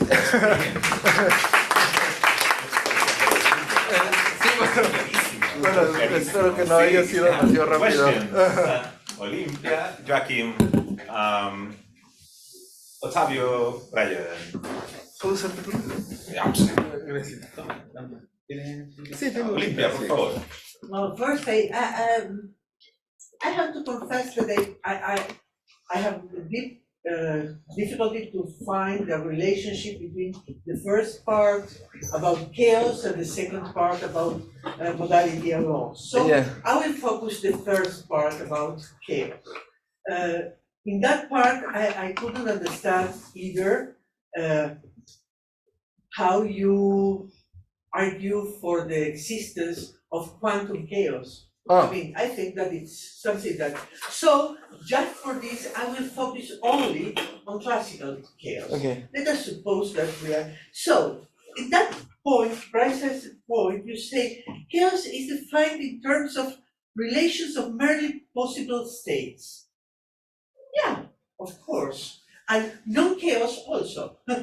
I mean, you say a chaotic system is when you have two possible states and the possible trajectories diverge exponentially with time. Yes, and a non-chaotic system is when the divergence is not. So I cannot see why modality is linked here with chaos. Look at you talk about two types of modality. First, a kind of modality you find in determinism, in the fact that so in the classical realm, so it is deterministic chaos. So you have the modality. If I have this state, the other state is conditionally possible or necessary regarding the case of determinism, necessary regarding the state at time t. The state at time t prime is necessary, conditional to the state. But this is not about chaos. This is about any determinist. Oh yeah, that one, yeah. Yeah, and the second one, regarding initial conditions. Initial conditions are always, if you consider a state space, all conditions are possible conditions because of all of them, at each time only one of them become so what has chaos special to involve modality in this sense that non-chaotic systems or non-chaotic evolutions have not? Yeah. I really couldn't understand this. I think that I feel that this is a very strong problem in your view about chaos and modality. No, wait, so yeah, so what's the quantum case? So it's not my. I don't think it's mine. I'm not talking about quantum. Yeah, so you see, you didn't motivate that. Well, it's not my place to do that. Like, who motivates the existence of quantum case? Like physicists do. So there are some research programs in physics which are interested in extending the notion of chaos to the quantum realm for different motivations in physics. That's kind of their job. Like, Let us say that. And but in the notion of law, so what's different? So yeah, so there also, even before we get to chaos, the very notion of law is like ever since the modern philosophers associated with causal necessity, right? With connecting one state to the other across time. So yeah, I get that. What is distinctive of chaos, I think, in terms of morality, is that it's not only a causal necessity, but the fact that you need both, like causal necessity and the connection between the different possible conditions that have these different metric relations, for example, like the distance relation between different possible histories, which are not required to understand. I mean, before the advent of the investigation or research on chaos, we didn't need to understand metrical relations between different possible histories. Yes, like, but I think that's a. Just to you know, when you make errors, what they said, measurement errors, measuring errors and how propagation of errors, you do that. We have a few more questions. I see what you mean. Very interesting points. And perhaps we can continue over coffee. But that's a very interesting. Yeah, that's what but I say, I mean, then I see your point. I think you're basically the dissertation was on the different structures in the possibility space that we need modality to understand. So I think one way I can like weaken my claim here is simply it's not that without chaos we wouldn't need modality. It's just that chaos is just a particularly clear example of where we need modality to understand a physical phenomenon apart from the mere necessity of causal necessity. So it's not the only one, for sure, you're right, that's okay. It's just one particularly like striking example, I would say, or interesting example. Thank you, Linda. Joaquim, Brian, Octavio. Joaquim. Yeah, just very quickly. Thanks for the presentation. I'm just curious about how you think about the fundamentality of these constraints, right? Because you're saying that some model facts, they have no source, and that being if they're facts, you think well, maybe these are ungrounded facts or things like that. But then you might also wonder, are these like the kind of facts that is correctly that are apt, for example, to be granted, or like are facts that are external to the model space, like kind of like because in a way like a constraint is a sort of like facts about other facts. It's a facts about like what kind of facts can obtain and they have to fail to obtain. So it's a kind of a high order fact. So very plausibly it must be grounded in some of its constituents, right? But then it wouldn't, very plausibly again, wouldn't be fundamental. Instead, if you would say something like, well, but no, the constraint is fundamental in the sense of being, outside, to use a spatial like metaphor. Yeah. The model space is just like it's a fact about the model space, and so it's like it's fundamental in the sense of like not being enough to have a source in the model space. So basically, I'm just curious about your view, Carlos. Do you have any view about the fundamentality of constraints? Yeah. So of course, I don't think every constraint is fundamental. I think there are like spatial science constraints and constraints, I don't know, like been studied in biology or neuroscience, so they are not like metaphysically bedrock. They are like, yeah, in some derivative branch of science, but I think my point there was that I think that notion of constraint, because it is not like, I think contrasted with the notion of essence or the notion of disposition, an essence is always an essence of a natural kind or an object, and a disposition is always a property of some object, and constraint is like more impersonal or like not necessarily part of the nature of any particular object. And I think that's an advantage, because we can then think of fundamental, I don't know, like fundamental symmetry principles, which are not like involved in the particular nature, rather nature of, think of it this way, we can think of a certain kind of physical object as defined by the constraint, rather than the constraint being defined by by this particular object. So the ordered explanation goes the other way around. So, but again, I think it's still possible that some constraints are, like focused on or defined in terms of some particular object or kind of objects. It's just that the very notion is more like open-ended in that way, that it can obtain without, there can be, that at least is conceptually possible, which doesn't seem with the notion of essence or of potentiality or disposition. At least it's conceptually possible that there are some constraints that do not require ontology, like kinds of entities to be defined, like very general laws or principles. Yeah, but I mean, it's not a part of the view that there are like fundamental or primitively obtaining constraints. It's just part of the view that that's conceptually possible, and what is fundamental is just within the sphere of monology. What comes first is this notion of constraint, and then possibility and necessity then come like derivatively from it.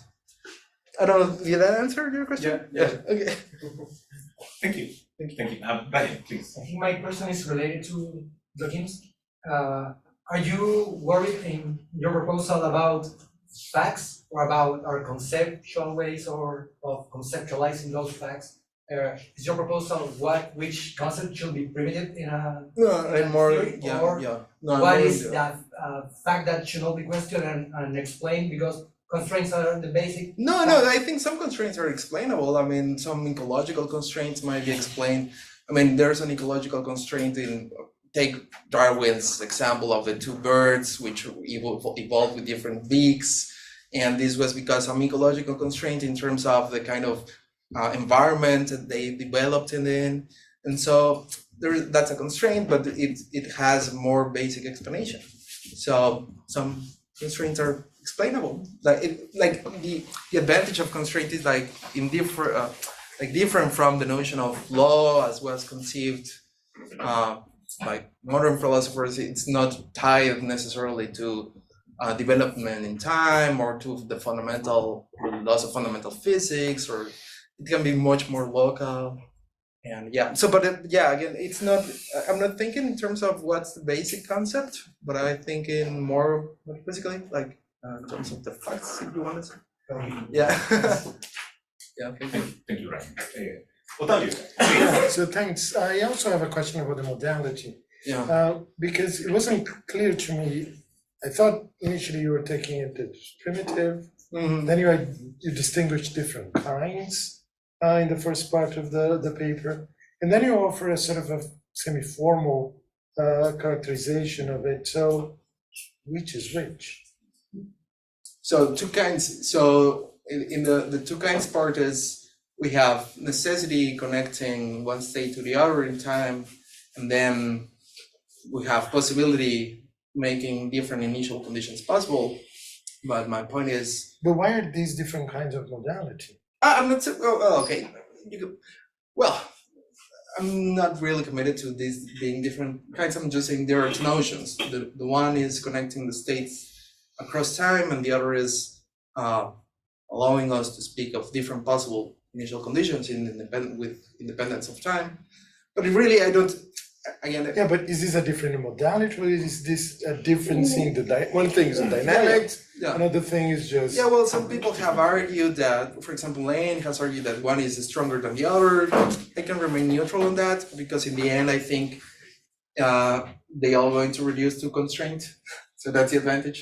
So, I mean, yeah. Again, some people believe that the kinematical modality is stronger than dynamical modality, like Lane, but.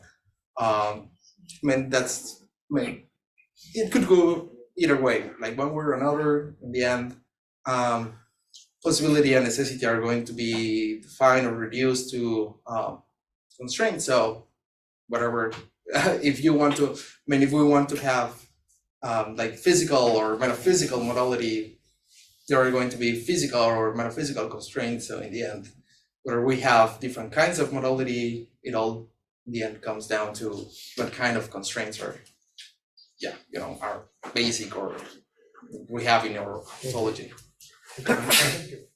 Thank you very much. Before the round of applause, one important practical information.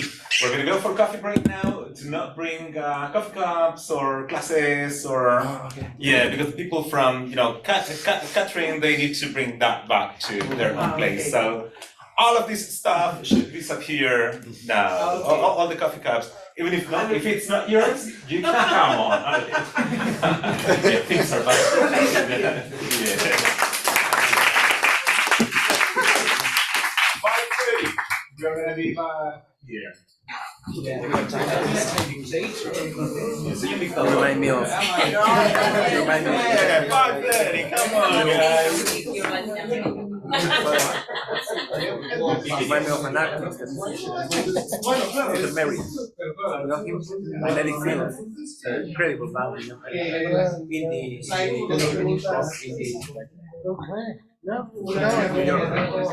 Interesting.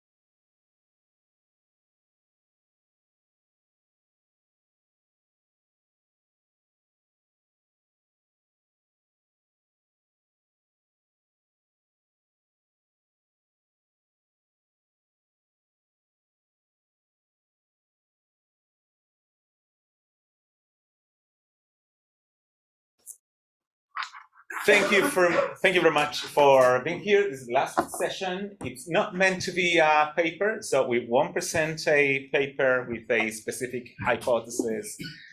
It's mostly going to be, well, as the title say, a roundtable, a friendly roundtable where we will outline certain ideas developed by Arisu and by Otavio, some ideas of mine. So I'll try to speak for 10 minutes top.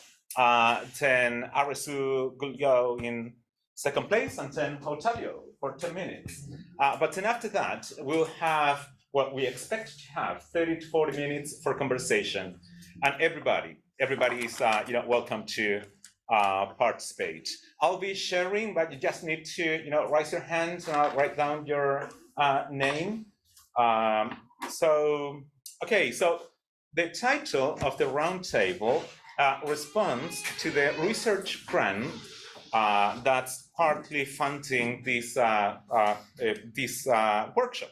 So it's on physical laws and the effectiveness of mathematics.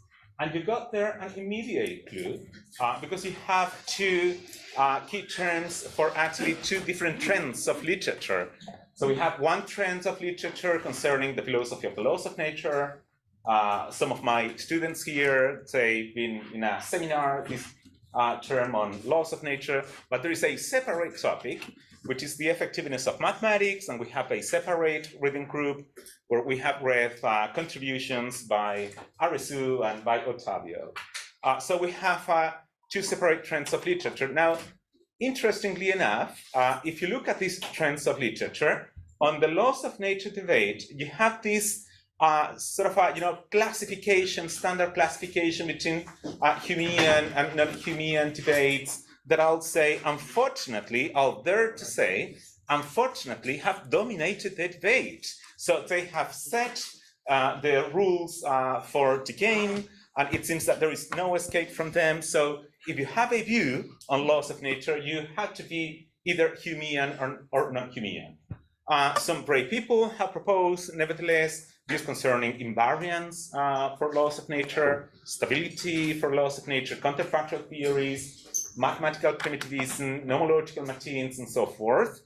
But then if you go to the second literary trend, you will see that people in the philosophy of mathematics, in a separate discussion with papers published in different journals, with a different parlance, a different jargon, they've been discussing about Platonism, nominalism, indispensability arguments, and mathematical explanations of mathematical facts or mathematical explanations of physical facts.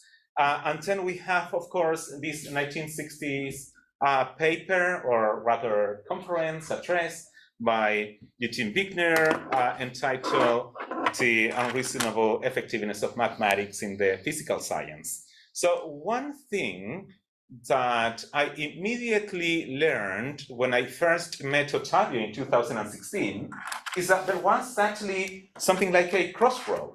So there was a crossroads for these two trends of literature.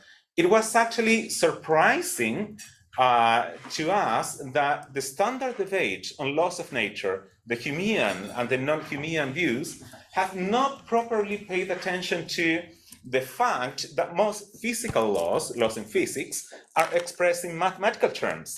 So you have Humean views about the Humean mosaic, or non-Humean views about universals and dispositions, and they try to provide a full-blown account of laws without saying anything or without saying much about the mathematical character of those laws. And you find exceptions in Wigner, for example, in the previously mentioned paper, and you find exceptions in 1965 in these lectures that Richard Feynman, the physicist, gave, I believe, in Caltech.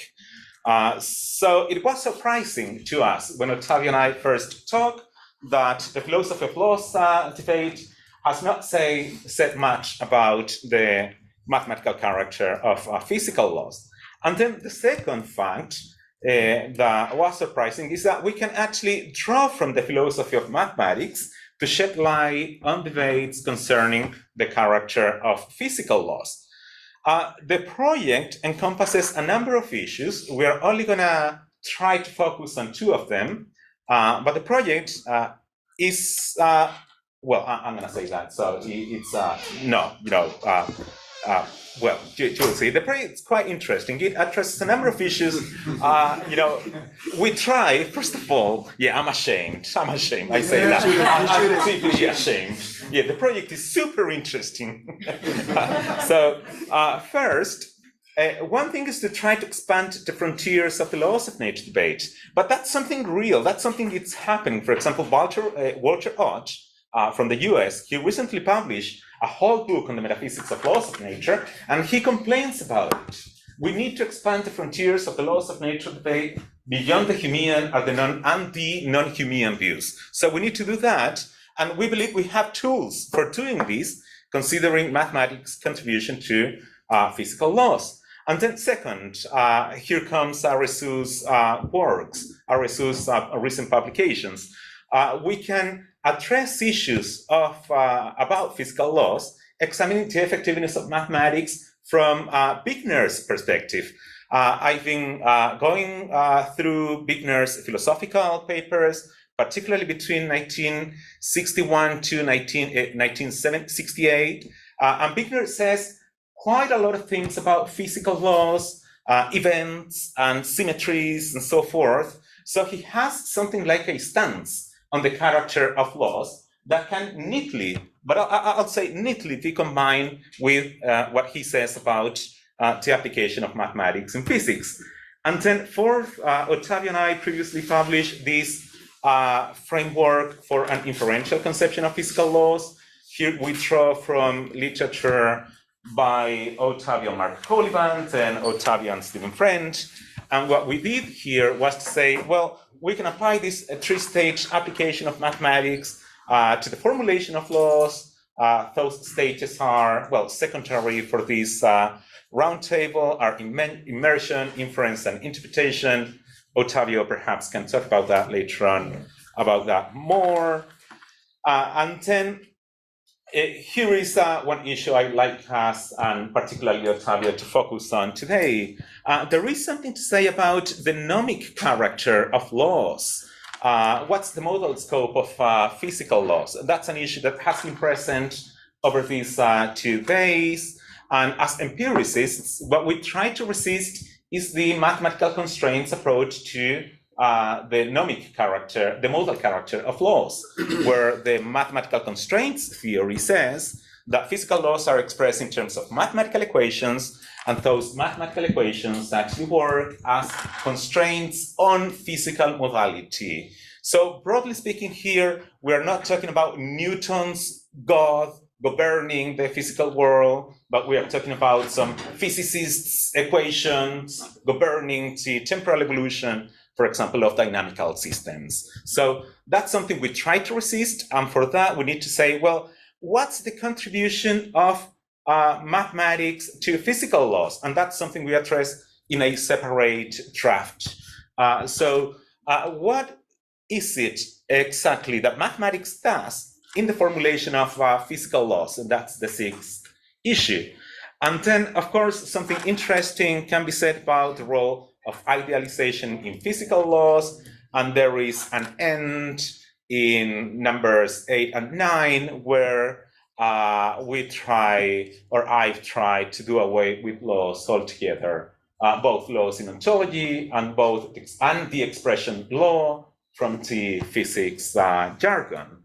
So this is for RSU. So I'd like to invite you to address these issues. So what could Bickner say on physical laws and the effectiveness of mathematics?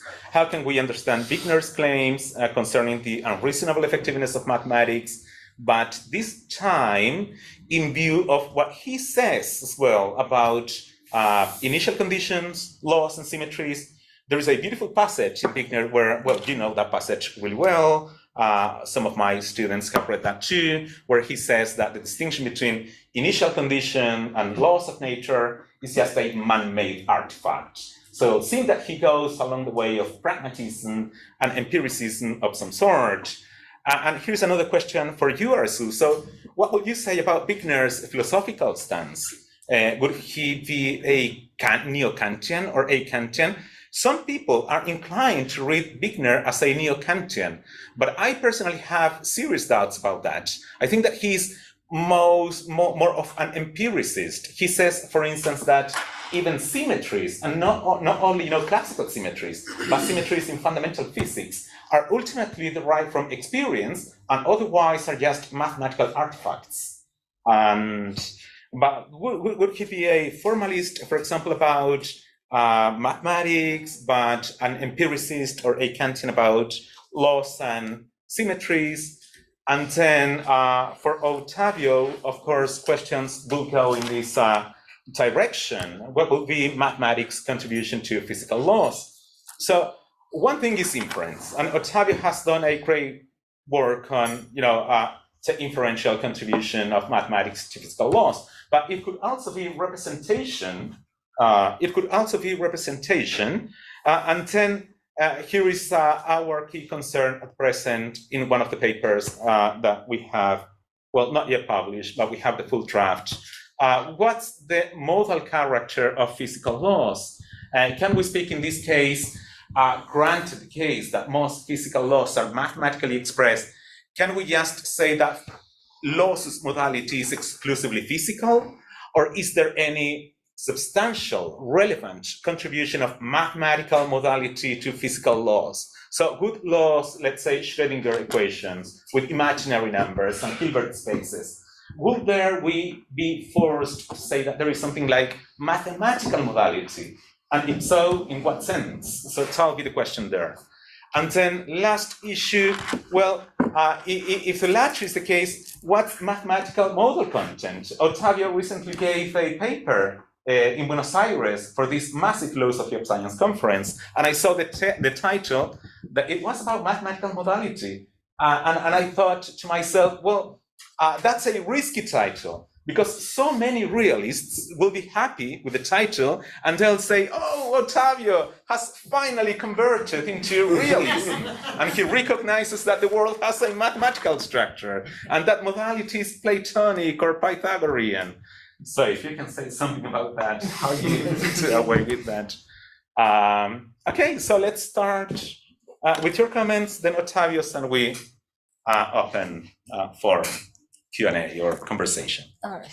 So can I see the previous page again? Sure.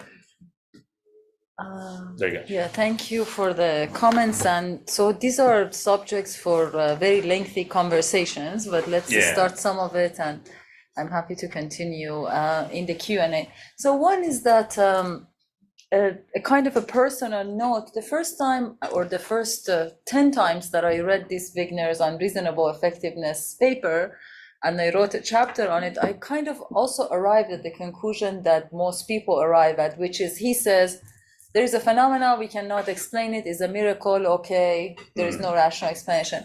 But I invite you after this workshop, if you have time, to go back to read that paper just with an eye on those comments being a little bit hyperbolic and exaggerated, but read what the paper is trying to do. And this is, I cannot ask you to do that, but I read everything that Wigner has written that has some philosophical comments. So there is a series of books on that contain every paper Wigner has written in physics and philosophy. So when you position this paper in the context of the rest of his work, you realize that he's asking himself that what is the condition for the possibility of physics the way we know it today?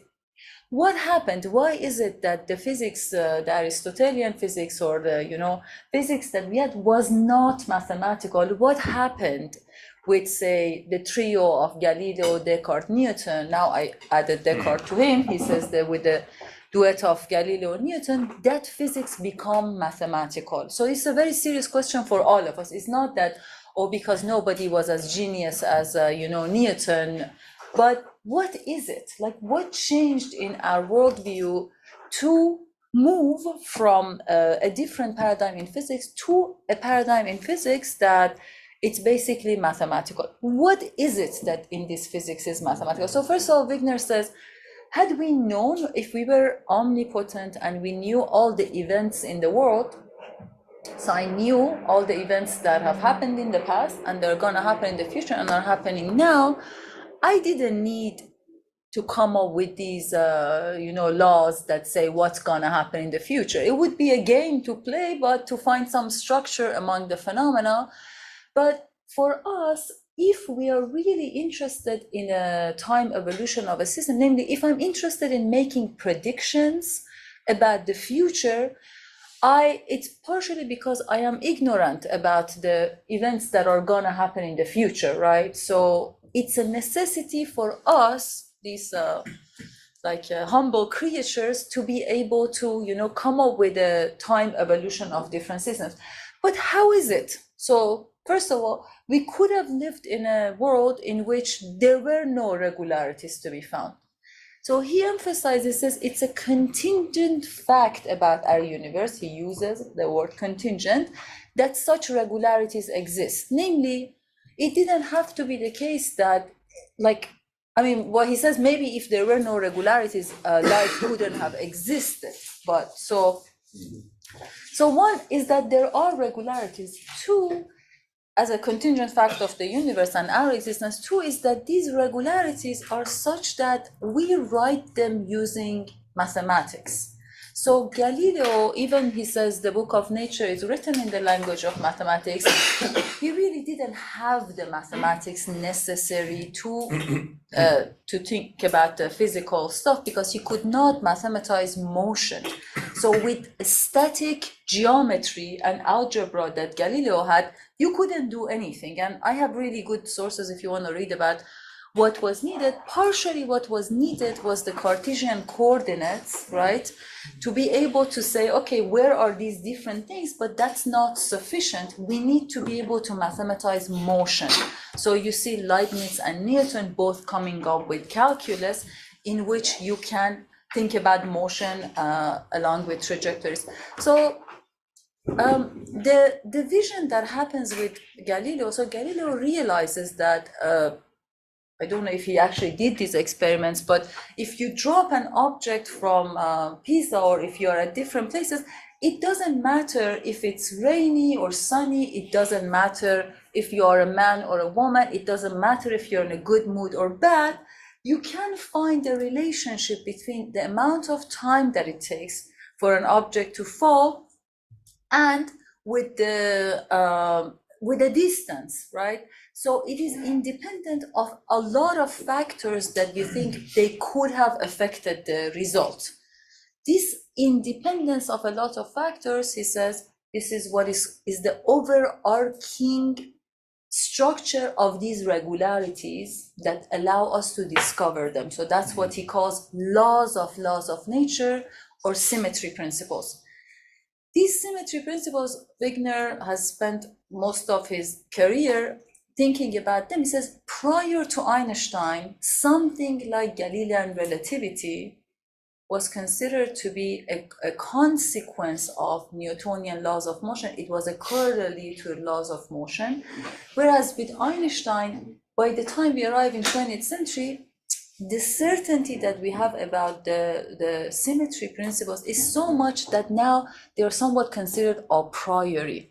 So you assume the invariance principles, and I guess maybe Diego, you were talking about cosmological principles, the kind of homogeneity of space and time. We start from that, and you derive laws from that. So he thinks with Einstein, something fundamental has changed. The relationship of laws of physics and symmetry principles now is reverse, right? Okay. So should I continue on this path, or sure? No. What is the timing? So I think there is a lot of valuable insight looking at how he understands laws. So fundamentally for Wigner, a law of nature or law of physics is a regularity that is written in the language of mathematics, right? It is for him a kind of a necessary condition in a way. It's the condition for the possibility of physics as we know it today, right? is this division and also the assumption of the symmetry principles, but he goes and talks about like older symmetry principles that are more empirical and the newer ones that are, he says we are in terra incognita with the newer principles that are more mathematical. We can talk about that. So my proposal for you is that to pay a lot of attention to Wigner's philosophical stance when it's in relationship to physics. But as I gave in my talk, I talked about it. His stance in relationship with mathematics is a little bit confused because formalism is not defensible, but as Alma Steingart and Ferreiros have argued, it was the fashionable philosophy of mathematics of the time to be a kind of a Hilbert school formalist. But in terms of so I agree with you, it's some kind of an empiricism. He definitely doesn't have this view that laws of nature or symmetries are conditions for the possibility of our cognition. So in that sense, he's not a neo-Kantian, but they are conditions for the possibility of physics, right? So he says, how do we know that in the future it's gonna be the same way, like that the laws of physics that we discovered, they're all gonna be mathematical? So that's where he uses that phrase of empirical law of epistemology. It's like, it's an art, some people say it's an article of faith on the part of physicists that every law they discover will be mathematical. He says it might be an article of faith, but it's supported by a lot of, evidence that we have. It's called empirical law of epistemology, the appropriateness of the mathematical concepts for, formulation of laws of nature. Remember, in the realm of initial conditions, you don't find mathematics. Those are the inputs. Those are we say world is complex. A lot of things a lot of domains we cannot find regularity in.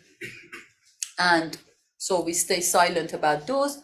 Those come in experiments or in laws by hand, like constants that we have, or certain things about facts about the universe we live in.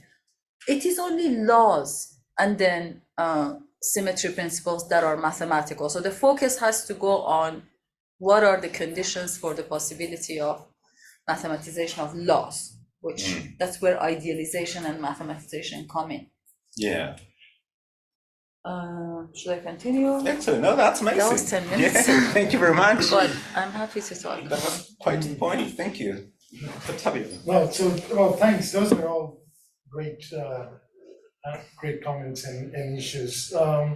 So what I would like to say is first a few things about the issue of the application of mathematics, right? So the way I tend to think of it, I think the application of mathematics is a business of finding appropriate representations, right? So in the little model that initially developed with Mark Oliver, the inferential conception, said, well, we have an empirical setup, right? And you want to describe mathematically, right? So the first thing you need to connect this empirical setup with some piece of mathematics, right? So what you do is you immerse, right? You find maps from bits and pieces of the empirical setup to some appropriate mathematical structure, right? Of course, a lot of clever work needs to be done in selecting what's the appropriate mathematics. So Olympia was saying the physicist that shows up in the store of the mathematicians with all a bunch of different structures ready-made, and you choose one. And sometimes they do that, sometimes they reinvent the wheel, right? They sit down and say, okay, we don't have that, the calculus was created exactly like that. You need to express certain things and there were no resources, so you just make it up, right? And then of course adjustments need to be made, right? So that there are indeed those mappings, right? Now, why do you need those mappings? So you can transfer information from the empirical setup to the mathematical setting. Because once you are in the mathematical setting, there are a bunch of extra relations that the mathematics allows for, right? And the whole point of doing that is to draw inferences, right? So you derive consequences within the mathematical model, which then, of course, since it's a mathematical model, it says nothing about the physical world, right? It's talking about sets, functions, and so on.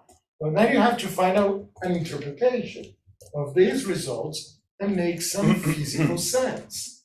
This is the other part, which is really important. It's a matter of interpretation. So good applied mathematics, good physicists are creative in imagining appropriate interpretations of the mathematics. An example I love to give is the Dirac one. Maybe you're going to criticize me. So Dirac stumbled into this differential equation, right, that we now call the Dirac equation, that had negative energy solutions. So what he did, said, well, we're going to treat this as we do with classical mechanics. Those negative energy solutions don't mean anything. Just ignore them. Right? 2 years later, he said, no, that was too harsh. What those negative energy solutions mean are holes in the space-time, right? Then immediately Weil and Heisenberg pointed out to Dirac, well, according to your whole theory, electrons and protons have the same mass. But that's just empirically wrong. I said, okay, well, throw that away, right? Undeterred, 2 years later, he comes back and says, okay, forget about the holes. Here's what's really going on, right? Negative energy solutions actually point out to a new particle that has exactly the same mass as the electron, but the opposite charge. And that's where the idea of a positron came in. Anderson, again, another 2 years later, messing up with this instrument on something with proper interpretation could be construed as evidence for the positron. Now, what's interesting is, same piece of mathematics, differential equations, three entirely different physical interpretations. One in which mathematics doesn't mean anything, one in which the interpretation is empirically inadequate, and a third one in which finally you can connect something to the world appropriately. So being creative in finding proper interpretations is central in this process, right? Now, I want to say that in doing that, modality plays a crucial role, because the mathematics itself has modal content.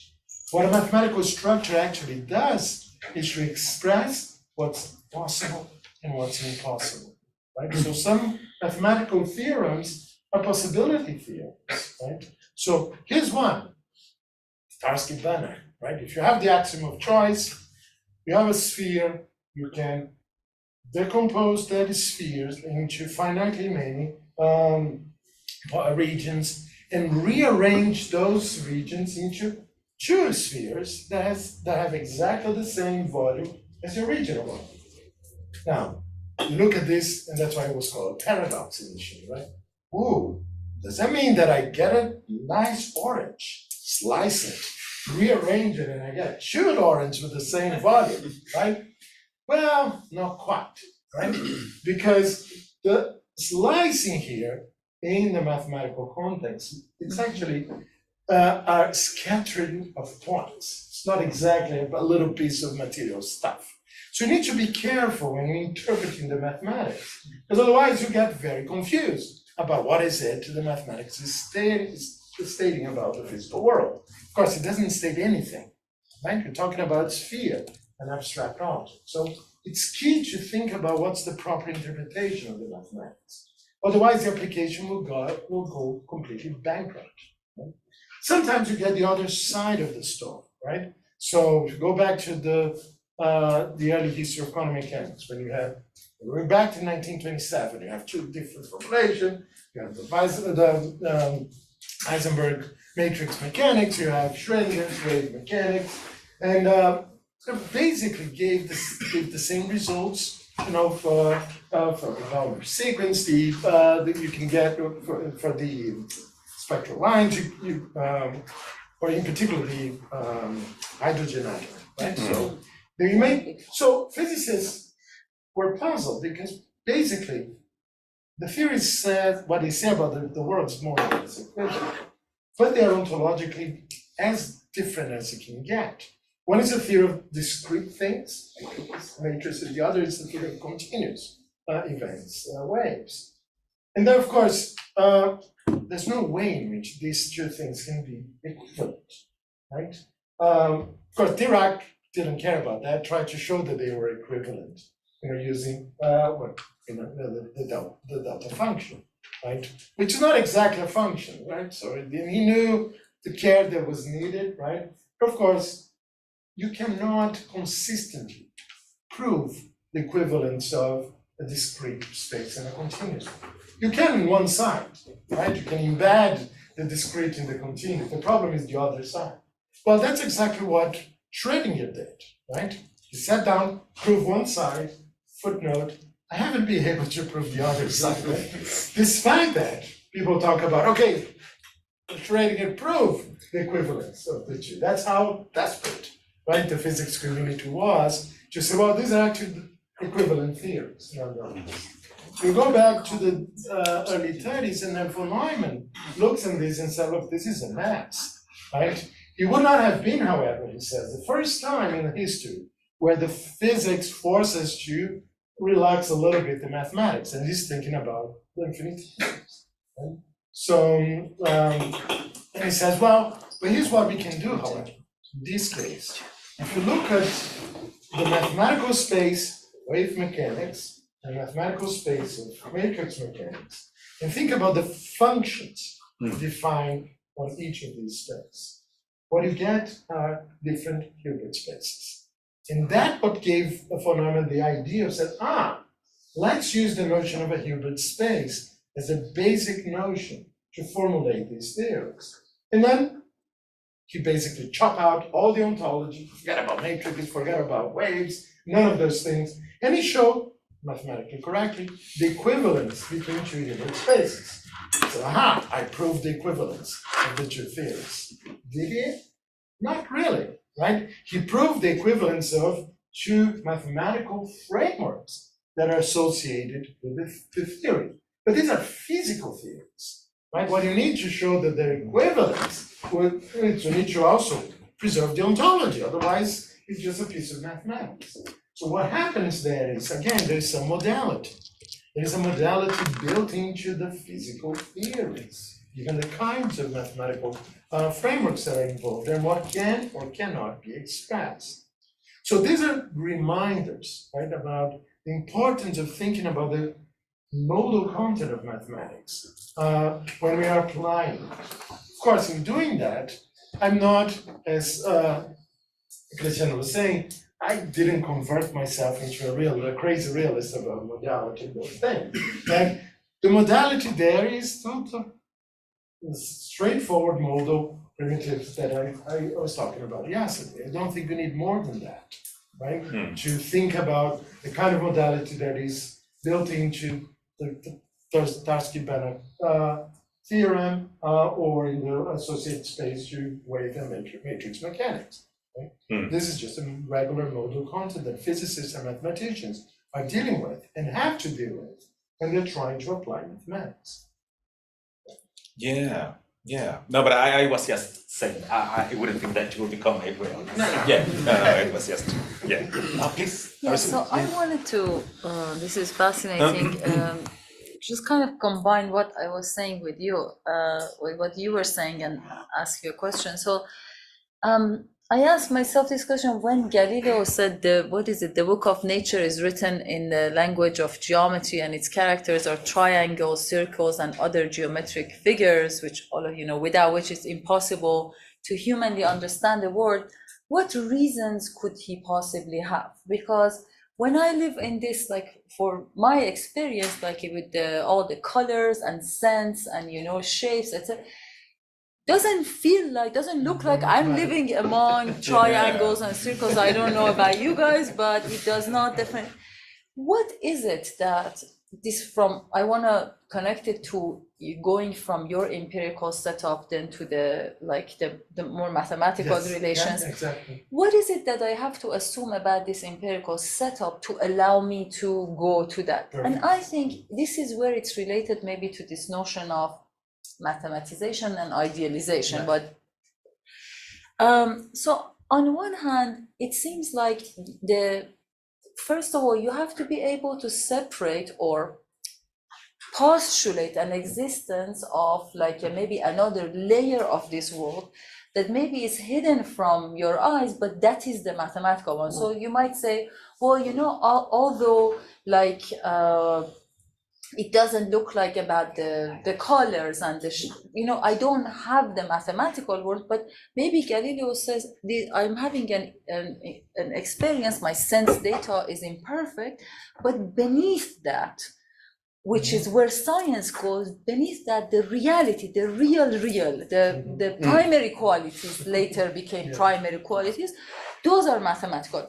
You really don't have an evidence for it, do you? But you kind of, it's the way Husserl in Crisis puts it, he's like, this is an assumption that is the beginning of the program of physics, in a similar way that they would look at heavenly objects and say, okay, this is a perfect sphere. You and I today know that's not a perfect sphere, but thank you for assuming that, so people made the telescope, etc.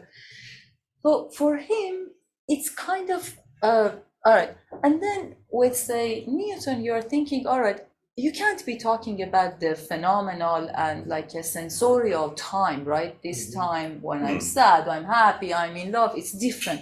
So it's also, we postulate existence of a uniform time that I can maybe show it on the real number line, and a Euclidean space, which, we are not living in a three-dimensional Euclidean space, but for you to be able to move from the empirical setup to the mathematical, we also need to come up with all these already mathematical maybe ideas to make the bridge. Otherwise, this time and this space is not mathematical, really, in my experience. So I want to hear. No, I think that's exactly right? So we live in a world of concrete things, right? A world that is mutable, unstable, changing, in some cases unpredictable, in some cases stable enough, but it's not a mathematical world, per se. So I think what Galileo was commenting on that passage was, well, we can read as underlying this world, there is a world of stability, regularity that can be described in mathematics, right? So, but that world has to be imagined, right? It has to be conceptualized, right? I think that world is a little model, right? That, of course, and then you need to connect that model to the world we experience, right? So some people who love set theory says, well, then also you need to have your world, your side of the world, already mathematized, because you can only talk about, say, functions if they are defined on a set, right? So you already have to have on the side of the world mathematics, right? I disagree with that. I actually think set theory can be useful in all kinds of ways, but can be also very misleading, right? Yeah. I think I can define very nicely a mapping from the number of people on this room to initial segment of the natural numbers. And all I need is to have the people, the numbers. Yeah. Now, just, by the way, it's open for you, the time for you to raise your hands and comment. Excellent. So one little observation about what you just said. So Galileo's passage, I think it has to be read in the historical context. So we shouldn't forget that all these people, Galileo, Kepler, Copernicus before them, and then Newton, of course, and even empiricists such as Bacon and Robert Hooke and Robert Boyle, they were all somehow Pythagorean and Platonists. So they believed that the world was geometrical. Yeah. And they believed that the world was geometrical, and that allowed us to represent it in the way they did. And there is an interesting crossroads, the origin of the problem, I think, for this roundtable, which is that the laws of nature emerged in that context, where the belief was that the world was mathematical.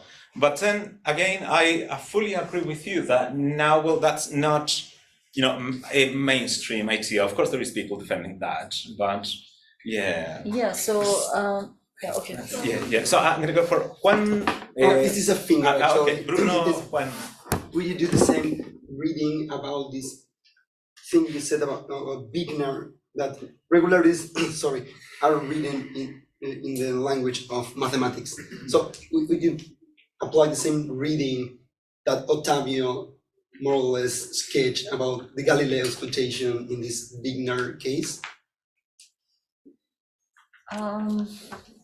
So in case of Galileo, it seems to me, and I think Bert has convincingly argued for that, that it's kind of an article of faith in a way, but also we have to ask ourselves, what does that mean to say ultimately, even we are not seeing these mathematical structures, we are living in some kind of a mathematical universe. So they didn't think it's a model, they thought that's the real reality, and everything else you have to be able to find some kind of mathematical relation for them.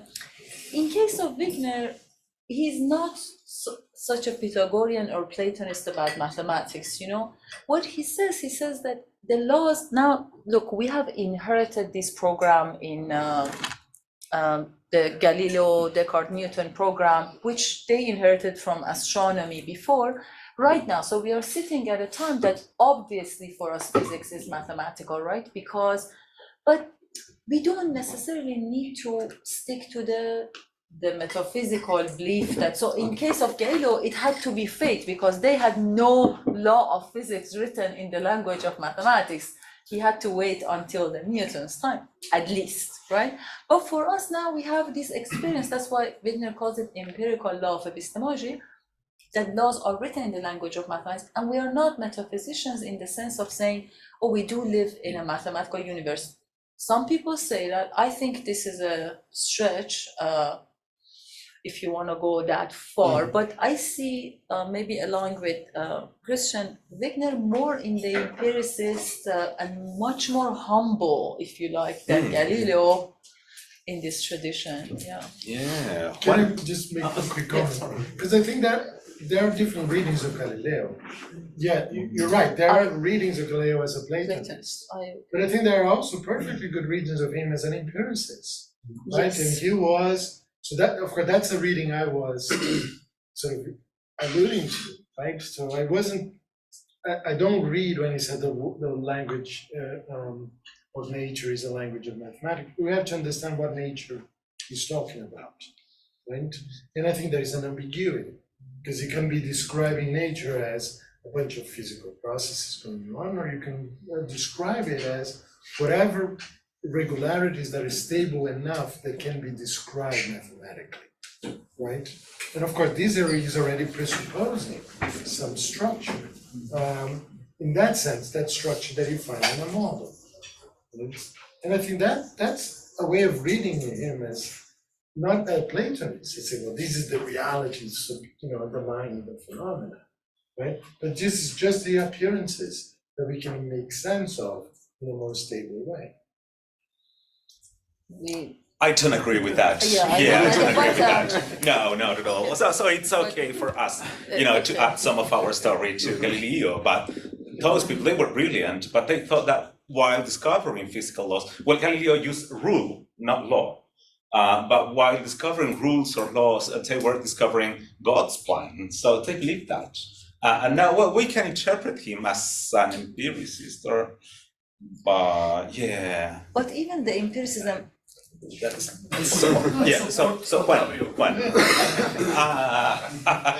Juan, please. Just a little observation. If I remember correctly, in the book Two Sciences of Galileo, 1633 or 1637, I don't know, Hebrew? 37. 37, Yeah. Thank you. The proof, the more important proof. No, sorry.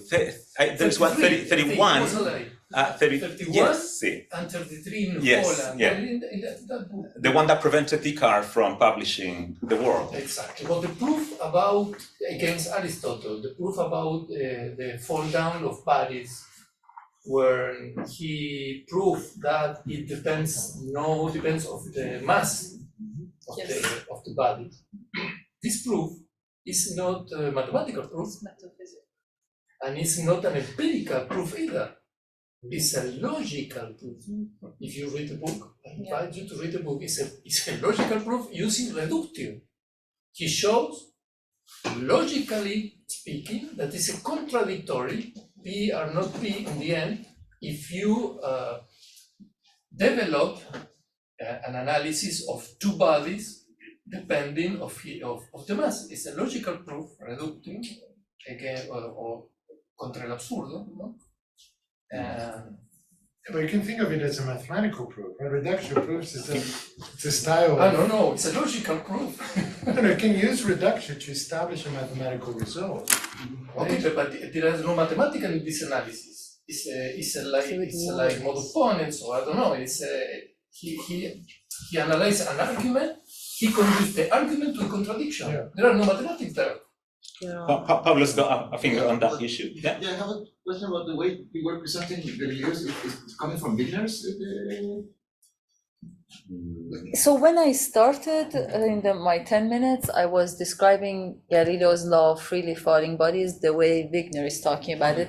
And also for me, the historical figure Galileo is not as important. For me, is like whoever you want to call the beginning of thinking about, kind of regularities being able to be written in the language of mathematics. That's why I said trio of Galileo, Descartes, Newton, but that's fine. I was asking because I kind of strongly disagree about that claim, saying that Galileo was sort of basing this quotation about the importance of mathematics to the study of nature in a sort of metaphysical background or something, because the way part of it is referred to by Pan, because the story of what we call the law of free fall in Galileo, it has a really long background before it. It says that, okay, things fall like that, and now I can formulate this mathematical expression to capture that regularity. That's not what happened.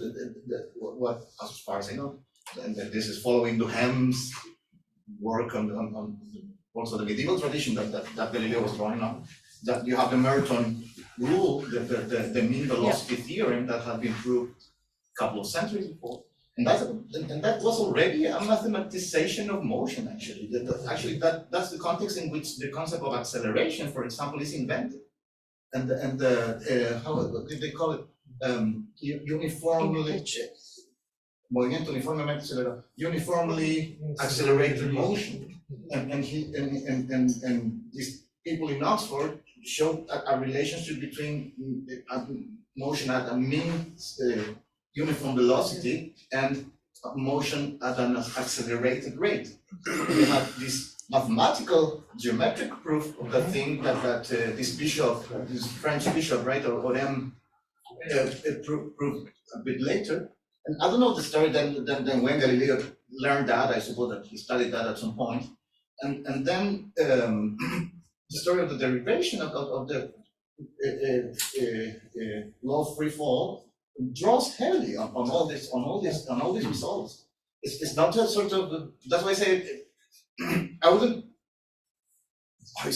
construe Galileo as an empiricist. I have sympathies for what you were saying, but I would say that, okay, these are tags that I don't know, don't fit there. It's a bit anachronistic.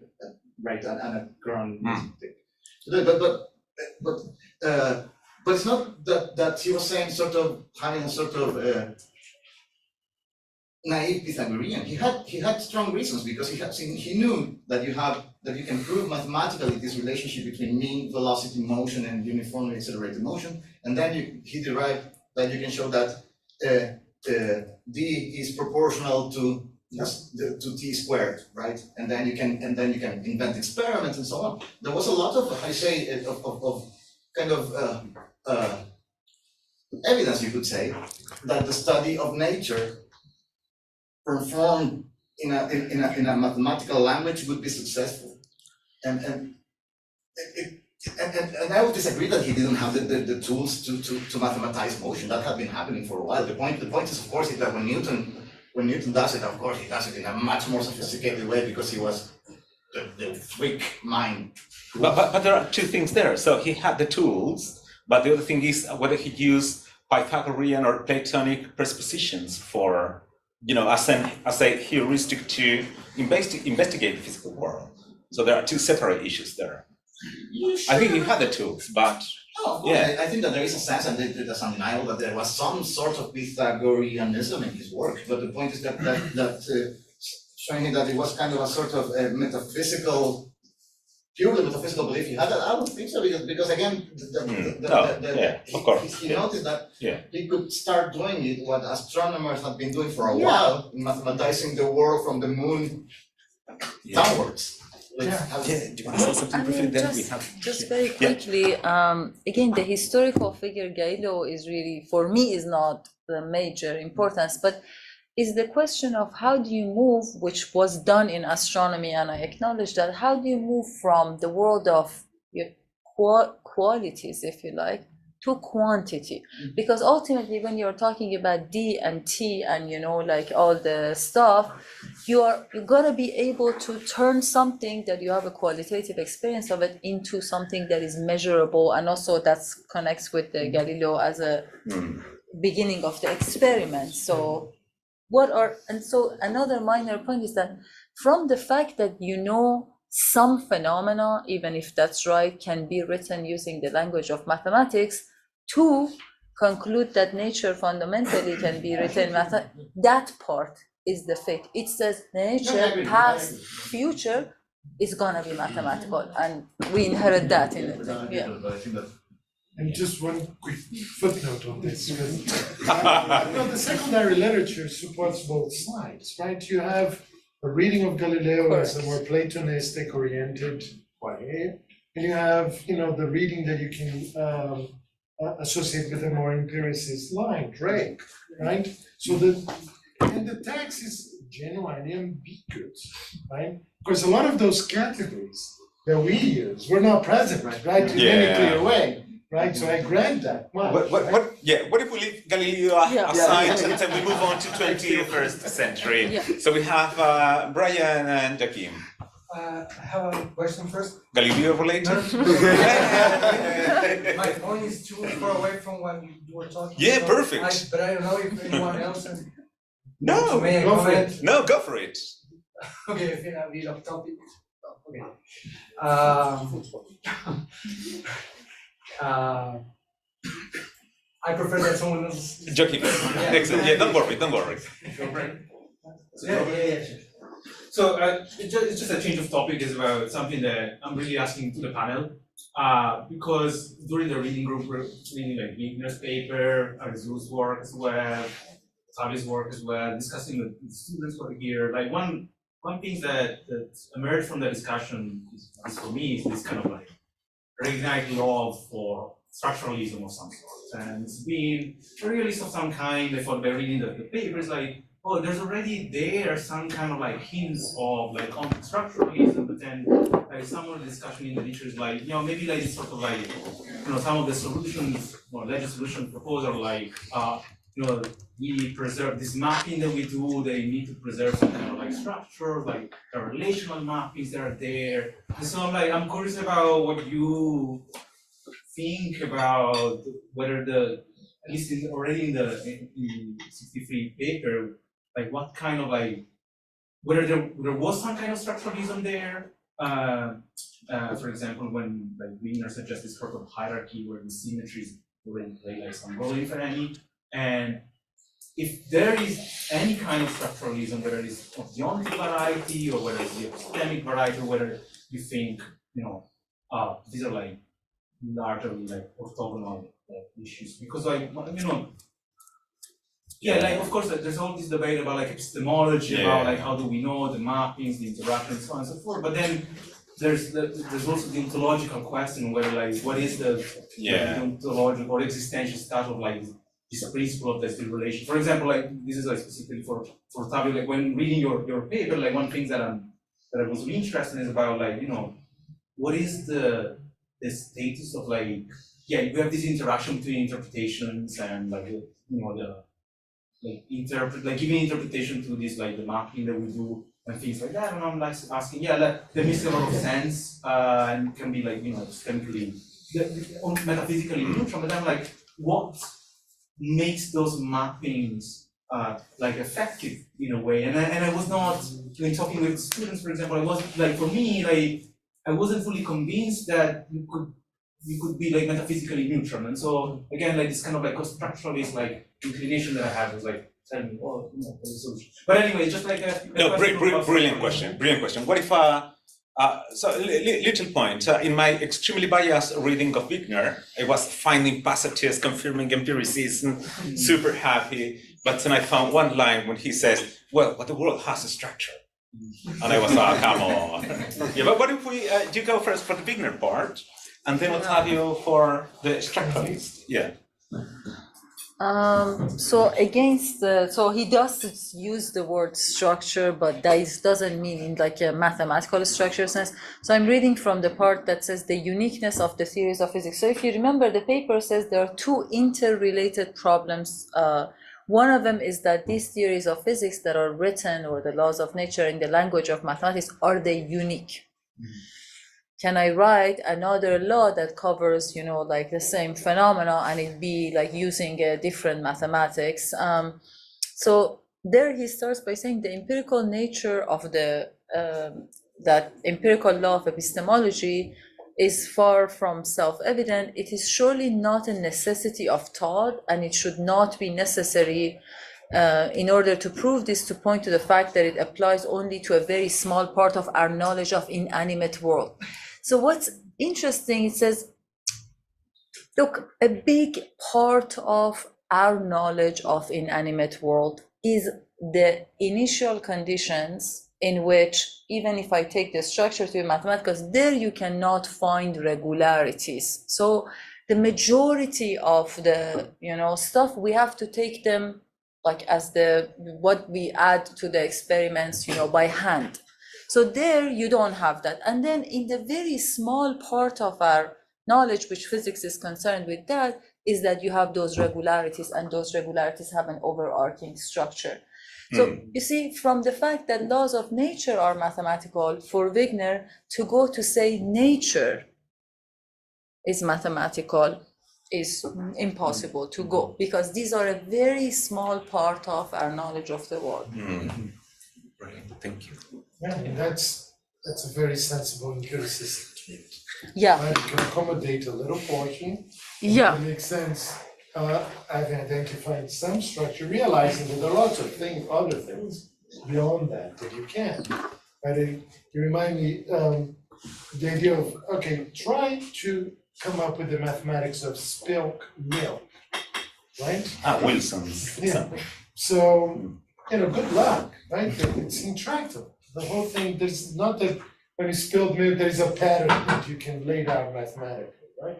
Now, a lot of the things in nature are like that, right? So in that case, choosing the appropriate structure makes a huge difference, right? There is one. Sometimes there isn't, right? You can simulate spilled milk for use in mathematics because it's just a simulation. You can do that. Depends pretty well. Depends what you mean by simulating. So of course, modeling what's the interactions, the forces, with enough detail that we will capture the pattern. You will not be able to predict because they're probably sensitive to. Yeah, but that's the point, right? I think there's some form of mathematics there. Well, there is some form of mathematics in everything, right? If you understand broadly enough, right? So I can record a bunch of cases of spilled milk, right? And of course you can draw things, right? That would say, there is some pattern here, there. But that's different from actually finding a model. I think that would say, this is the pattern, right? So you can make predictions out of this. Right? That's what it's clear, how to actually get it done. Then, of course, the issue is what's the status of these structures, right? So, of course, they're just mathematical structures when you come up with them. And the question is how to interpret them. And I think you can interpret them in ways that are physically relevant, quite independently of your take on the mathematical status, right? So you don't have to be a Platonist about mathematics to use mathematics, right? So you don't need to say that those things exist in order to talk about mappings, right? So it's in that sense that I think the only constraint that mathematics has at most are cardinality constraints, right? if the world is infinite and your mathematics you're using is finite, well, you're not going to get a model that will be adequate for it. But other than that, I don't think that the mathematics per se get much of any strain. Yeah, thank you. Olympia Antero. Unless I interpret. Olympia. Yeah. But that is the physics, right? It's not the mathematics. Olympia, please. Well, I agree completely with Octavio, the fact that you have to make a lot of effort, go from the phenomenon to the structure, mathematical structure, and then to interpret again, to go back. But why we make such effort? Just because, as explained, at present, mathematical laws are a condition of possibility of physics as we understand now. So we will make all this effort because we cannot think physics without mathematics.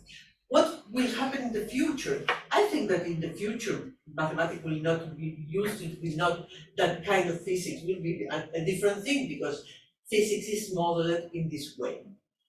Well, but this fact doesn't mean that there is a glue between mathematics, of course, and reality. This condition of possibility has a historical origin.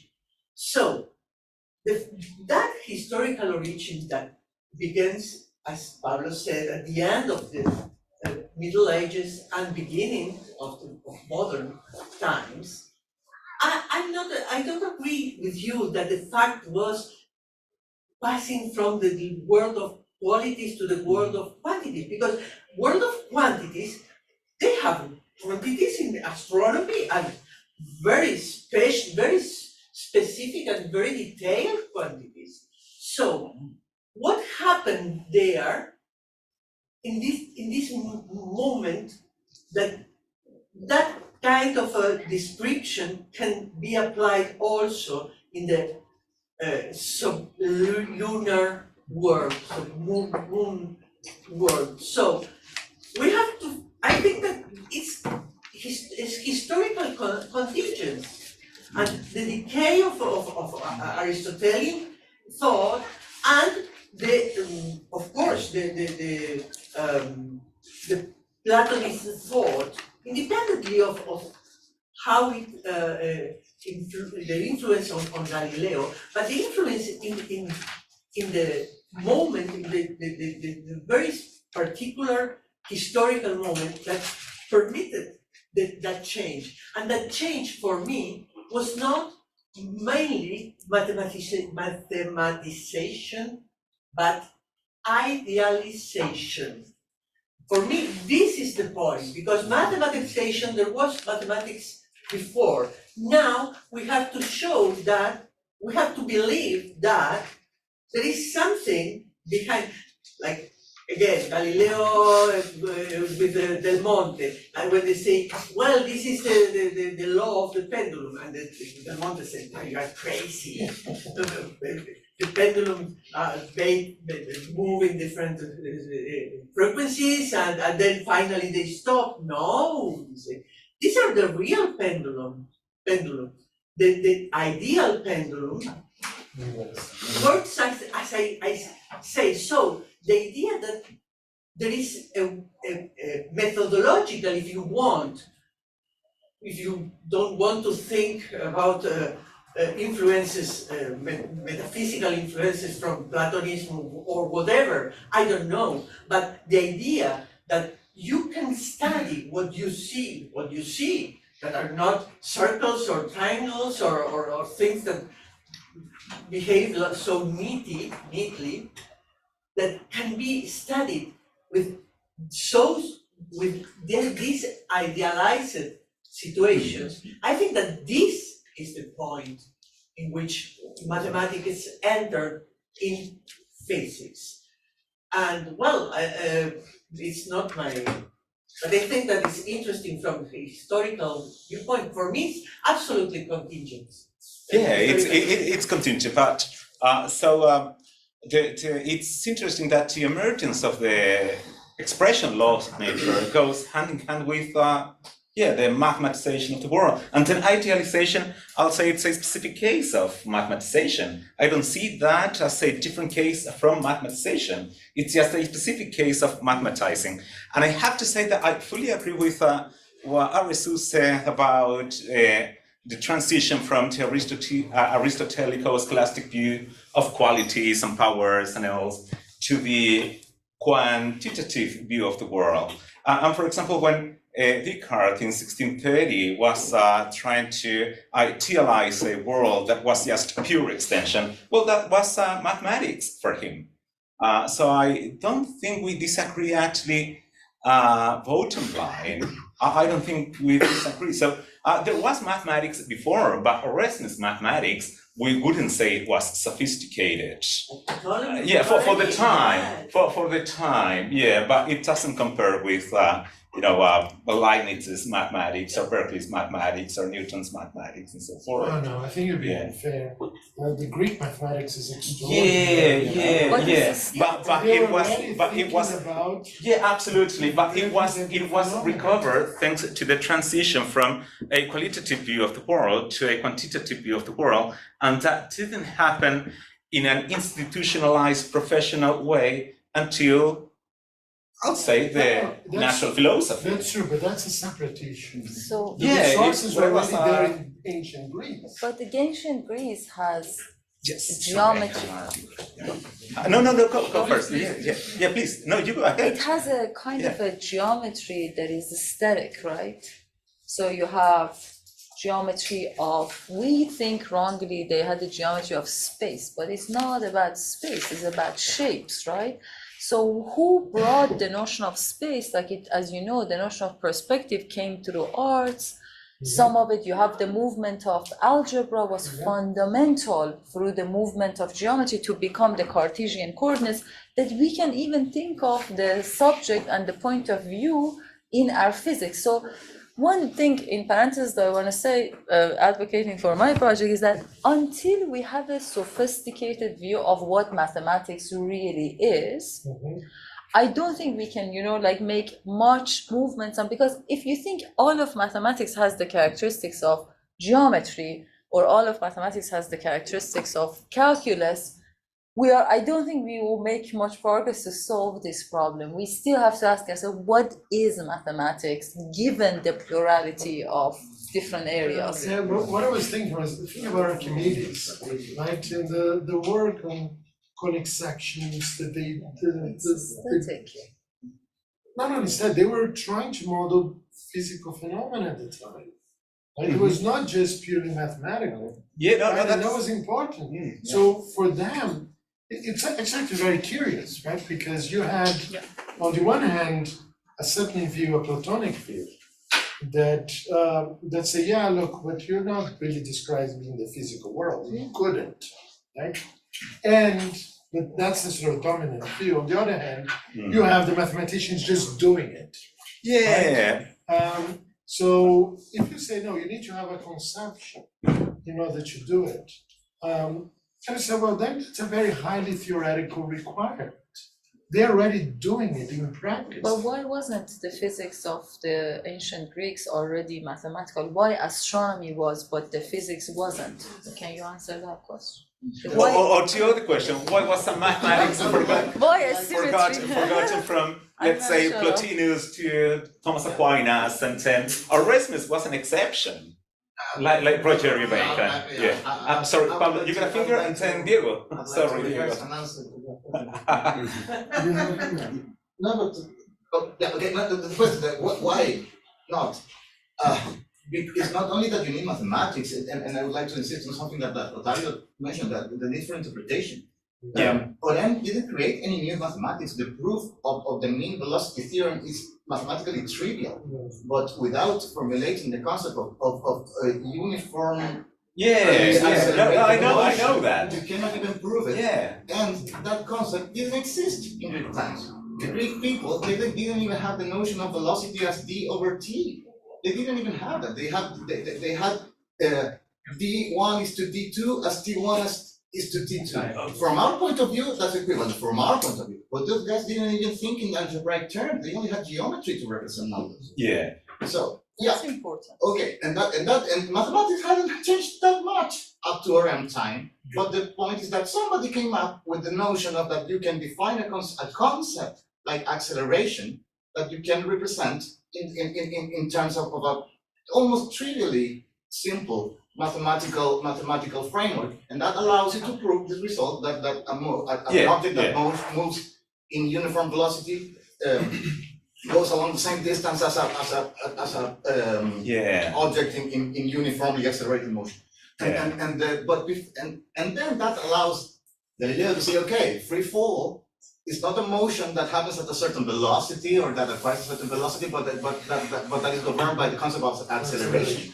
Without the concept of acceleration, you cannot do that. That needs creative, intellectual creativity, and that allows you to interpret mathematics in a certain way so that you can apply it to the world. Yeah, and now it's going to be Diego's turn, and I'll have to do dirty work again. We have reservation at 7. It's Friday. If we don't get there, no, we will lose it. And it's Friday, yeah. Until wait for 10 minutes. We will blame Galileo. Yeah, Diego, please. Diego. Sorry about. I'm going to change topic, not destroy results. I'm sorry in advance. After your talk, as we were talking with Carlos, and we arrived more or less to your conclusion about why mathematics and physics and this and so on. But I'm not sure if Carlos actually shared this, but we were reflecting that there are mathematical truths, and the truth theory behind that cannot be correspondence because there's platonic objects. It must be coherence theory of truth, and I was thinking that perhaps okay, so you try to map a partial of reality with these mathematical options, and some of them actually kind of connect, and then you can exploit the mathematical structure because it's coherent, and you assume that your world is coherent in some way, but then coherence in the truth, the mathematical truth, became like a way of justification, like a coherent way of justifying.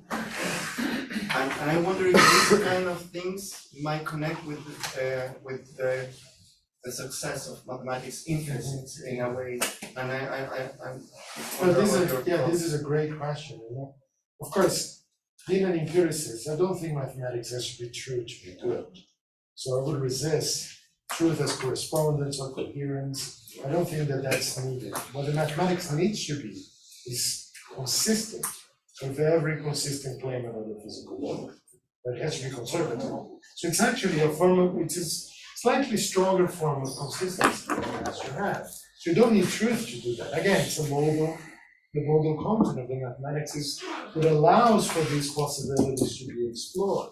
So truth, I don't think truth is relevant to that. You can do quite independently of the truth. But the way you describe it's a perfectly coherent way, right? You can be a realist about mathematics, and say, no, I really want to. I need a notion of truth here. Obviously, it's not correspondence because I'm not, Pythagorean, but there has to have coherence between those various representations. I think that's a sensible way of describing it. Not sure you need, again, to go as far as say, okay, then it's coherently true. Right? I think it's enough to say, well, if it's coherent, right? Which is a form of, again, modal notions and built-in consistency in it. Right? And that's all one way. Would you like to add something? Maybe a couple of sentences.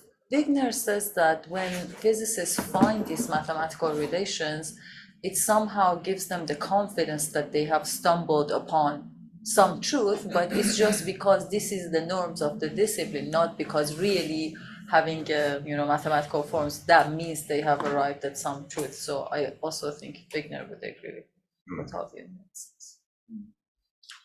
Yeah, so apologies, there were a few questions pending. Sorry about that, and thank you very much. We will go for lunch.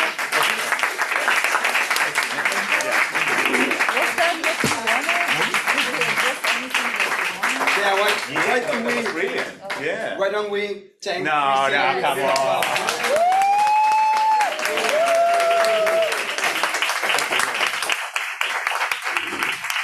Great job, man. Best Thank you. workshop No, great ever. job, everyone. Thank you.